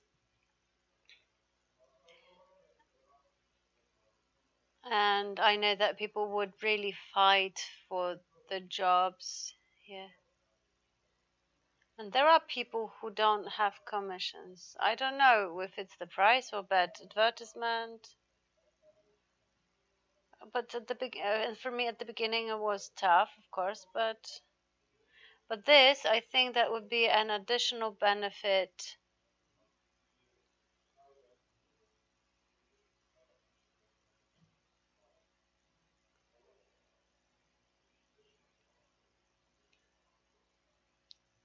And it would also show that you can find a good painter if you have enough time to wait for a good painter. Would you have the need to use this platform? Well, obviously it's better to be present there than not. Sometimes there are like small jobs that can happen in between. There's always some time for extra jobs. And there's a lot of work, really. Okay, so I understand. And now I would like to ask you about products. I have a list of products that Dulux is thinking about to create this professional line. First of all, interior paints, tinted. This is the same, it's just explained that. Second of all, primers, and third of all, elevation paints. And this is it.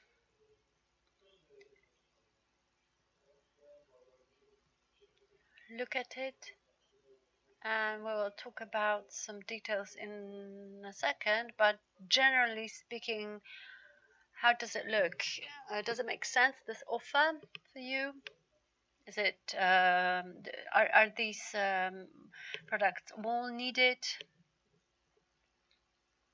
Maybe there are too many of them. Interior looks nice. It depends on what we're going to do, like with panels, floor panels, how we will use. There are specialized products. This is good. And probably each product will have a special price. Okay, so the lower the price.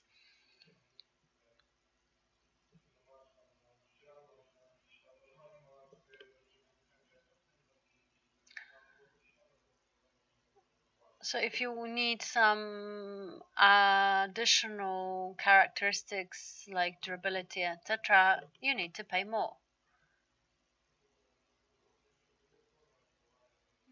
And scrub resistance, etc., this is something that you have to pay for, and this is something that people expect. It's clear for me. Doesn't it lack anything? I don't think so. Maybe you would get rid of something. Not really. I'm not only asking about interior paints, but have have a look at, for example, primers. Do you think that it makes sense to have them in the offer or the elevation?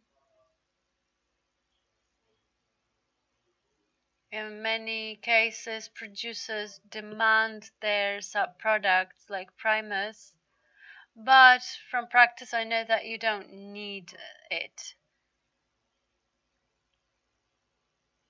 It has its price, and Dulux is not the cheapest.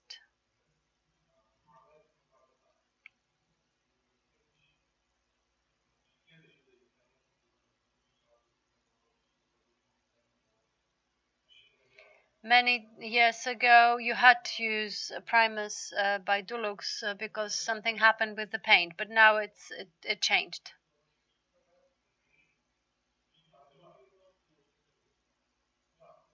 So you do not use Dulux primers? Not really, no.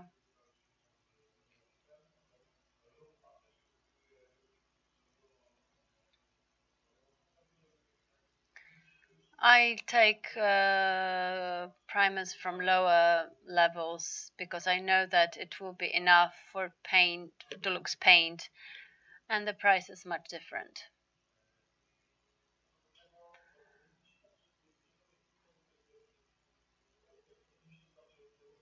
But thinking about the image of professional, the image of Dulux professional line, do you think they have to have these primers, or maybe they might not need them?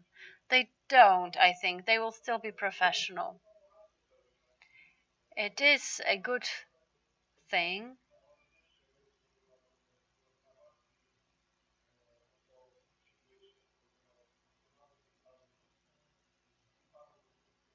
In terms of some claims, for example, if you have some, if you want to make a complaint about paint, then they check if you use primers by Dulux.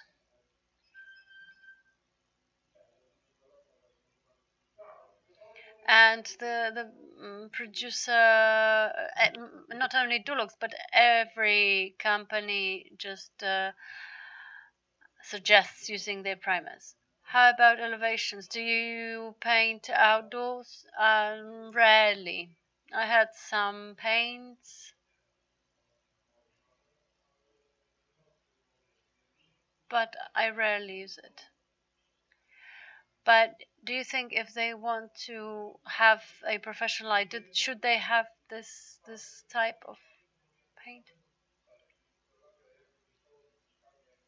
If there was the same possibility to show what it would look like, etc., then they would sell it.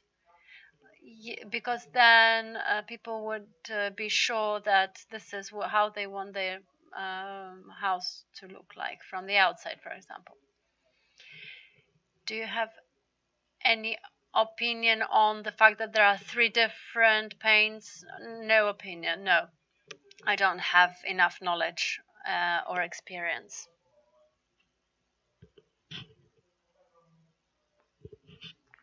I probably used Dulux outdoors, I mean in exterior, but I don't remember because it was a long time ago.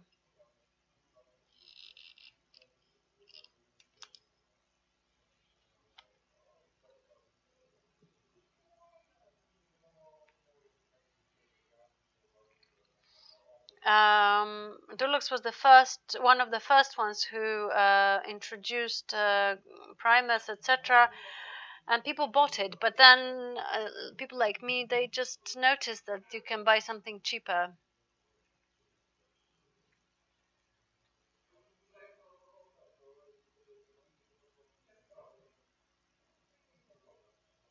What do you think about the looks of these containers? It's simple, it's good.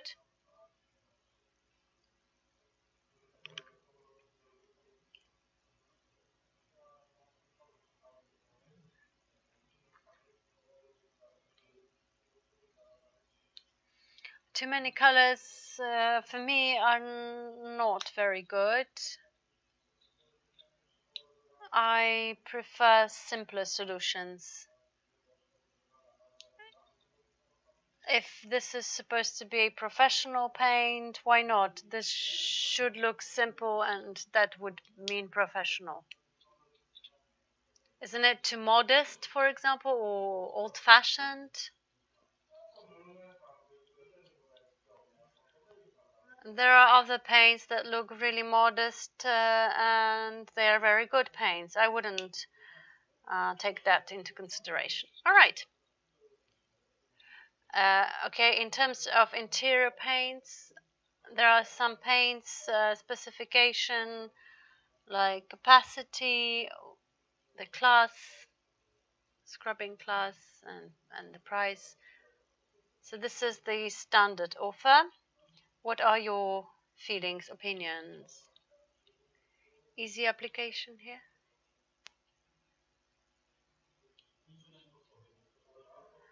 As I understand, with the more expensive one, there's an application. Or I don't know, I can't tell you. So, does it make sense? Do you find it coherent? Does it fit a professional line?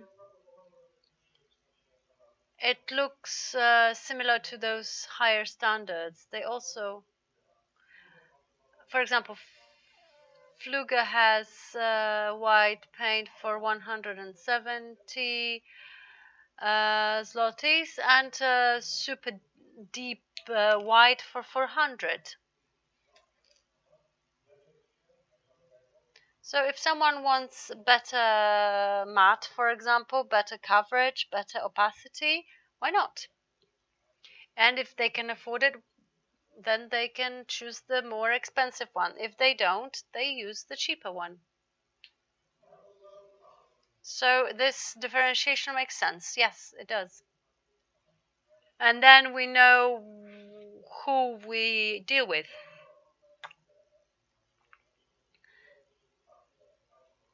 So I would compare it with Fluger, because there is this huge difference between, like as I said, 170 zlotys and then 400 per 10 liters.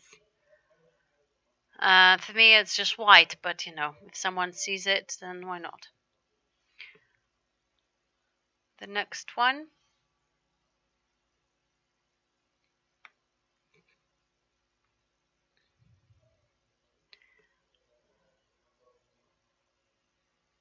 The satin paint now. Does it make sense?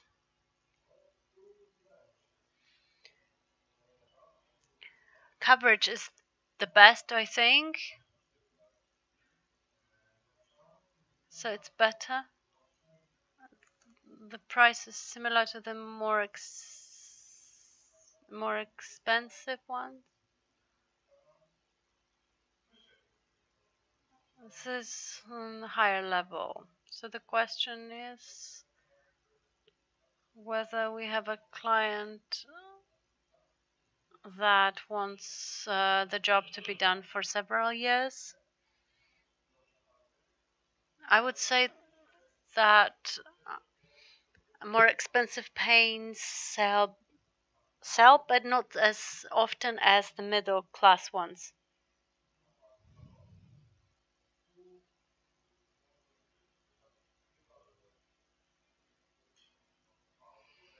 Maybe some in a company, maybe or in an office or somewhere they would use this.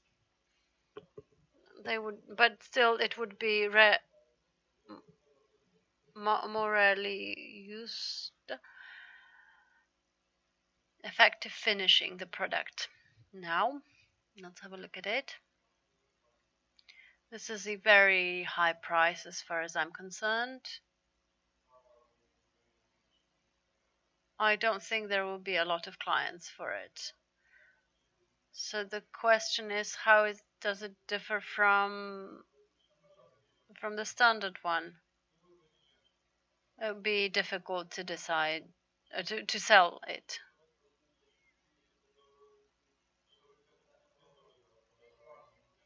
I don't feel where these additional money come from. Why?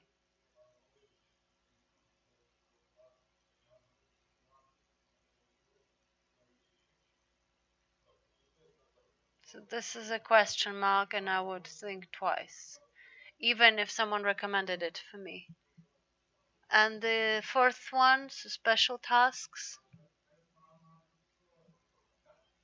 Everything is interior, right? Yes, yes, it is.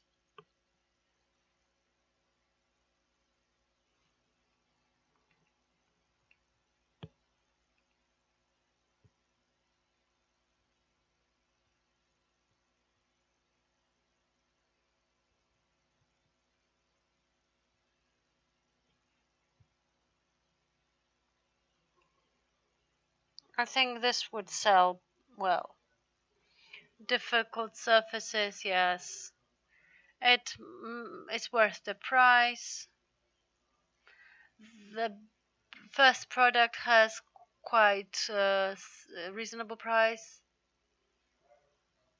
Coverage is also good, the 12 square meters, so I think it's okay.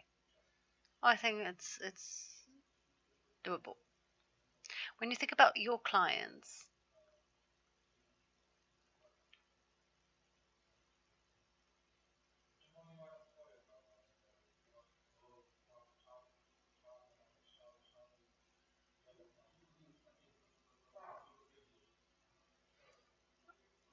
so you confirm that offices, clubs, etc., they have different expectations or needs. Yeah, yes, of course.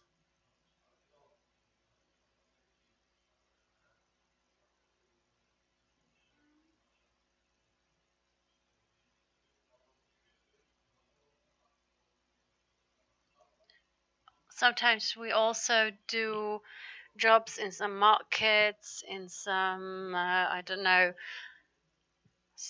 specialized rooms, etc., and then it happens that we use darker colors,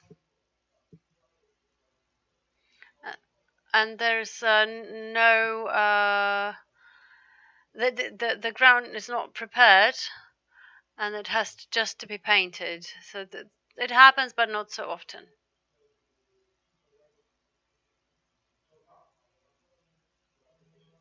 So the third product is kind of surprising. I mean, the price for it is really. If they say that coverage is 12, that it's really like 9.5. So with the third product on the list, when they say 10, it's going to be 7.5 or 8. I'm not sure if anyone would actually buy it. I would think twice, even if it was recommended. I'm not saying no, but yeah. The last very short question. This is a question about names. There are 3 approaches to naming these 4 products. First one is like extreme matte, etc. The second line is like Acomix, Perfect 3, etc., etc. And the third one is Wall Stylist,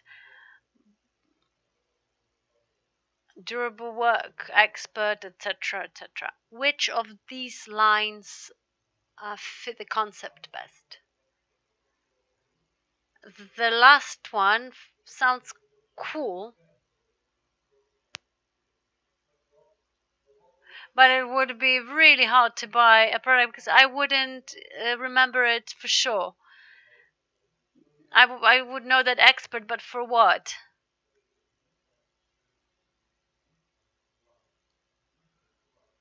The second line would be easier to remember, but I would stick to the first one. Classic matte, more classic.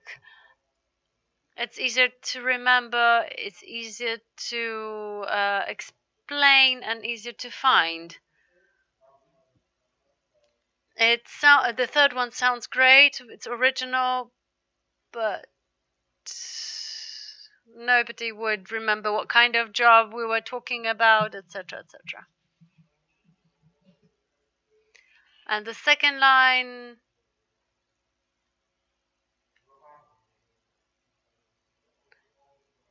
It's more global naming, so I would stick to the first one, more classical one.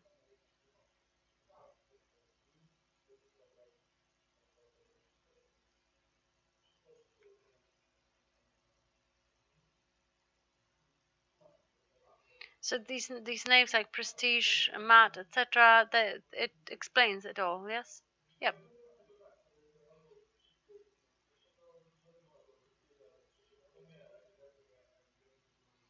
I would definitely take the first line as names are concerned.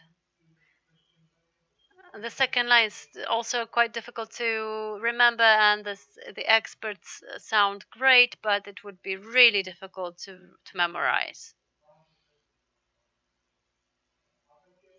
And the first one, it's the easier to be remembered, and it also explains what's inside.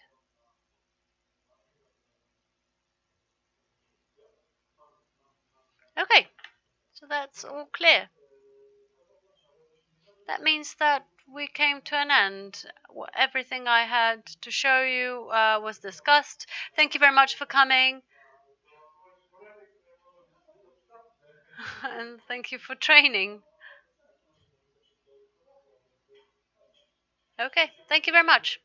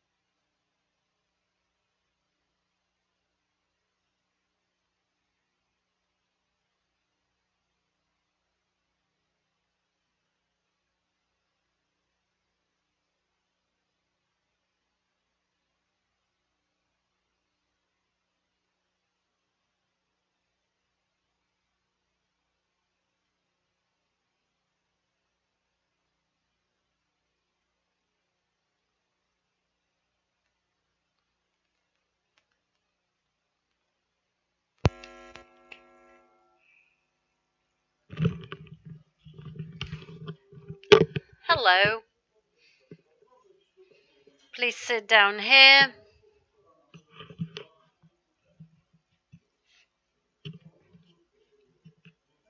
Please take off your jacket. It's quite warm in here. Would you like something to drink? Dziękuję. Thank you very much.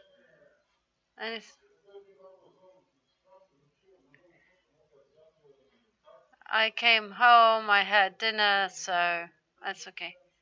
I will try to take as little time as possible, but I need to learn something. So I will tell you what we're going to do. We are a research company. We are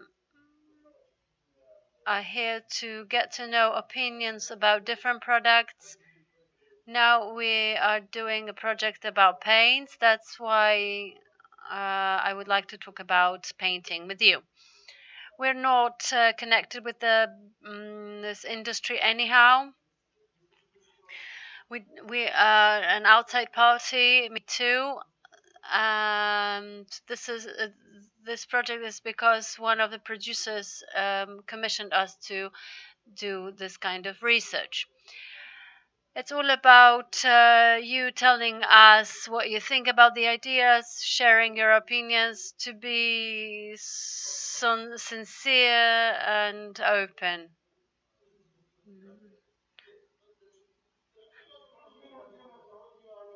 I understand.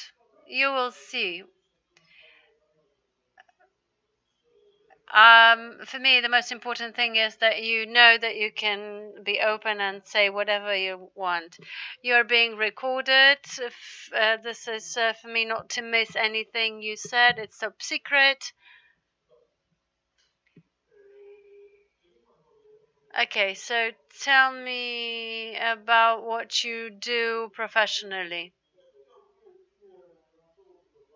I work in a company that deals with refurbishments. The company is like 4 or 5 people, depending on the commission. No. Well, people change. Sometimes there are 4, sometimes there are 5 people. I've worked for 5 years in a row now. We work with individual clients. We don't do big commissions. We are too small to do big refurbishments. And it's usually word to mouth marketing. Do you advertise anywhere? I am an employee in the company. I work for somebody. And I don't know if he advertises anyhow. I don't know. But as I understand, you are being recommended. Yes. You paint. I paint. I plaster. Apart from tiling, I don't do it. But generally speaking, I do finishing jobs, interior. I do panels as well.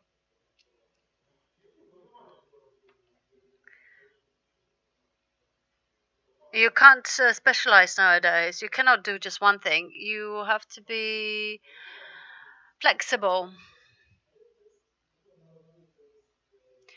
And as far as painting is concerned, what do you think? It's an easy job or a difficult job? Well, painting itself is, well, actually maybe not a difficult thing, right? People say that, right? We come to a room, I paint a room white because you want white. So the client says it needs painting, but nobody says what it has to be done with it. The client says it has to be painted, but nobody talks about what has to be done before. You have to plaster the walls, prime the walls, and you have to prepare the surface for painting.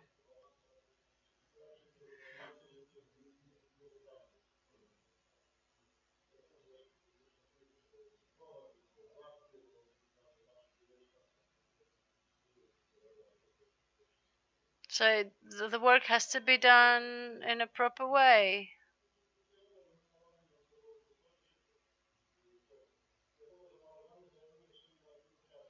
And you know, a painting takes the least time of all the cycle of preparing the apartment.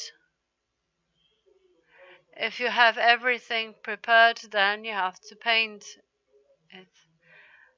But you have to get to this stage, and the worst part is to prepare. Of course, it depends on paints. There's Dulux, Śnieżka, other paints. There are different paints. We do not have any influence on what the client wants to have their walls painted with. Different colors, different types of paint, and there are so many of them on the market. So you say that the clients always choose? In most cases, yes. We of course may suggest, but it happens really rarely. But it's not an option that clients will listen to us. But it happened maybe 2-3 times. And in most cases, they don't talk to us, but to our boss. And his work is to deliver products that we need, materials. So it's not like it used to be. And in the past, there were not such paints as they are available at the moment. Now, when you go to Castorama, you see such a wide range of products that it's so difficult to choose something.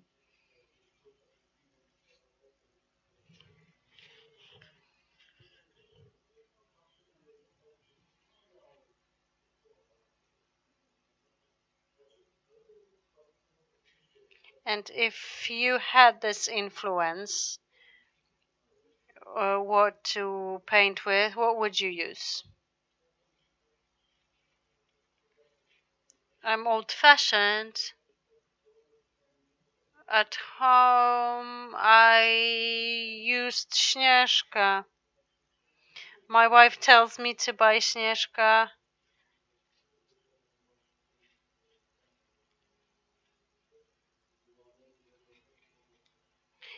Some individual clients bought Śnieżka.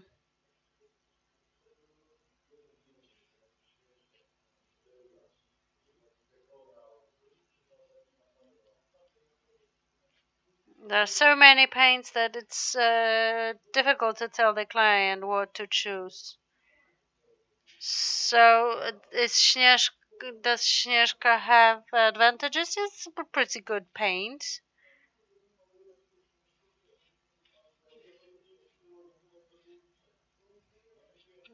Different clients have different wishes.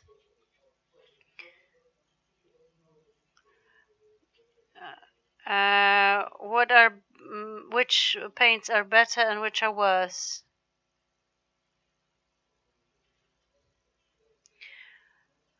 There was one paint that we had to paint like 3 times one wall, and we discouraged the client from using it, but I don't remember the name of it, unfortunately. He brought it in 5-liter containers.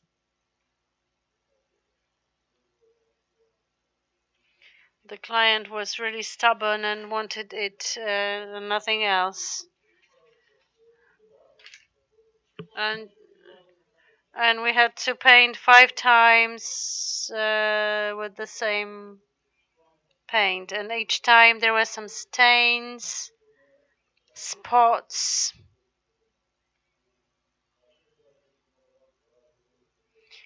And with Śnieżka we painted twice, and it was as white as snow. He wanted everything. He wanted everything white.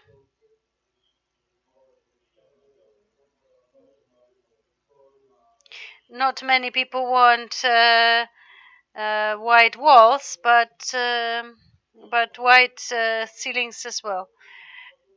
Do you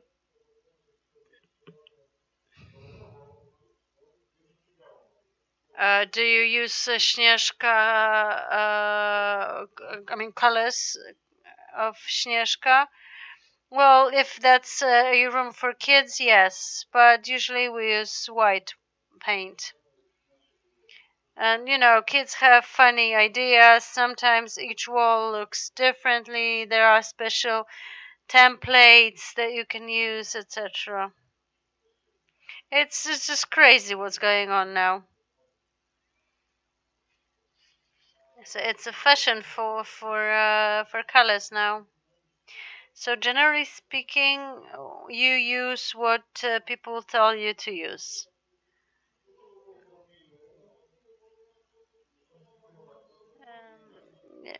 So if we don't do something for the client, then the client will say, okay, if you don't do it, we will find another company. So we have to take stuff. So as you say, Śnieżka is okay. I painted my house with Śnieżka. I don't have a problem with it.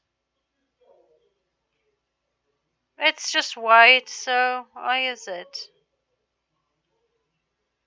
And it's quite cheap. It's not very expensive. 10 liters costs 40, 50 zlotys. Sometimes you can even get it cheaper.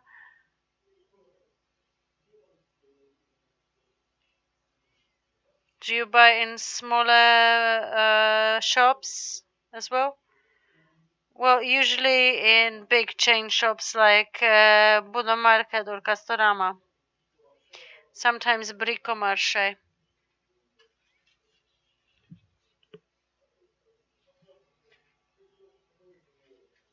But usually we don't buy it. Sometimes we buy it because our company has some discounts. And sometimes 10 liters cost like 50 zlotys, and we also have like 10% discount in one shop, for example. So it encourages us to go to those specialized markets. And do you happen to buy paints in specialized little paint shops? We don't have time to visit such shops, but our boss has time and he does it.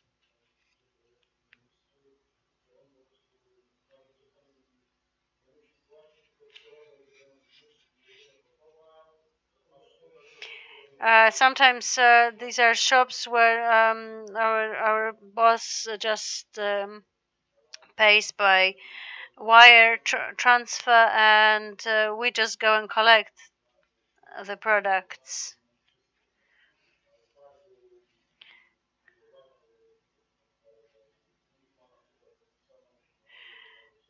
And our boss has an agreement with this kind of shop, and we go there, we take whatever we need, and then later on an invoice is sent, and our boss pays for it. Okay.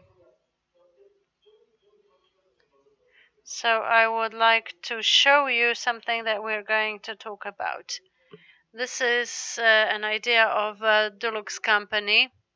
We also use Dulux, but very rarely. Do you have any opinion on this paint? Well, it's happened. I mean, it seems good. People say that. It's in these square containers. It's supposed to be good. Everyone says that it's better than the Koral or Śnieżka.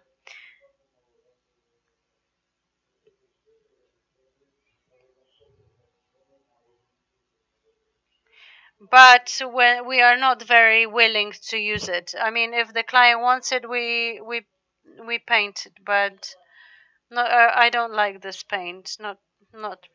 What's wrong with it? But tell me what's wrong with it?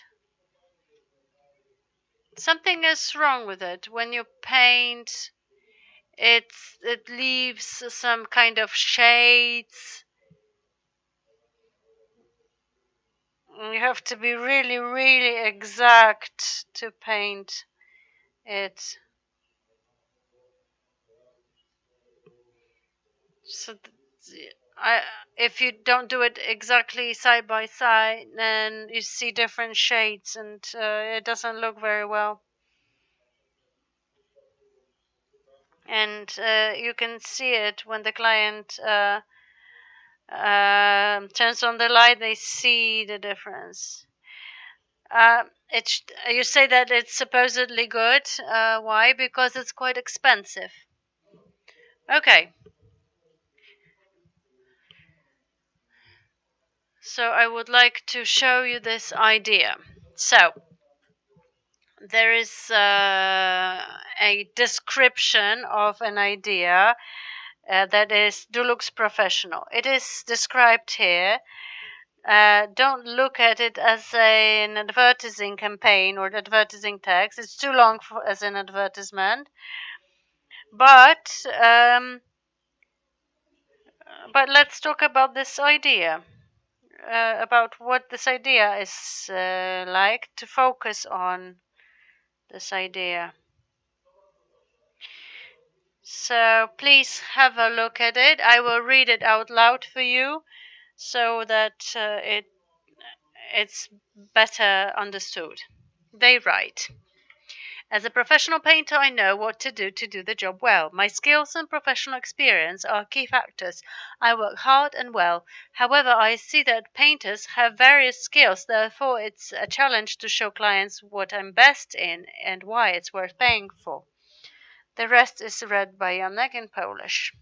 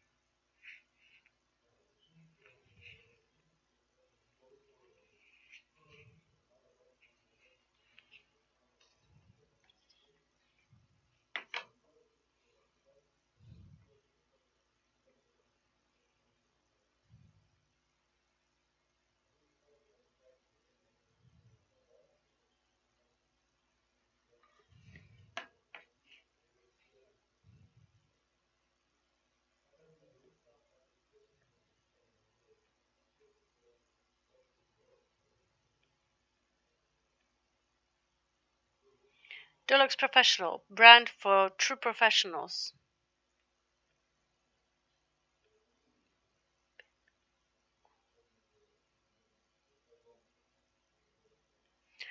It says, it shows here some sponge that you use to paint.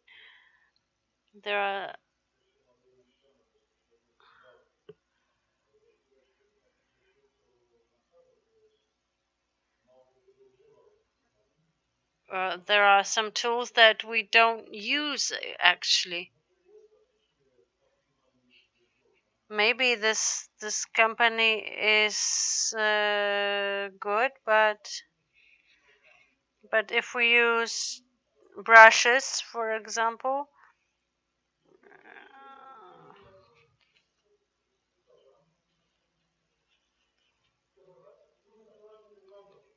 It just looks nice. It doesn't work like this.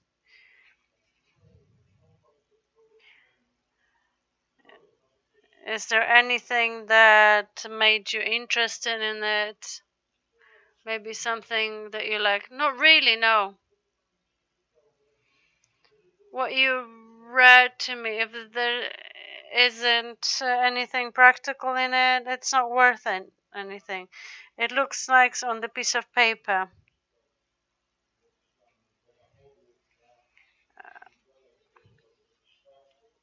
When a health and safety professional comes to me and tells me you have to do it this way and this way, well, I know what I need to do. It's the same with this paint.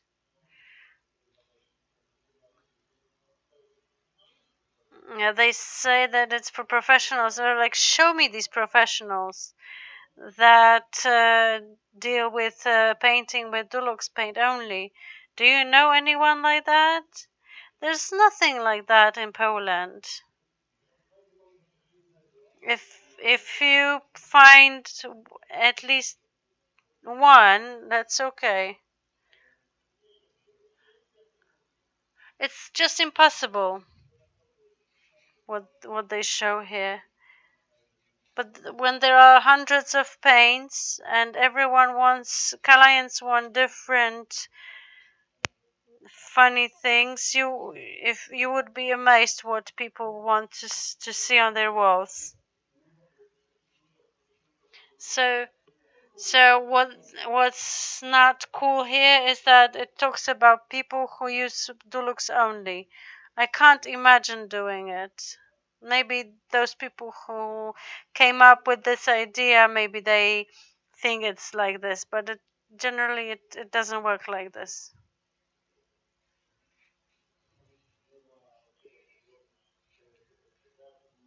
There are no professionals. It has to be done the way it has to be done. If a company says it should be done with Dulux, then fine. My boss doesn't pay for I mean, he pays for my good job, and Dulux is not very cheap.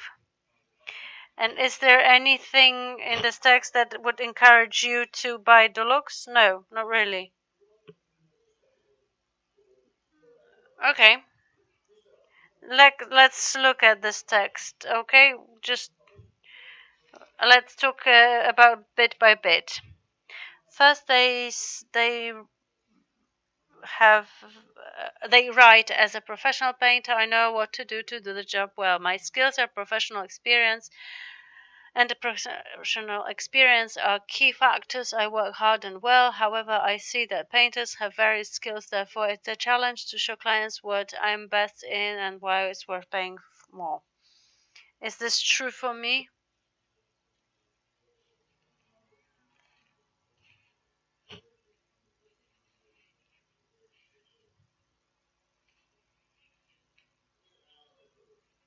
It's not real. I try. Of course, I have to try. I know what to do as a professional painter.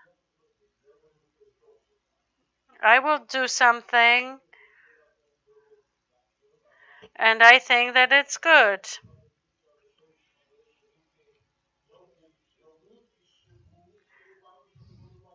But you may come and say that it's done in the wrong way.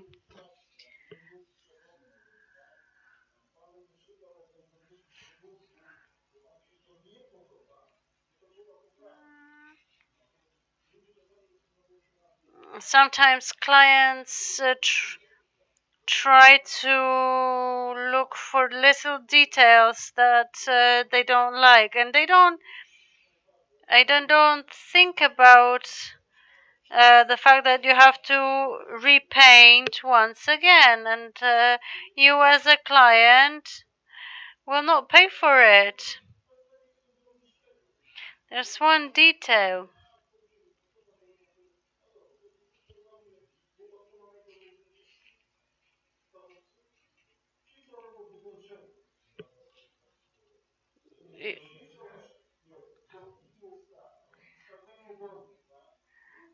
You know who has most problems? Those who finished the refurbishment. Those who come and build the house.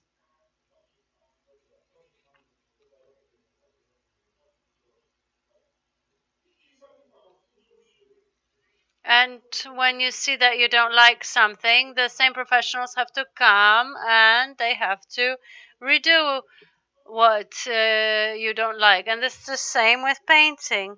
If you if if you don't like something,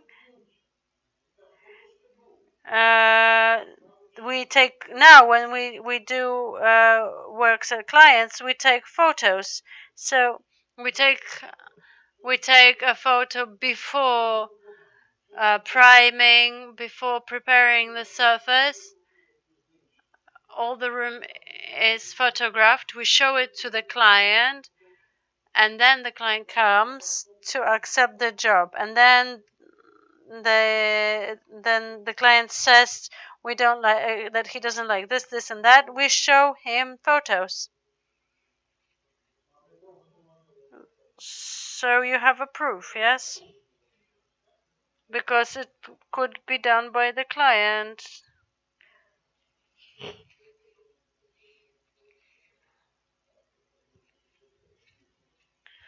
And sometimes people don't want to pay for the job.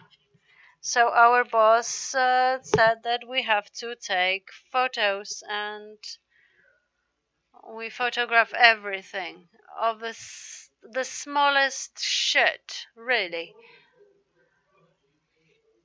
Okay, so I understand.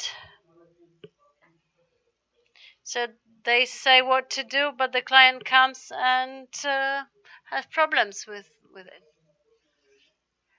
It says here that painters have different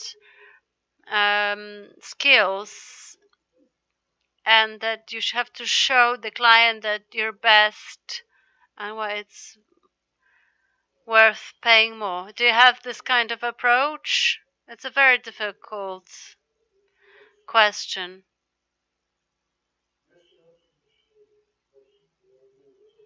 It's hard to show that you're better than one. If the job is done well, then I don't understand what I would have to do to make it better.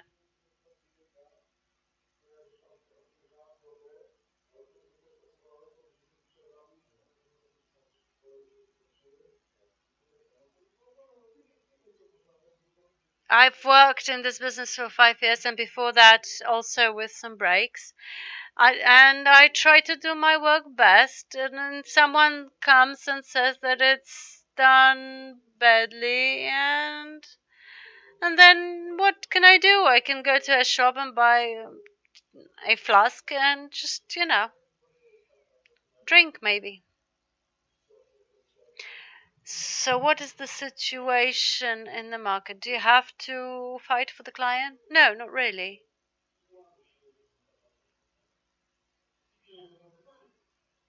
If the client doesn't like something, we just pack and go to the next one. But the clients call us later on because we are recommended.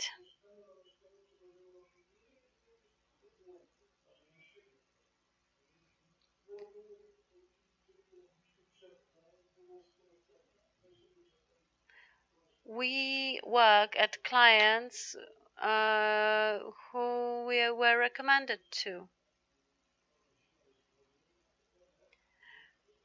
But during the winter time, when there's not so much work, although nowadays actually there's enough work for everyone and there's not enough people.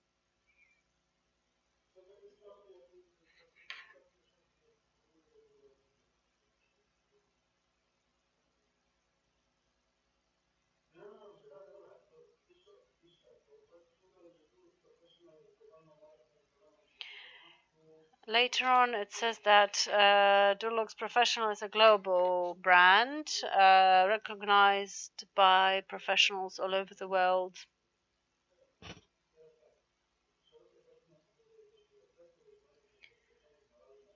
And it says that these recipes are used by professionals all over the world.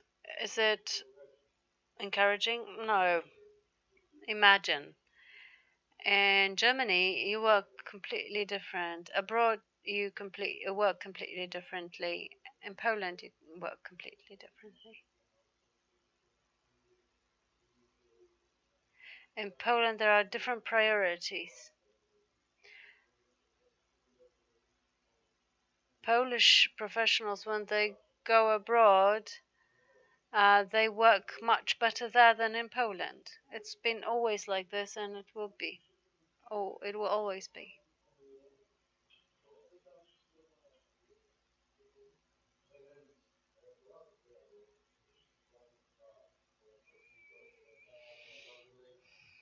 Professionals abroad, they don't do their work well. When Polish people go there, they are really praised for their work.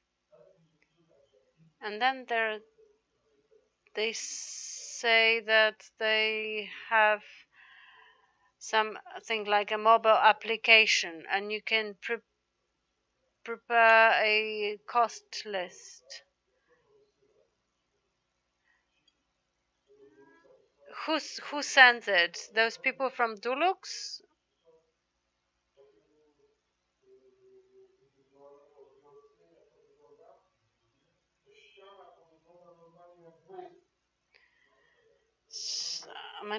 I mean, of course, if Dulux send something like a cost list to an individual, they will, show like computer-based colors, and and colors would look amazing, but in reality, it doesn't look the same.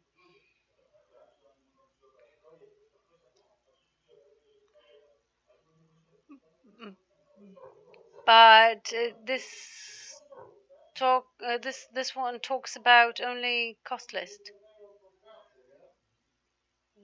They evaluate the work as a company.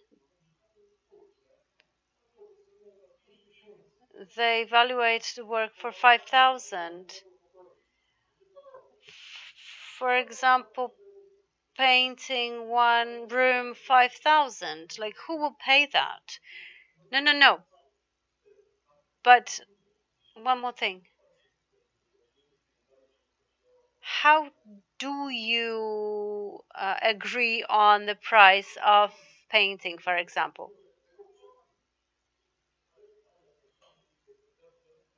Do you talk to the client?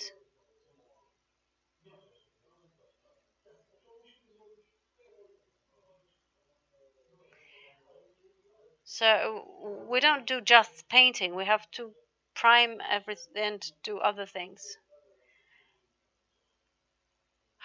How do you do it? Like, do you give all the details? Yes, they have to know the details.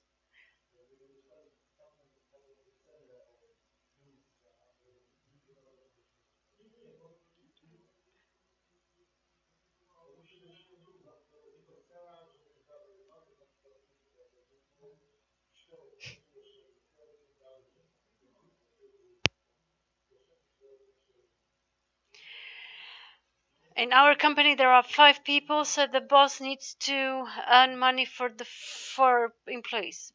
But it's not the thing. The question is it easy to make a price list for painting? So the boss makes this valuation. And he doesn't do it on your own, or do you talk to them?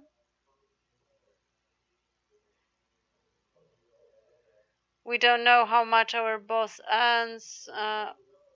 We have to just work for the money.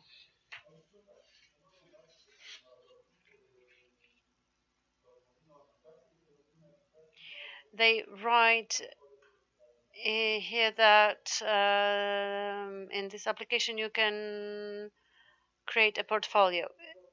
Is there a need for this? Well, they can do it, but if you had an opportunity to do it, would you?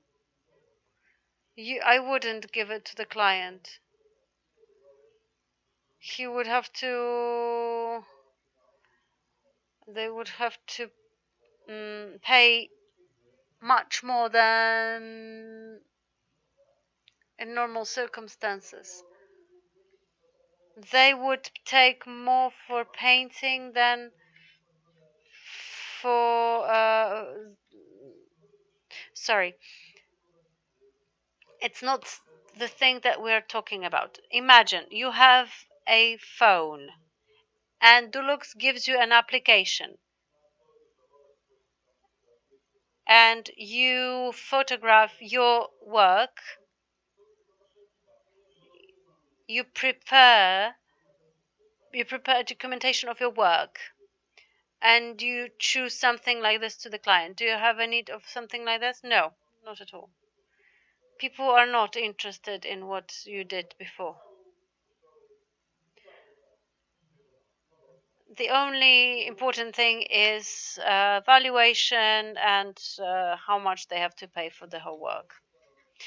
If the client agrees to the work, we work.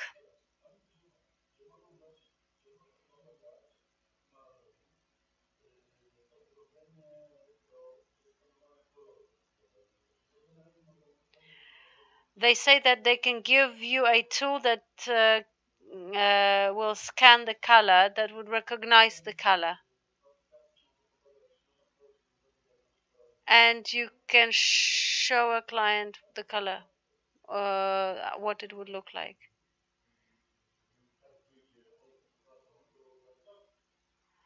So I'm not convinced that it will work. What they offer or show to the client, we are not really able to do. They use computers to do it, so it's impossible. Is there a problem with choosing colors? Well, the client chooses colors.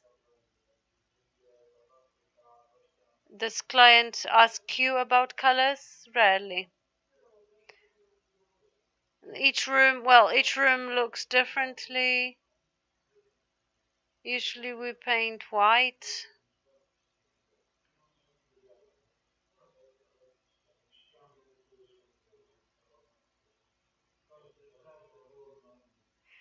Well, every room is different.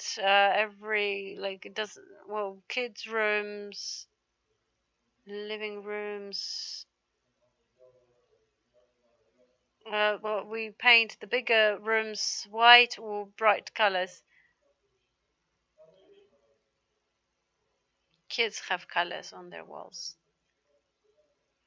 So my question is whether you have situations that it's a problem for the client. Very rarely. Clients usually know what they want. They pay for it. They mostly buy paints.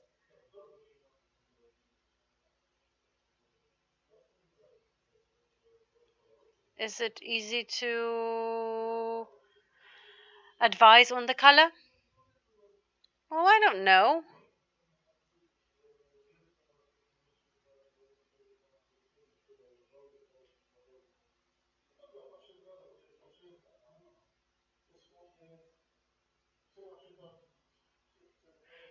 Kids have funny ideas. Girls want, I don't know, pinks. Boys may want to have colors of Lech Poznań. So people know what they want. It's not a problem.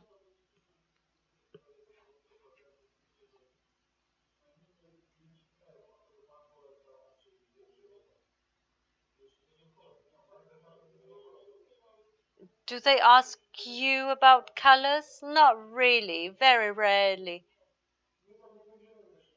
we are not going to live there. The client will live there. Then they write that they can give support 24/7 for professionals. Do they want money for this? Do you think it's for free? I'm sure it's not for free, come on. And if it was for free? It's not an option. But if it was?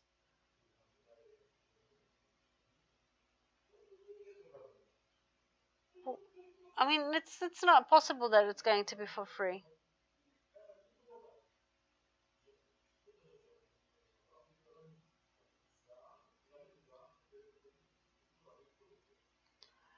If I told you that they give this to you in return for using their products, it's not possible. But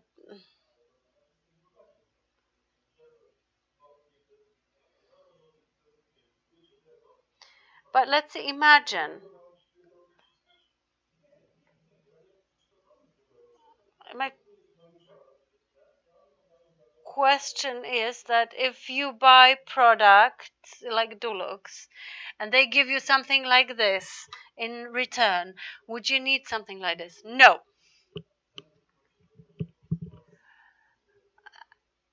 What about trainings, online trainings? If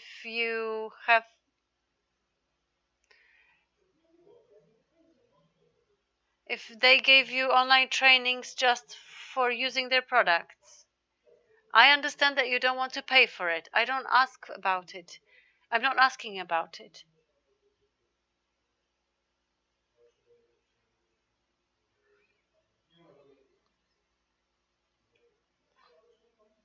But would you be interested in this kind of training? No, not at all.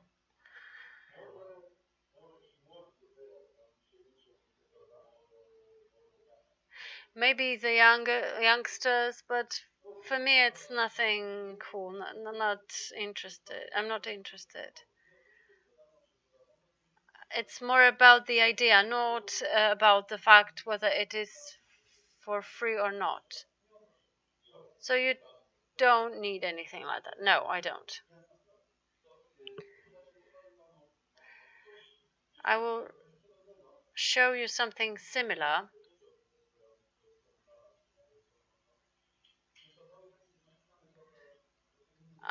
The text is written in a slightly different way. Maybe you will like it a bit more. It says, in today's competitive times, the experience that clients have with me makes them return with next projects and they recommend my work to others. I do my best, but I'm not able to meet all my clients' expectations at every stage of a project. And then Janek reads the rest of the text.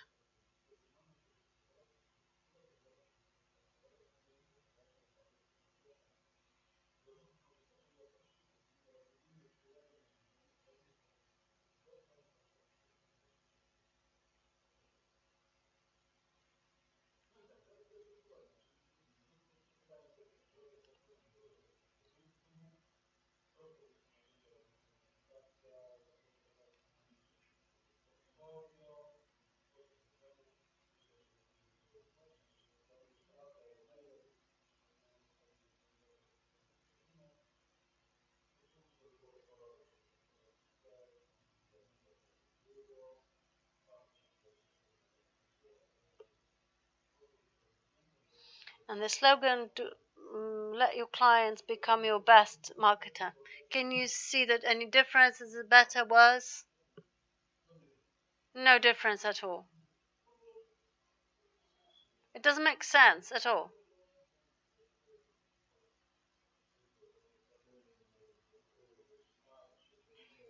What doesn't mean that they have some support academy? But tell me, which individual client will listen to us? Which client?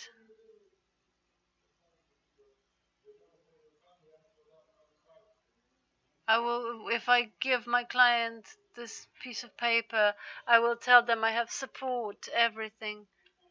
What do they care? They want it done in a particular way. They bring a paint that we are supposed to paint with, and that's it. It doesn't matter if it's the coral or Śnieżka. But I'm talking about the situation where you have influence on what you choose to paint with.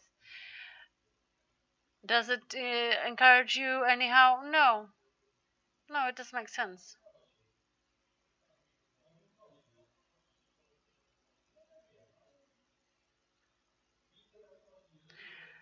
It really rarely happens that we have influence on what you choose. So what would you choose? Would you choose Dulux or Śnieżka? I would choose Śnieżka. I know this paint. And Dulux hasn't been on the market for ages, so I'm not sure about the quality. I can't complain on Śnieżka.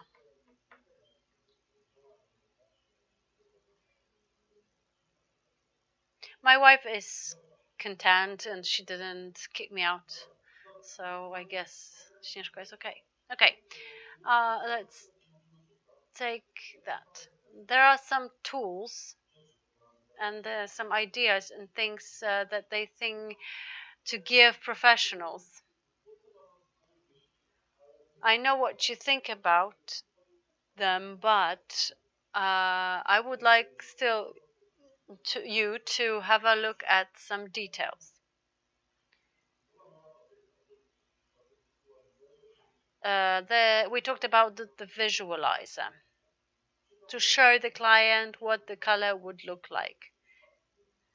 Even though you say that these cases are really, really rare in your case.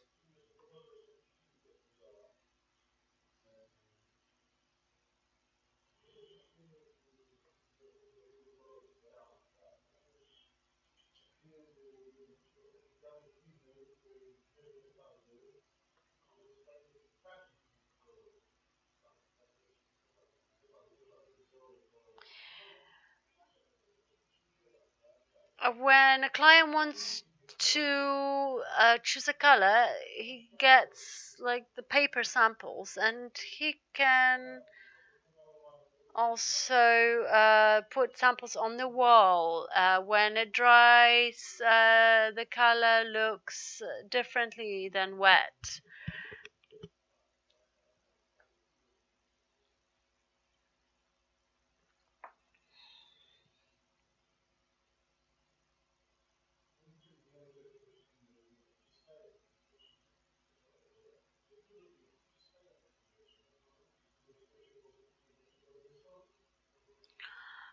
Probably they just want to sell paints to clients that are not very popular.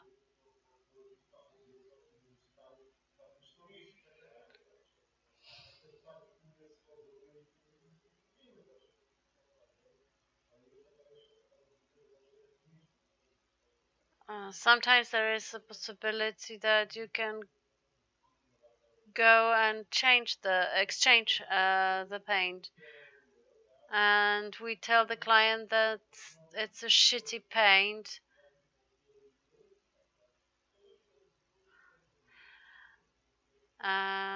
We show them that when you put the light gray on the wall, it looks really shitty because it looked completely different in the application. So, and the clients are then angry and they think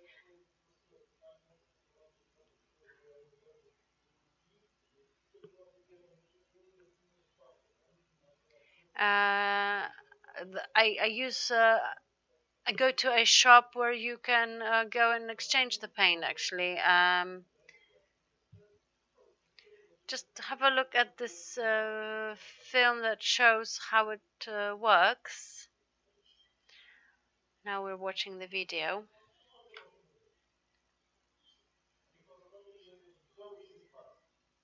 Look at how many types of paints there are, colors.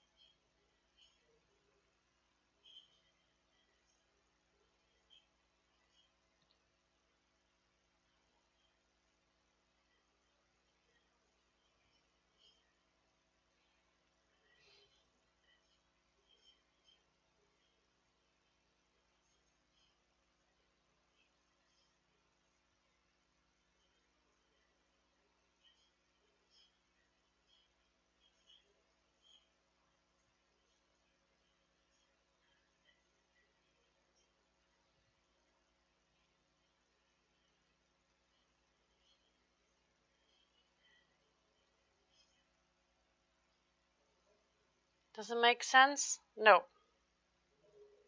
Why? Because it looks differently on the walls than in the application.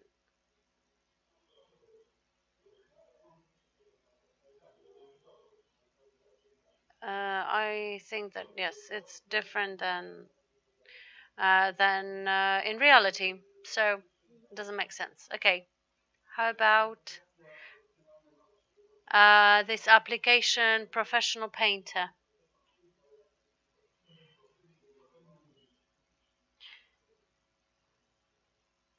Please read the information and then we will watch the video, which is slightly different.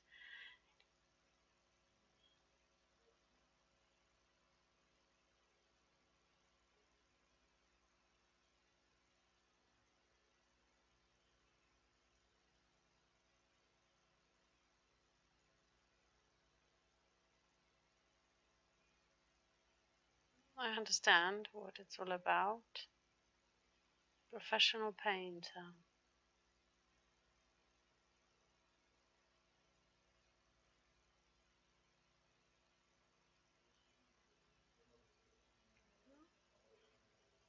First of all, if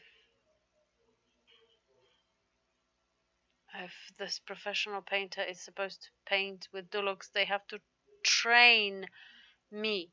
If they pay for my training and show how to paint with their paints, but they will not teach me. Maybe they should teach someone young.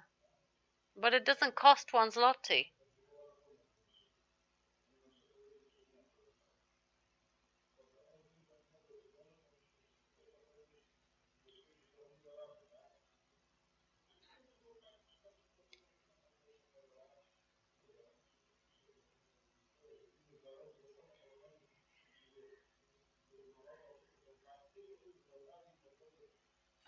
Maybe a young guy will go for it, that he will take a lot of money for painting, and I don't know, it just doesn't work for me.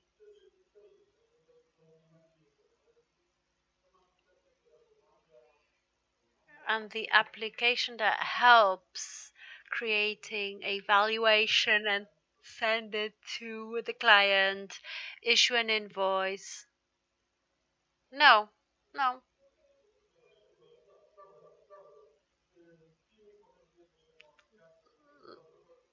Let's see the video.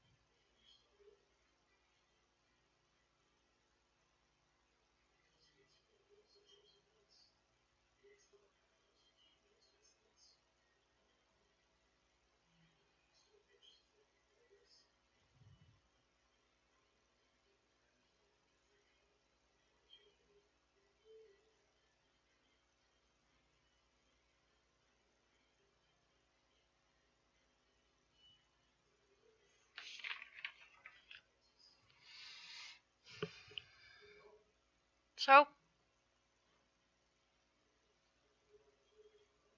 is there any sense in using anything like this? I have a headache, really. Oh, come on, no, that's just pointless. I'm not saying, but like, come on, who shows something like this? No, it's just filmed, it's not reality. It looks great on TV. Just have a look at this and the scanner for colors.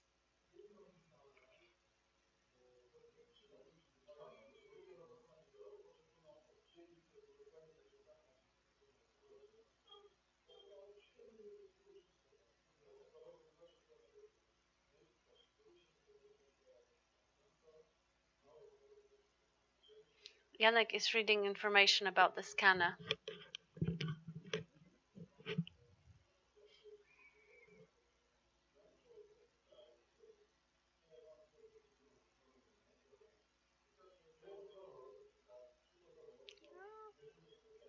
I think, okay, we take this color, for example, and you want this color on your wall. This one. So my question is, when this color will be visible on the wall? Maybe after the 5th, 6th time. It's not okay.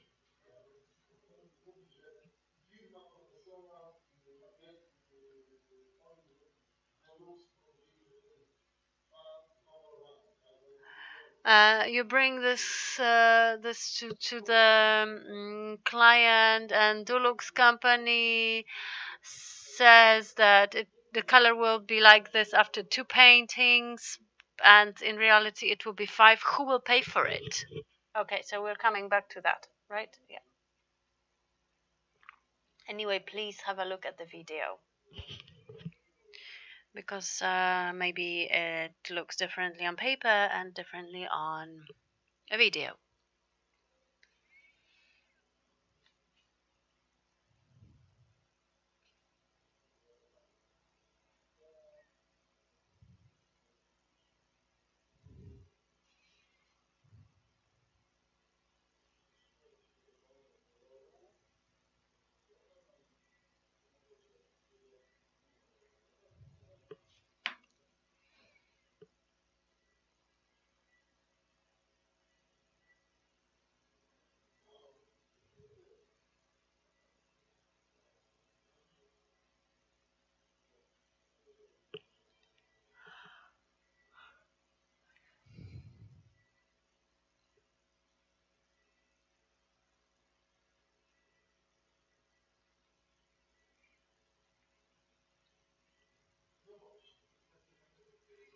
Okay, so this is the tool, this is the device.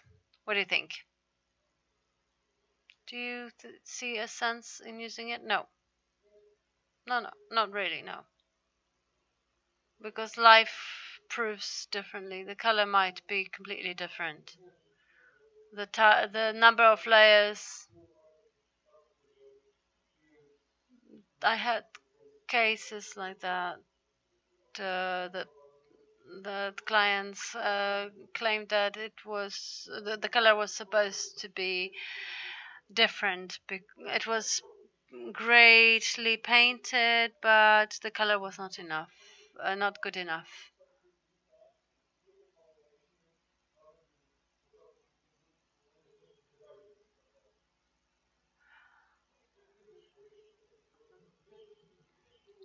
We painted with Dulux once, and the coverage was quite good, but we painted it twice, and the color wasn't good for the client. And who was supposed to pay for the next container of paint?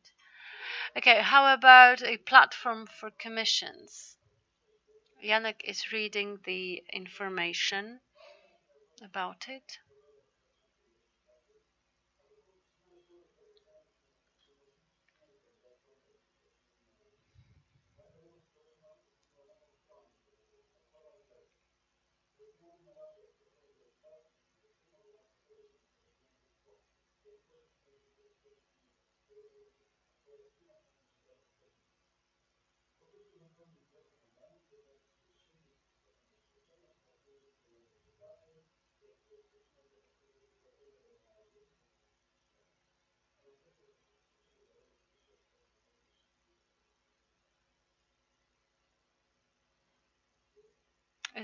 Does this make sense?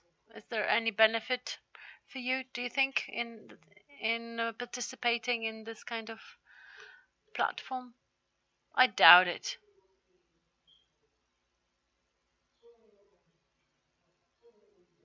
What can they offer? What kind of clients can they bring to me?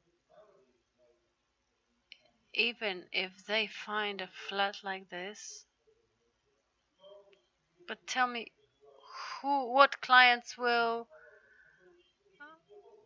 go to them and have and order this kind of work? I mean, the whole flat would have to be ready, and it would be only for painting.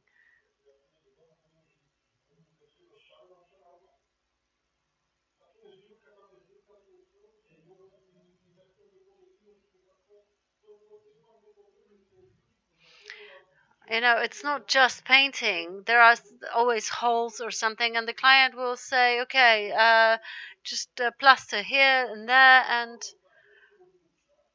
what? I will take Dulux. I will paint with this paint. Everything is prepared.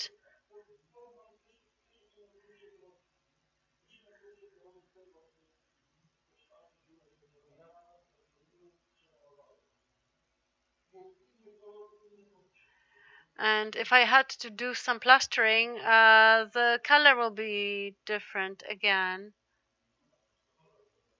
So this is the question whether the paint is good or not, yes?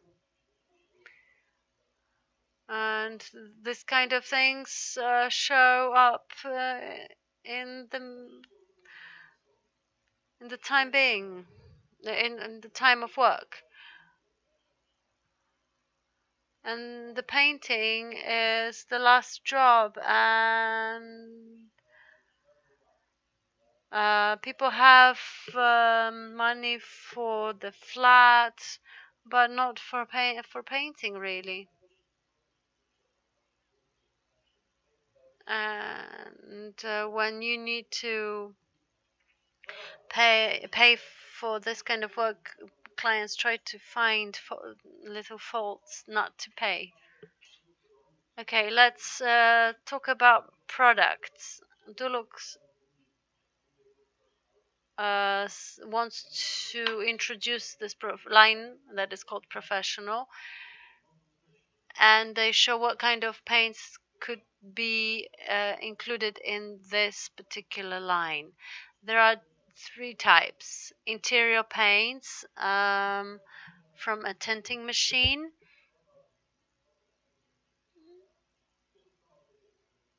this is the same but with a description. The other thing is generally speaking priming products and elevation paints from tinting machine.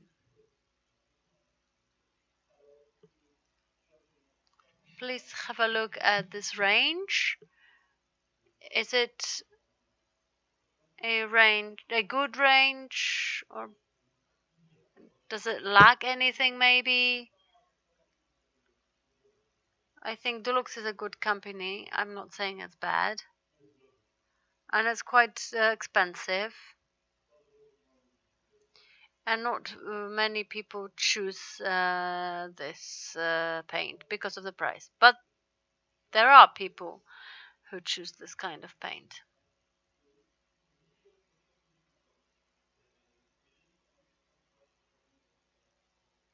If they want to introduce a professional line, do you think you would all these things are needed, necessary, or maybe it's too many of them, too few of them?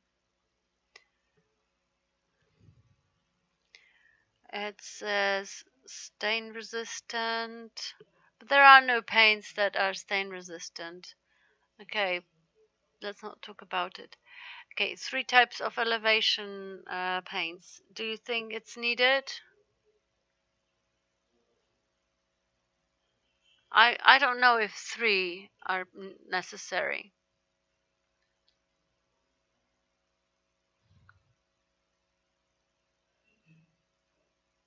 No, not really.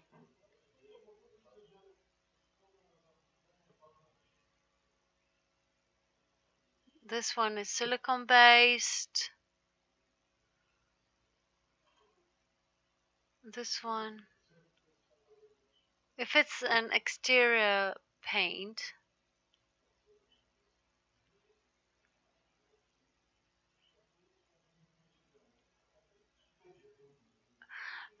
so I think that there's no way this paint will not be dirty. Then you have to pay for someone, a cashier, that would clean it. There's no chance that exterior paint will look the same after, I don't know, 15 years.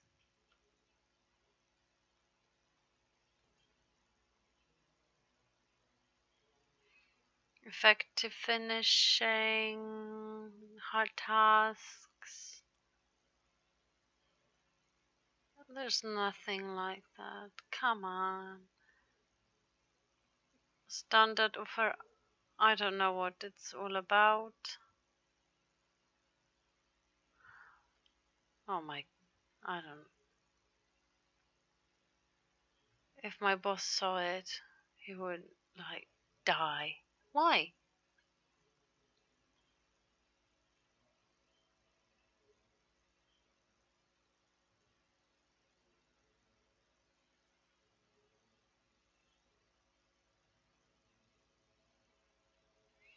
Well, people demand repainting walls after 2-3 years.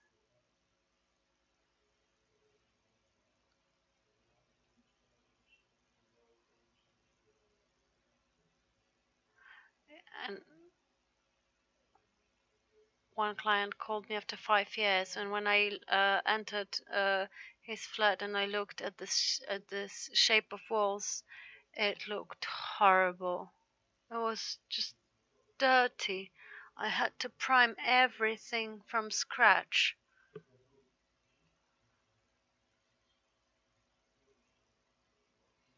I had, and the client bought paint just to repaint it, so it was not possible to be done.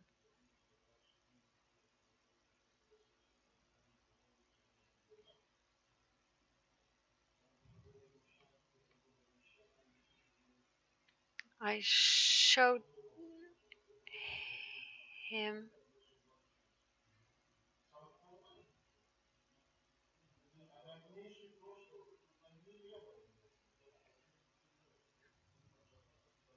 Okay, let's go back to this offer. I don't understand the standard option. The next one, stain resistance. I don't know. If it says here that it's durable and stain resistant, so standard option is for most popular tasks.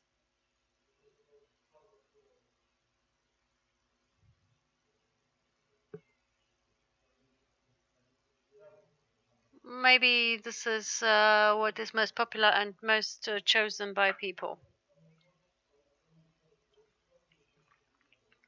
The next one is for walls that are prone to be more dirty. So when would you use it? I don't know. I don't know. The yellow one, effective finishing. So the color is more durable and the finishing is more effective. Does it differ anyhow? I don't know.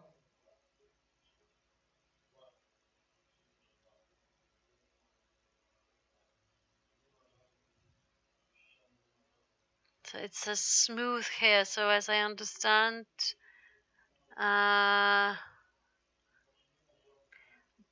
are no crumbs, nothing. It's smooth on the wall. like this table.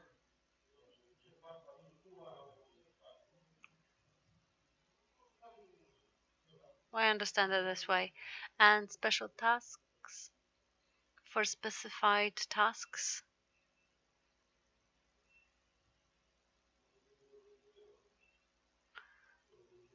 So it adheres to different kinds of surfaces, for example, to this table, right? Yes.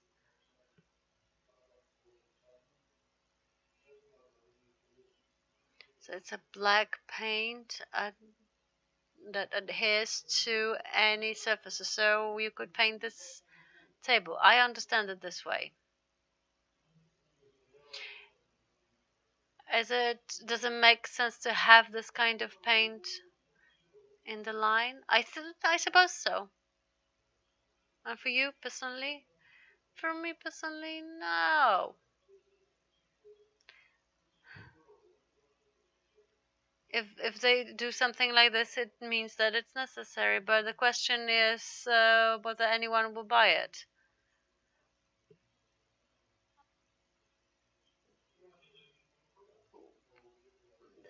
During your works, during our works, these kind of products could appear actually.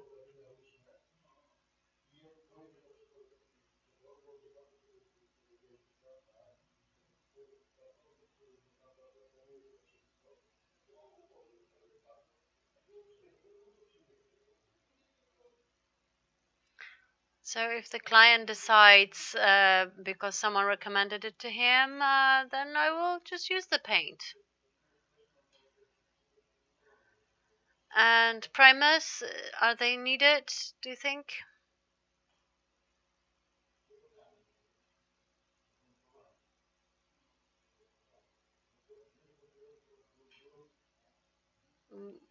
We we use Dulux primer, and the client brings a different paint for painting, then it wouldn't work. But my question is, if you painted with Dulux color, would you use the primer of? Yes, surely it has to be like this. It will. I don't know if I use Dulux primer and other paint will work on it. So I would prefer to use a primer of the same company that the paint. And let's have a look at specification of the interior paints. We have two types in this standard line. Have a look at the class, the price, and tell me what you think about it. Do you feel encouraged to use any of them or not? First, not for sure. Why? Can you see the price?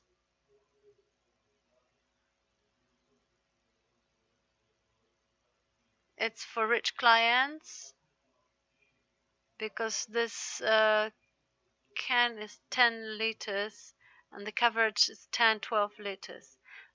The other one is 14 to 16 liters coverage. So imagine that you have a big living room.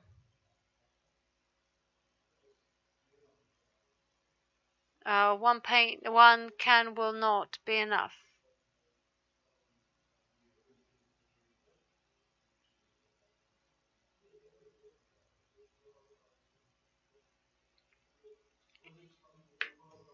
If the client didn't know, you would recommend the more expensive one.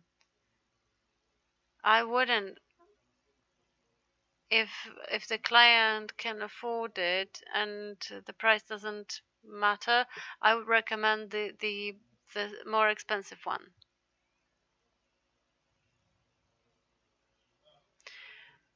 But the question is whether we get the color after the first first painting or the second, or when.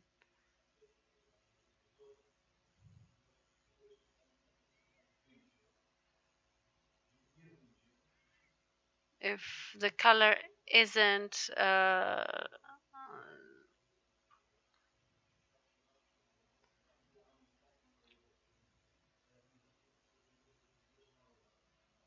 if the client gets the information from a seller that after one painting the color will be the same as in a sample, and it is different on the wall, the client will say that we painted it in a bad way and will tell us to repaint it, and we will have to pay for this work, and this is the risk.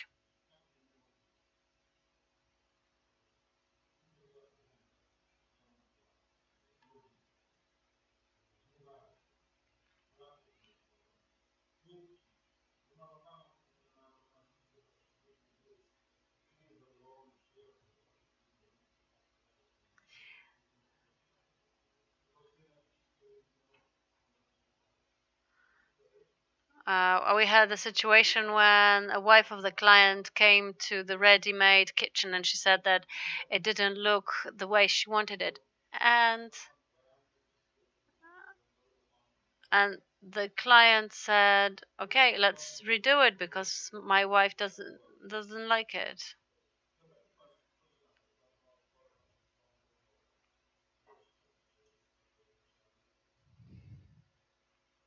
Have a look at the next type.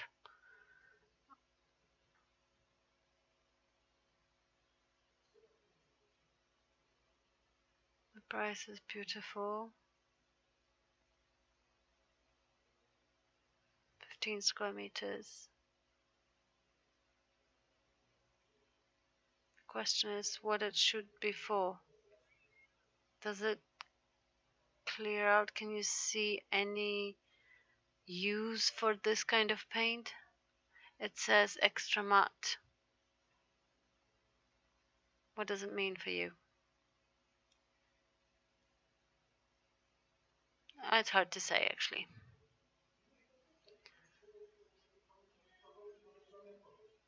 For me, it's an answer also. How about this one? The third type. The effective finishing. Beautiful elegance layer. It's breathable. It's scrub resistant and stain resistant. I don't believe it. I would like to see it.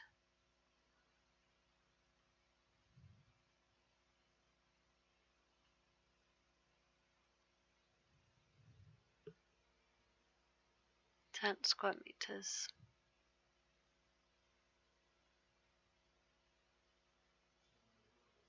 The price is good, so the paint should be also good, I guess. I've never painted with such expensive paints. I've never painted with such expensive paints. Okay, and the special task paints.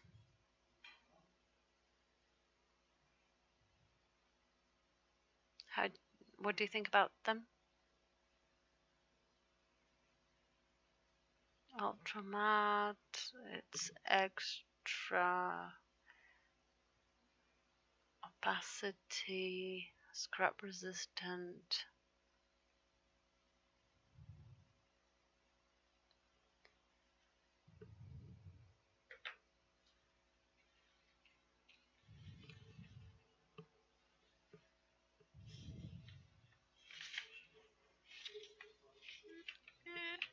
Is there anything uncool, or is it hard to say? Do you feel encouraged, discouraged?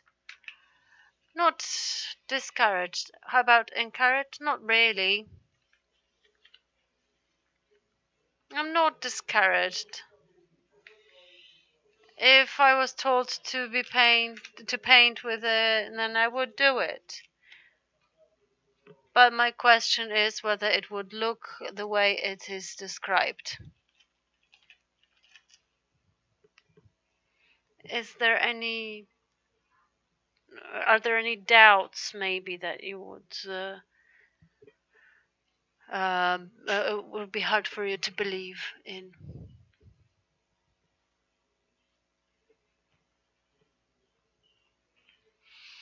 What is important is that whether the boss pays, the client approves the work. I think that it's all I wanted to hear. Thank you very much for coming. You helped surely, so thank you very much and goodbye.